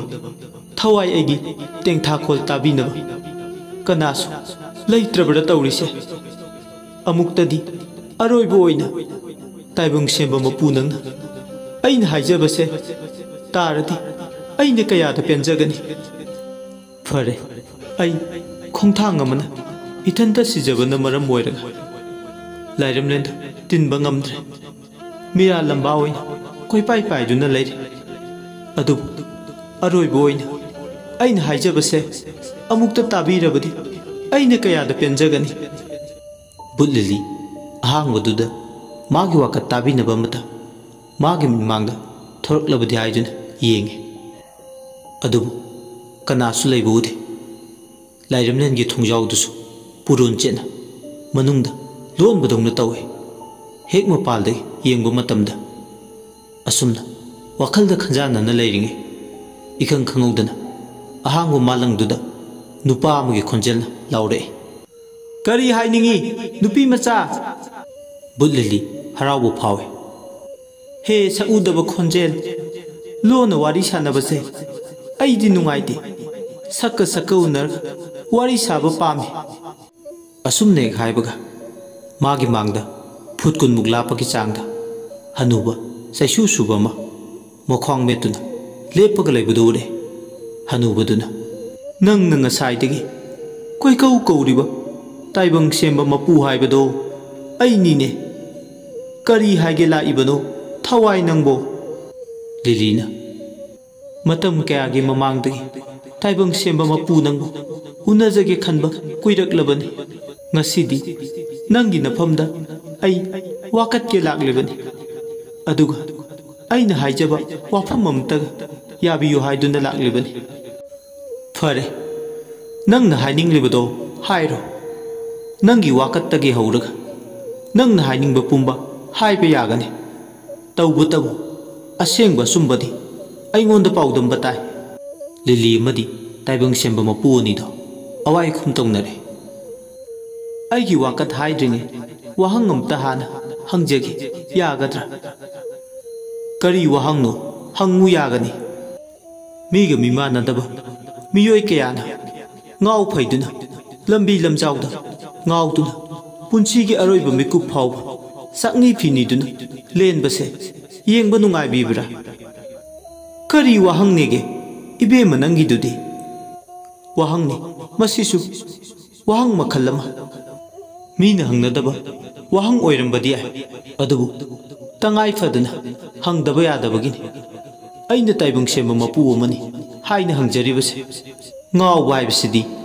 ꯃꯥꯅ ꯇꯧꯖꯔꯨꯕꯒꯤ ꯃꯍꯩꯅꯤ꯫ ꯃꯔꯥꯜ ꯁꯨꯛꯂꯩ ꯂꯩꯇꯕ ꯑꯃꯅ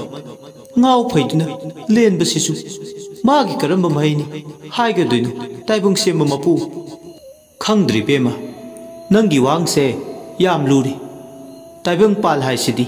ꯃꯈꯜ ꯃꯊꯦꯜ ꯑꯃꯅꯤ ꯍꯥꯏꯕ ꯌꯥꯏ꯫ ꯃꯈꯜ ꯃꯊꯦꯜꯅꯤ ꯍꯥꯏꯗꯨꯅ ꯃꯔꯥꯜ ꯂꯩꯖꯗꯕ ꯃꯤꯑꯣꯏ ꯀꯌꯥꯅ ꯋꯥꯈꯜ ꯂꯩꯅꯥ ꯅꯥꯗꯨꯅ ꯑꯃꯨꯛꯇꯪ ꯇꯥꯡꯅ ꯄꯣꯛꯄ ꯃꯤꯑꯣꯏ ꯃꯄꯣꯛꯇ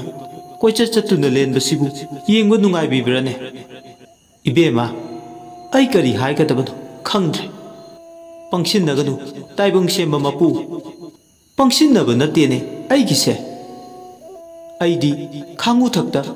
ꯑꯁꯣꯏꯕ ꯑꯃꯅ ꯏꯁꯥꯒꯤ ꯊꯋꯥꯏ ꯂꯧꯗꯨꯅ ꯄꯨꯟꯁꯤ ꯃꯥꯡꯍꯟꯖꯈꯤ꯫ ꯃꯗꯨꯒꯤ ꯆꯩꯔꯥꯛ ꯑꯣꯏ ꯂꯥꯏꯔꯦꯝꯂꯦꯟꯗ ꯇꯤꯟꯕ ꯐꯪꯗꯦ꯫ ꯍꯣꯏ, ꯑꯩ ꯀꯔꯤꯝꯇ ꯁꯥꯎꯗ꯭ꯔꯦ ꯁꯤꯒꯤ ꯃꯇꯥꯡꯗ ꯑꯩꯒꯤ ꯇꯧꯖꯃꯜ ꯃꯍꯩꯅ꯫ ꯑꯗꯨꯕꯨ ꯃꯔꯥꯜ ꯂꯩꯖꯗꯕꯤ ꯆꯍꯤ ꯂꯦꯡꯒꯥ ꯃꯥꯟꯅꯕꯤ ꯑꯃꯕꯨ ꯄꯣꯛꯇꯕꯤ ꯃꯃꯥꯇꯣꯟꯅ ꯁꯦꯝꯖꯤꯟꯗꯨꯅ ꯇꯥꯏꯕꯪ ꯃꯤꯔꯣꯜ ꯇꯥꯗꯅ ꯂꯝꯕꯤ ꯂꯝꯖꯥꯎꯗ ꯉꯥꯎꯗꯨꯅ ꯆꯠꯄꯁꯦ ꯌꯦꯡꯕ ꯅꯨꯡꯉꯥꯏꯕꯤꯕ꯭ꯔꯥ? ꯏꯕꯦꯝꯃ, ꯑꯗꯨꯗꯤ ꯑꯐ ꯅꯨꯡꯉꯥꯏꯒꯤ ꯊꯕꯛ ꯅꯠꯇꯦꯗꯅ꯫ ꯑꯗꯨ ꯑꯣꯏꯔꯒꯅ ꯋꯥꯌꯦꯟꯕꯤꯔꯣꯗꯅ꯫ ꯍꯦ ꯇꯥꯏꯕꯪ ꯁꯦꯝꯕ ꯃꯄꯨ, ꯑꯩꯅ ꯉꯁꯤ ꯅꯪꯒꯤ ꯅꯅꯥꯛꯇ ꯂꯥꯛꯂꯤꯕꯁꯤꯒꯤ ꯃꯔꯝ ꯑꯃꯨꯛꯇꯗꯤ ꯆꯤꯡꯁꯤꯟꯗꯨꯅ ꯌꯦꯡꯕꯤꯌꯨ꯫ ꯄꯣꯛꯇꯕꯤ ꯄꯂꯦꯝ ꯃꯃꯥꯅ ꯁꯦꯝꯖꯤꯟꯕꯗꯒꯤ ꯉꯥꯎꯗꯨꯅ ꯆꯠꯂꯤꯕꯤ ꯂꯤꯛꯂꯥꯒꯤ ꯍꯛꯆꯥꯡꯗ ꯑꯩꯅ ꯆꯪꯕꯒ ꯃꯍꯥꯛ ꯇꯥꯏꯕꯪ ꯋꯥꯈꯜ ꯇꯥꯔꯛꯈꯤ꯫ ꯀꯔꯤꯒꯨꯝꯕ ꯑꯩꯅ ꯃꯥꯒꯤ ꯍꯛꯆꯥꯡꯗꯒꯤ ꯍꯦꯛ ꯊꯣꯛꯈꯤꯕ ꯃꯇꯝꯗ ꯃꯥꯅ ꯍꯥꯟꯅꯒꯤ ꯐꯤꯕꯝꯗ ꯋꯥꯈꯜ ꯆꯣꯏꯈ꯭ꯔꯕꯗꯤ ꯀꯝꯗꯧꯗꯣꯏꯅꯣ? ꯃꯁꯤꯒꯤ ꯋꯥꯌꯦꯜ ꯑꯝꯇ ꯇꯧꯕꯤꯌꯨ꯫ ꯄꯣꯛꯇꯕꯤ ꯄꯂꯦꯝ ꯃꯃꯥꯒꯤ ꯄꯣꯠꯁꯦꯝꯁꯦ ꯍꯦ ꯇꯥꯏꯕꯪ ꯃꯄꯨ, ꯅꯪꯅ ꯂꯧꯊꯣꯛꯄꯤꯌꯨ ꯀꯩꯗꯧꯕꯒꯦ? ꯑꯁꯤ ꯍꯥꯏꯔꯒ ꯕꯨꯠ ꯂꯤꯂꯤ ꯇꯥꯏꯕꯪ ꯁꯦꯝꯕ ꯃꯄꯨꯒꯤ ꯃꯥꯡꯗ ꯍꯤꯡꯅ ꯑꯉꯥꯡ ꯃꯆꯥꯒꯨꯝ ꯀꯞꯄꯛꯂꯦ꯫ ꯇꯥꯏꯕꯪ ꯁꯦꯝꯕ ꯃꯄꯨꯗꯣ ꯃꯃꯤꯠ ꯑꯅꯤ ꯆꯦꯖꯦꯠ ꯎꯏꯁꯤꯟꯈꯤ꯫ ꯕꯨꯠ ꯂꯤꯂꯤꯅ ꯍꯥꯏꯔꯤꯁꯦ ꯀꯗꯥꯏ ꯐꯥꯎꯕ ꯆꯨꯝꯕ, ꯀꯔꯤꯗꯅ ꯑꯁꯣꯏ ꯑꯔꯥꯟ ꯌꯥꯎꯔꯤꯕꯒꯦ ꯍꯥꯏꯕꯒꯤ ꯈꯪꯅꯤꯡꯂꯗꯨꯅ ꯀꯨꯞꯊꯅ ꯌꯦꯡꯉꯤ꯫ ꯂꯤꯂꯤꯅ ꯁꯤꯗꯨꯅ ꯂꯥꯏꯔꯦꯝꯂꯦꯟꯗ ꯇꯤꯟꯕ ꯐꯪꯗꯕ ꯕꯨꯠ ꯂꯩꯕꯥꯛꯇꯒꯤ ꯅꯣꯡꯃ ꯃꯤꯔꯝꯂꯦꯟꯗ ꯀꯣꯏꯊꯣꯔꯛꯄꯗ ꯂꯤꯛꯂꯥ ꯊꯦꯡꯅꯈꯤꯕ ꯑꯃꯠꯇ ꯆꯤꯊꯗꯅ ꯎꯔꯦ꯫ ꯑꯃꯔꯣꯝꯗ ꯂꯤꯛꯂꯥꯅ ꯃꯃꯥꯇꯣꯟꯅ ꯁꯦꯝꯖꯤꯟꯕꯗꯒꯤ ꯉꯥꯎꯗꯨꯅ ꯆꯠꯄ, ꯃꯥꯅꯤ ꯂꯤꯛꯂꯥꯅ मागी हक्चांग कायदों खिबदगी ngau phakibani ligla na wakalibase maram yamna sarame karigumba lili gi thawaina ligla gi hakchang dagi hek thokhibada karigumba da man hanagi phibam damu hanjin khrabadi kamdauba hawbudagi loi phawba mamutana khallabu matu taibung semba mapudo ushillam mamit anido tapna pangthore aduga lili yengna ibema nang na hairise ai wakhal tare nangsu nangi thau loiduna but lebakta hanjin khiba yarani ahingbu marakta asiba thawai nangna kuine leibadi yar fare ngasigi numitsina aroi boy nakhoeni punbagi ngasigi ahingsida nang but lebakta halan khrage butlili makha tare madumagni aina pamjabasu hey ताइबंग same मपू अरोय बोइना अमुक्ता सामखैबी आदा लिगलागा लेमिन्नरिबसे मागी ममागा हेक पोकमिन्नबा मामनी लिगलागा वारी सानरिंगे लिगला मसादा मागी हौखिबा पुंसी वारी निंसिंहनबियु अदु ओइरगदि वारुसिन नमगी पनखै सोइदन यौबो ngamlagani ताइबंग same मपू लिलीना हाइबगी मतुंगिना मना अनिदो थांजिल्लगा पौना कैथेलगी मचिल चंगफम Huygens फमदा ताइबंग गानबा लिगला अमदि तंफाना सानरिबा वारी दु तारे अकाउ परै नाइरुरब पुंची तांककी वारी निंसिंगबा थोक्तबगी खोइरांग लिबि लिगला करिगुमदना मसेन मरा थौदोक खुदिंगमा तुरेलगी काउसिंगदा ताउथोखिबदौना फावरे अवाबा मैचांगने अवाबा इरैने तौफम खंगदे लिगलादे मरक्सिदा ताइबंग सेम मपुना वाखल तवे ओ सरंग खोयांग नरे नुपी मसासे नानगे तायोनब ताइबंग पालमद लैरिंगे फरे माबु वाखल ताहलगे मागी मसादा यावरिब ममातोनगे पोसेम सिसु लौथोक पिरगे बुतलिलिना ताइबंग सेम मपु कैदौरगे नथंत तुमिन उंगदुना लैरदे ताइबंग सेम मपुन खुमै कैसुक तौदीबेमा सुम वाखल खलम्बनी माबू फहलगे हाइबगी अदुदी ताइबंग सेम मपू अफब थबक तौबुदी पंथब फते तौबिनब तौबिरो थबक तो फरे अदुदी ऐ तौरगे ngasi हाइब नुमिसिदा पोक्तबी पलेम ममातोन सेमजिल्लबा अवाना पुंबा नुपी मचासिगी कोक्तकसिदगी थांगदबीरगे असी हारगा ताइबंग सेम मपुना हाय लिगला ताइबंग ओइगी लमदांग ओइबी नुंगदंब माना कक्प याद्रबा सैथेंग अमदा नंगना ताइबंग मिरोल तादना नाहान मखै मिरोल तादना लैरबसु ngasi हाइब नुमिसिदगी ताइबंग मिरोल ताबा ngamjaro ना वाखल ताजरो येतना लैब परे ओइना हल्लबनी ओइदा लैब परेना येता हल्लबनी लाकदब नंगी पुंचीगी नुमित था थवान चाके खोंचत्ता अयेतपा अकायब लैतबोय नंगी पुंची मही यान बोयजरो मपाल सादुना केलन कुंबी कालेन खोंचत्ता नंगी पुंचीना अमुक हन्ना ओथांगनरन असुमने खायबगा अहांगबा मालंगदुदा ताइबंग सेमबा मपुना सिदे याय नादे लैवा कामले मालंग नुसितकी खुदुंग इन हौजिक्ति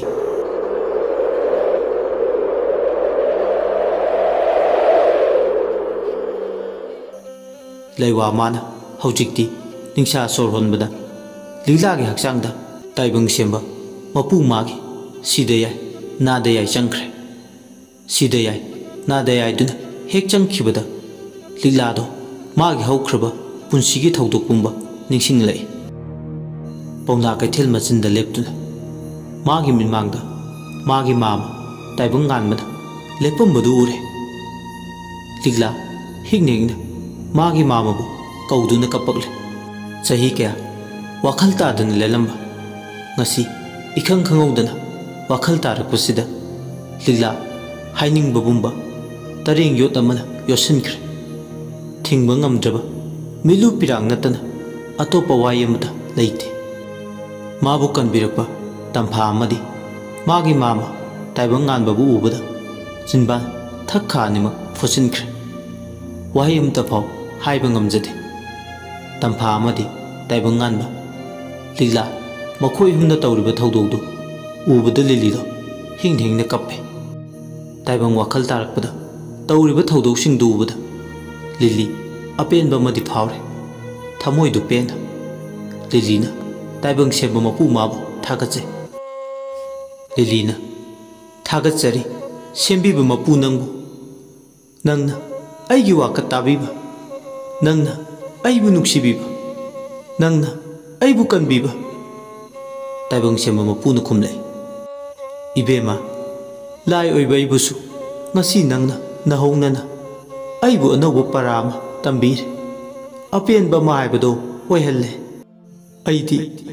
asibani ahingba marakta kaidungnungda tinba yarara ai isasu khangi adu tigladi ahingbani lakadaba magi punchi khongchatta mabudi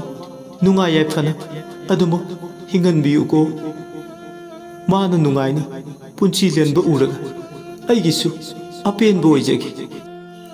ताइबंग सेंबा मपुना हे थवाई नंगी वाही तारगा अइसु अपेनबा फावे नंगसु नुंगाइना लेनबा पुंची दुमा फंगबा ngamdrabasु बुत लेबाकता इंगना चिंगना लैबा ngamboyo बुत लेली ताइबंग सेंबा मपु मागा अरोइबोइना पुंगमेन पाउमेनरमलगा लिगलागे हक्चांगदा चंख्रे सोमदना लिगलागे मरमदा करमना थेंगनरखिबगी वारी तंफाना ताइबंगानबदा लिबिरमे ताइबंगानबनसु लिगलाना मेरा सिथरकपदा कैथेलदा सकतारमबदगी मांगखिबगी वारी दु लिर हौजिकती पुंगमेन पाउमेनबा लोरे कैथेलदा लेरमबदगी मखोय पुन्ना तंफावैदा लांगमिने ताइबंग गानबसु बुबुगा सकंग माइखंगनरे अंगांग ओइरिबा बुबुसु हौखिबा पुंबा वारी लिनरबदा हौजिकती इमुंग मनुंगी मोंगदा पुक्चेल खोजन तिनना अमा तोयना पुन्ना लेमिनरे ताइबंग गानबसु अपेनबा फावे ngasidi wakhal choirbi liglana wakhal ta duna lerambase hena mongonda nungaiba chauthokpa fawe tamphana taibang nganba yengne ado tada ligla se wakhal tarasu aigi sida matam pumbagi thambiram e kai lerigi bema romeo su yausile matang charena ofam ama hogdoksegi tawbani taibang nganba ingangakduna करी करम वाफम हाइसे रोमियोना अगी खादा अगी इरेमखा की इनाउ नुपा Suresh कोबमा Delhi university दा like तमदुना ले मागी दमक लिगलाबु तादगी मफमदगी निजरी S लाना लौबिगनु लिगलाबु अगी इनाउ नुपी ओइरगे तंफासु मसिमगनी तादा अइना पामजबा अगी नाउ नुपी ओइरगे लिगलाबु चपिउना खल्ले मतम सांगना लिगलाना युमसिदा लैरकपदा मीना कना कानी गांगनबसु मतम अमदा यावखे मसी फुमनमक्से कोकनबा लिगलाबु युमसिगी मौइना लौसिनजगे वाफमसे तोपना थमखरगा ताददसु वाफम अमता सेंगना हाइजगे लिगलाबु अगी नाउ नुपा सुरेश हाइदुना थमोय सेंगना नुसिजे चिनबाल थोंगना हाइद्रकसु लिगला इकाइबा फावे चा लोलुखि गायरगा चाखुमदा चंगे ताइबंग गालबसु करी हाइगदबनो खंगथे ngaihakti adu aroibadadi ma ngaihak wakhal khanjanarba matung liglagi dama asi yona punsi machu thoknaba silakba imungsida hoi haiduna yare taibang nganba ayaba pikre magi mamog liglaba suresh ki mafamda thajare